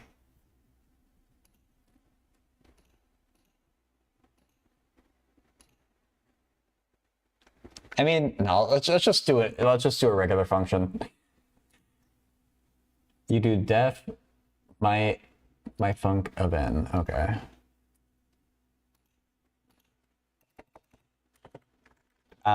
Def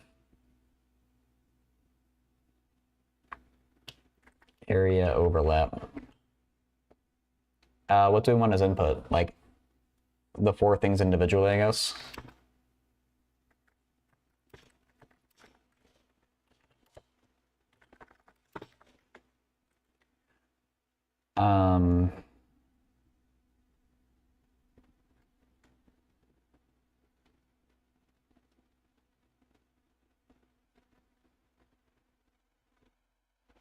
Oh, true. We can just pass it D and R.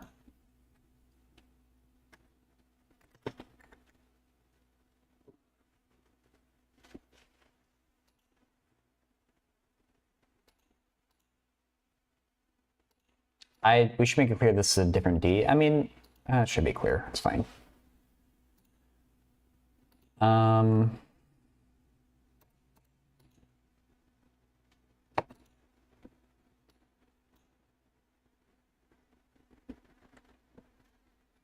Wait, you're saying it's equation 10?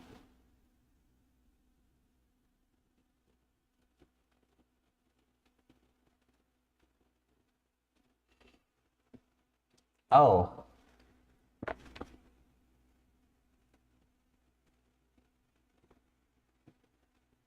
"13 uses 10.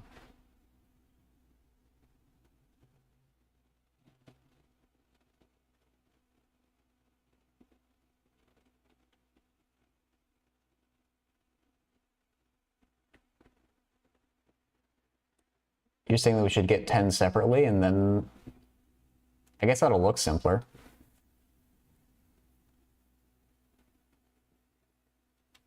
Okay, sure.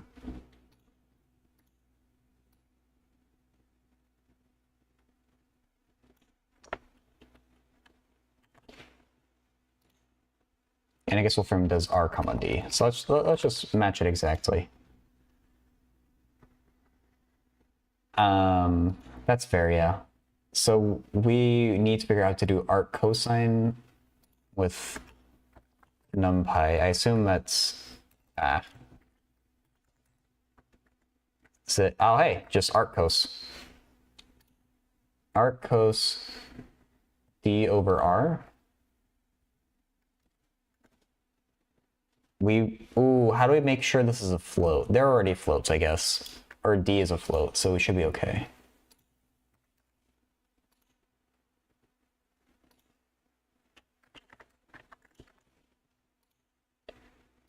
R squared minus D squared.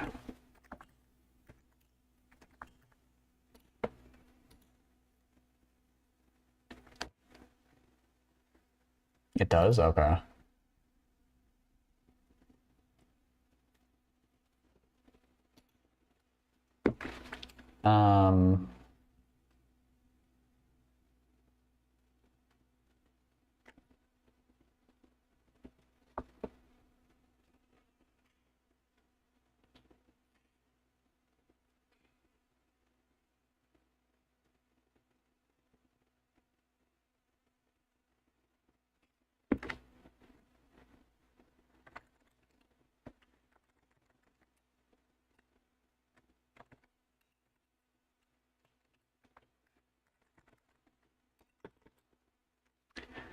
So can we, like, now if we know this a function, we can do this?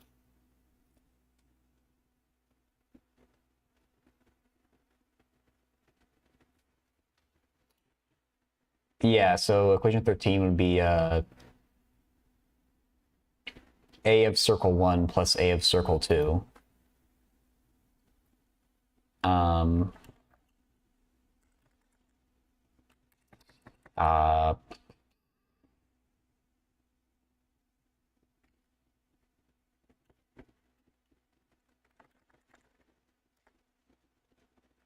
No, we want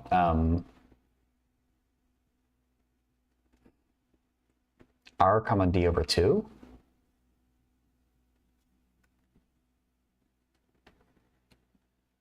We don't need a colon or something there? That's kind of crazy.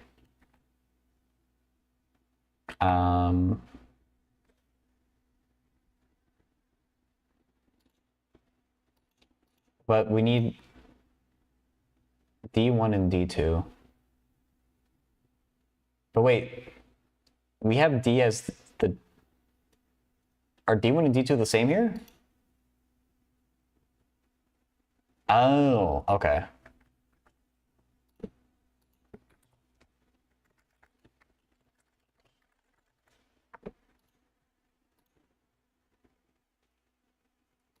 Oh, wait, does the function have to be above? Ugh. I thought Python would do that for you.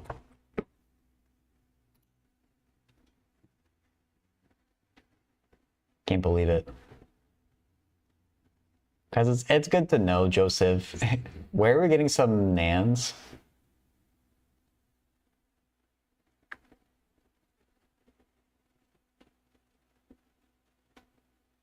That doesn't seem good.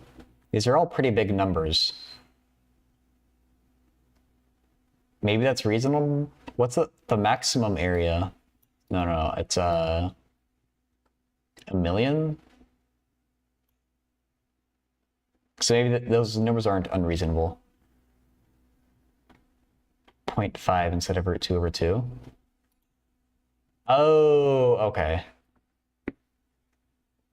Fair. Okay, matplotlib to plot the histogram. If it makes you feel any better, Bigula Milk is basically writing this for me. Or I think matplotlib is separate from NumPy, right?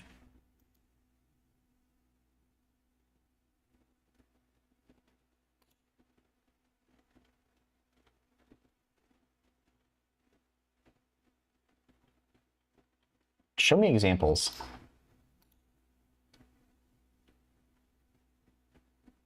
Probably including Conda? Okay.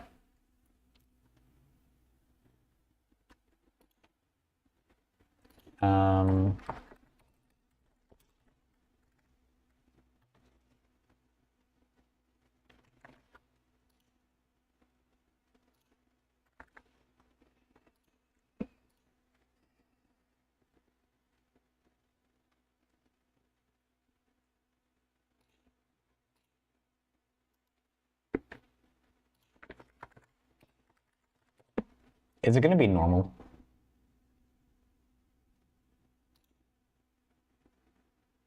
It's my bet. It's just going to be something like annoyingly simple.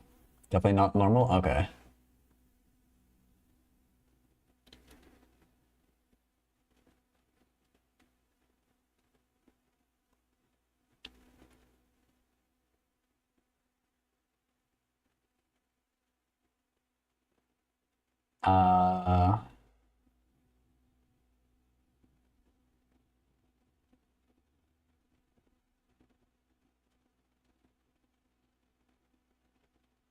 So we can just do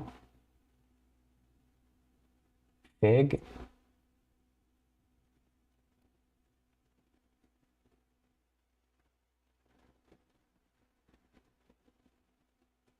What? Do we need this first part?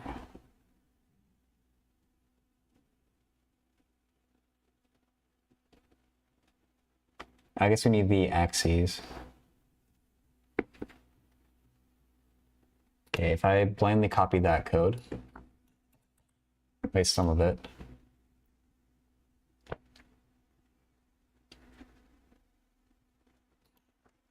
Fig axs equals plt dot sub. Why isn't it autofilling? I'm scared.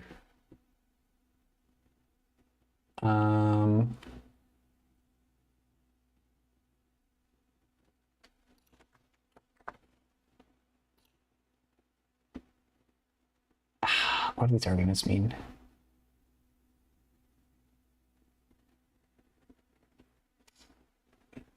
Map.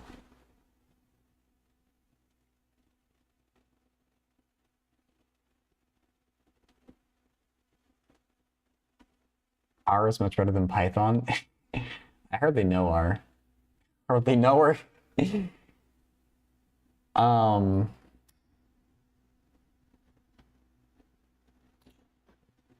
For some reason, this plt.subplots thing isn't autofilling for me.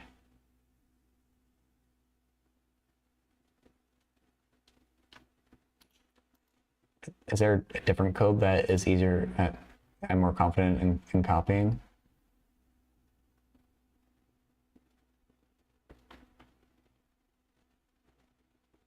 plt.hist, plt.show. Let's see.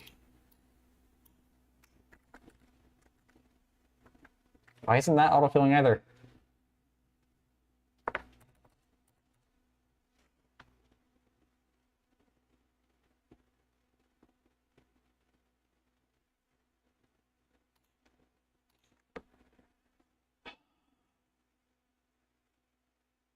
So, okay, dot pyplot, is that why?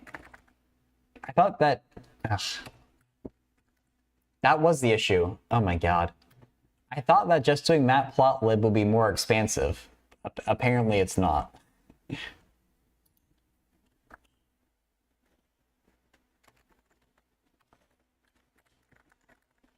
see what that does for us.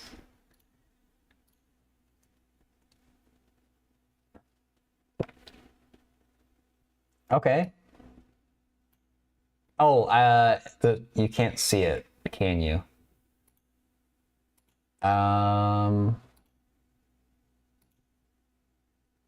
That's not. Well, that's not. I don't know why it doesn't work right with OBS. Crap. I know what I can do. Take a screenshot of it. Oh, maybe because it's contained in the VM. Yeah, I'm just pasting into. I was looking in Discord, but Paint is probably better. Yeah.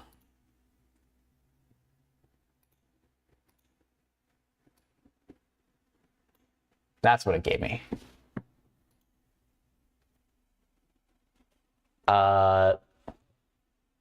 So it's skewed.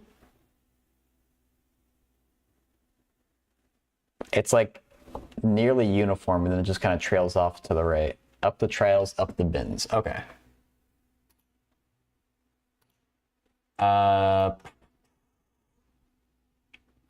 Let me plt.his. Okay, bins is just the next argument. So what looks like New York City? 100 bins? I don't know.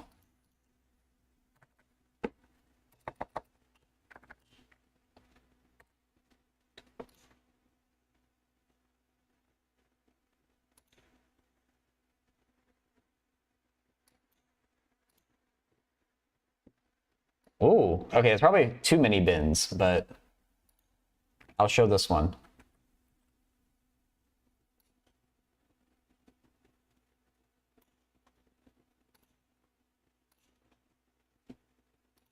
This isn't it. That's it.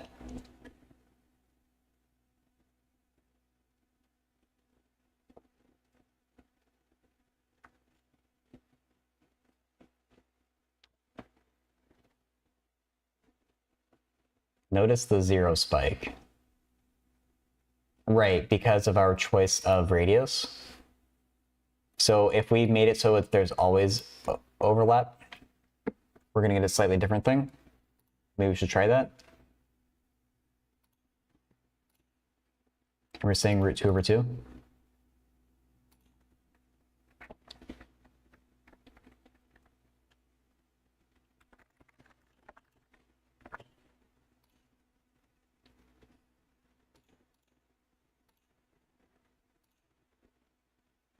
And maybe we'll do 50 bins. 100 really isn't that bad. We can compare it to the last one.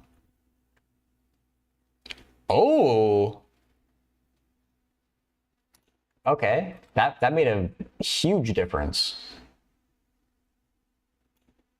Because a bunch of things were piling up in 0. Where is it? There we go.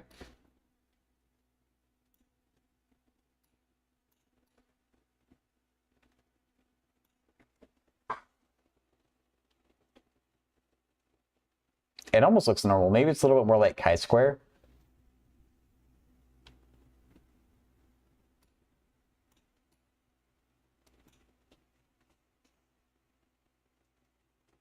Oh, but you said that there's only numerical solutions to this. We don't actually know what the distribution is exactly. It does remind me of chi-square, though.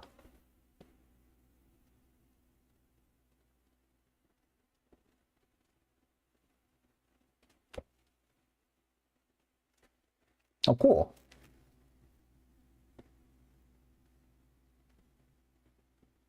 I'm probably going to be doing a lot more coding over the next few weeks to try and get back into some new things with Python. Oops.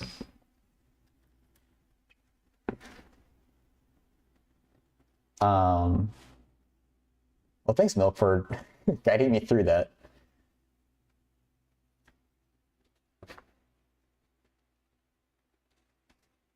Like, it's the problem have a name? I'm kind of curious if it, to see if there's anything, like, interesting that's been written about it.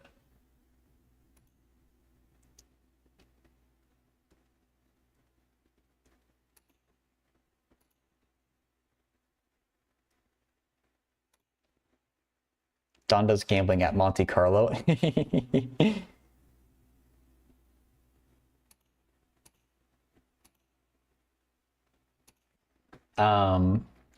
Distribution of overlap area of randomly chosen circles.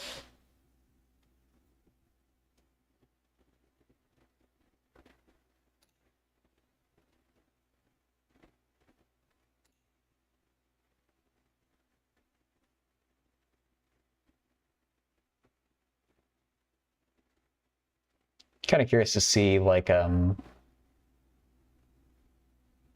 if there was, like, something interesting that's been written about this, but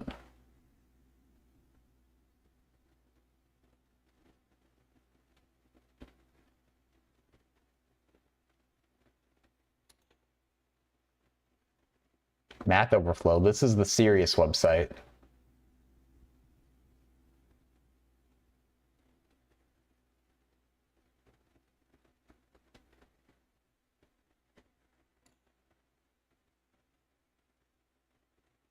Union of disks.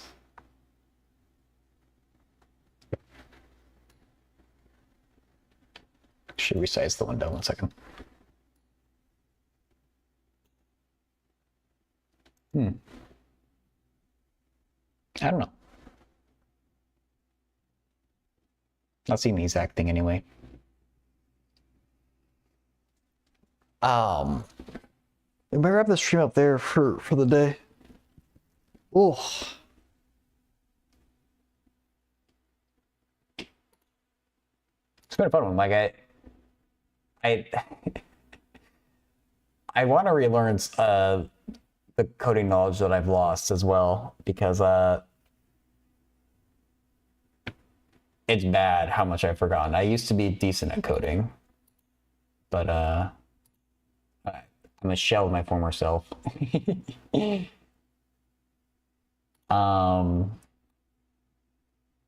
And by decent, I mean, like, I wouldn't have to Google literally every line that I write or have someone tell me what to do. Yeah, I think we'll cut things off there for the day. Oh, sorry.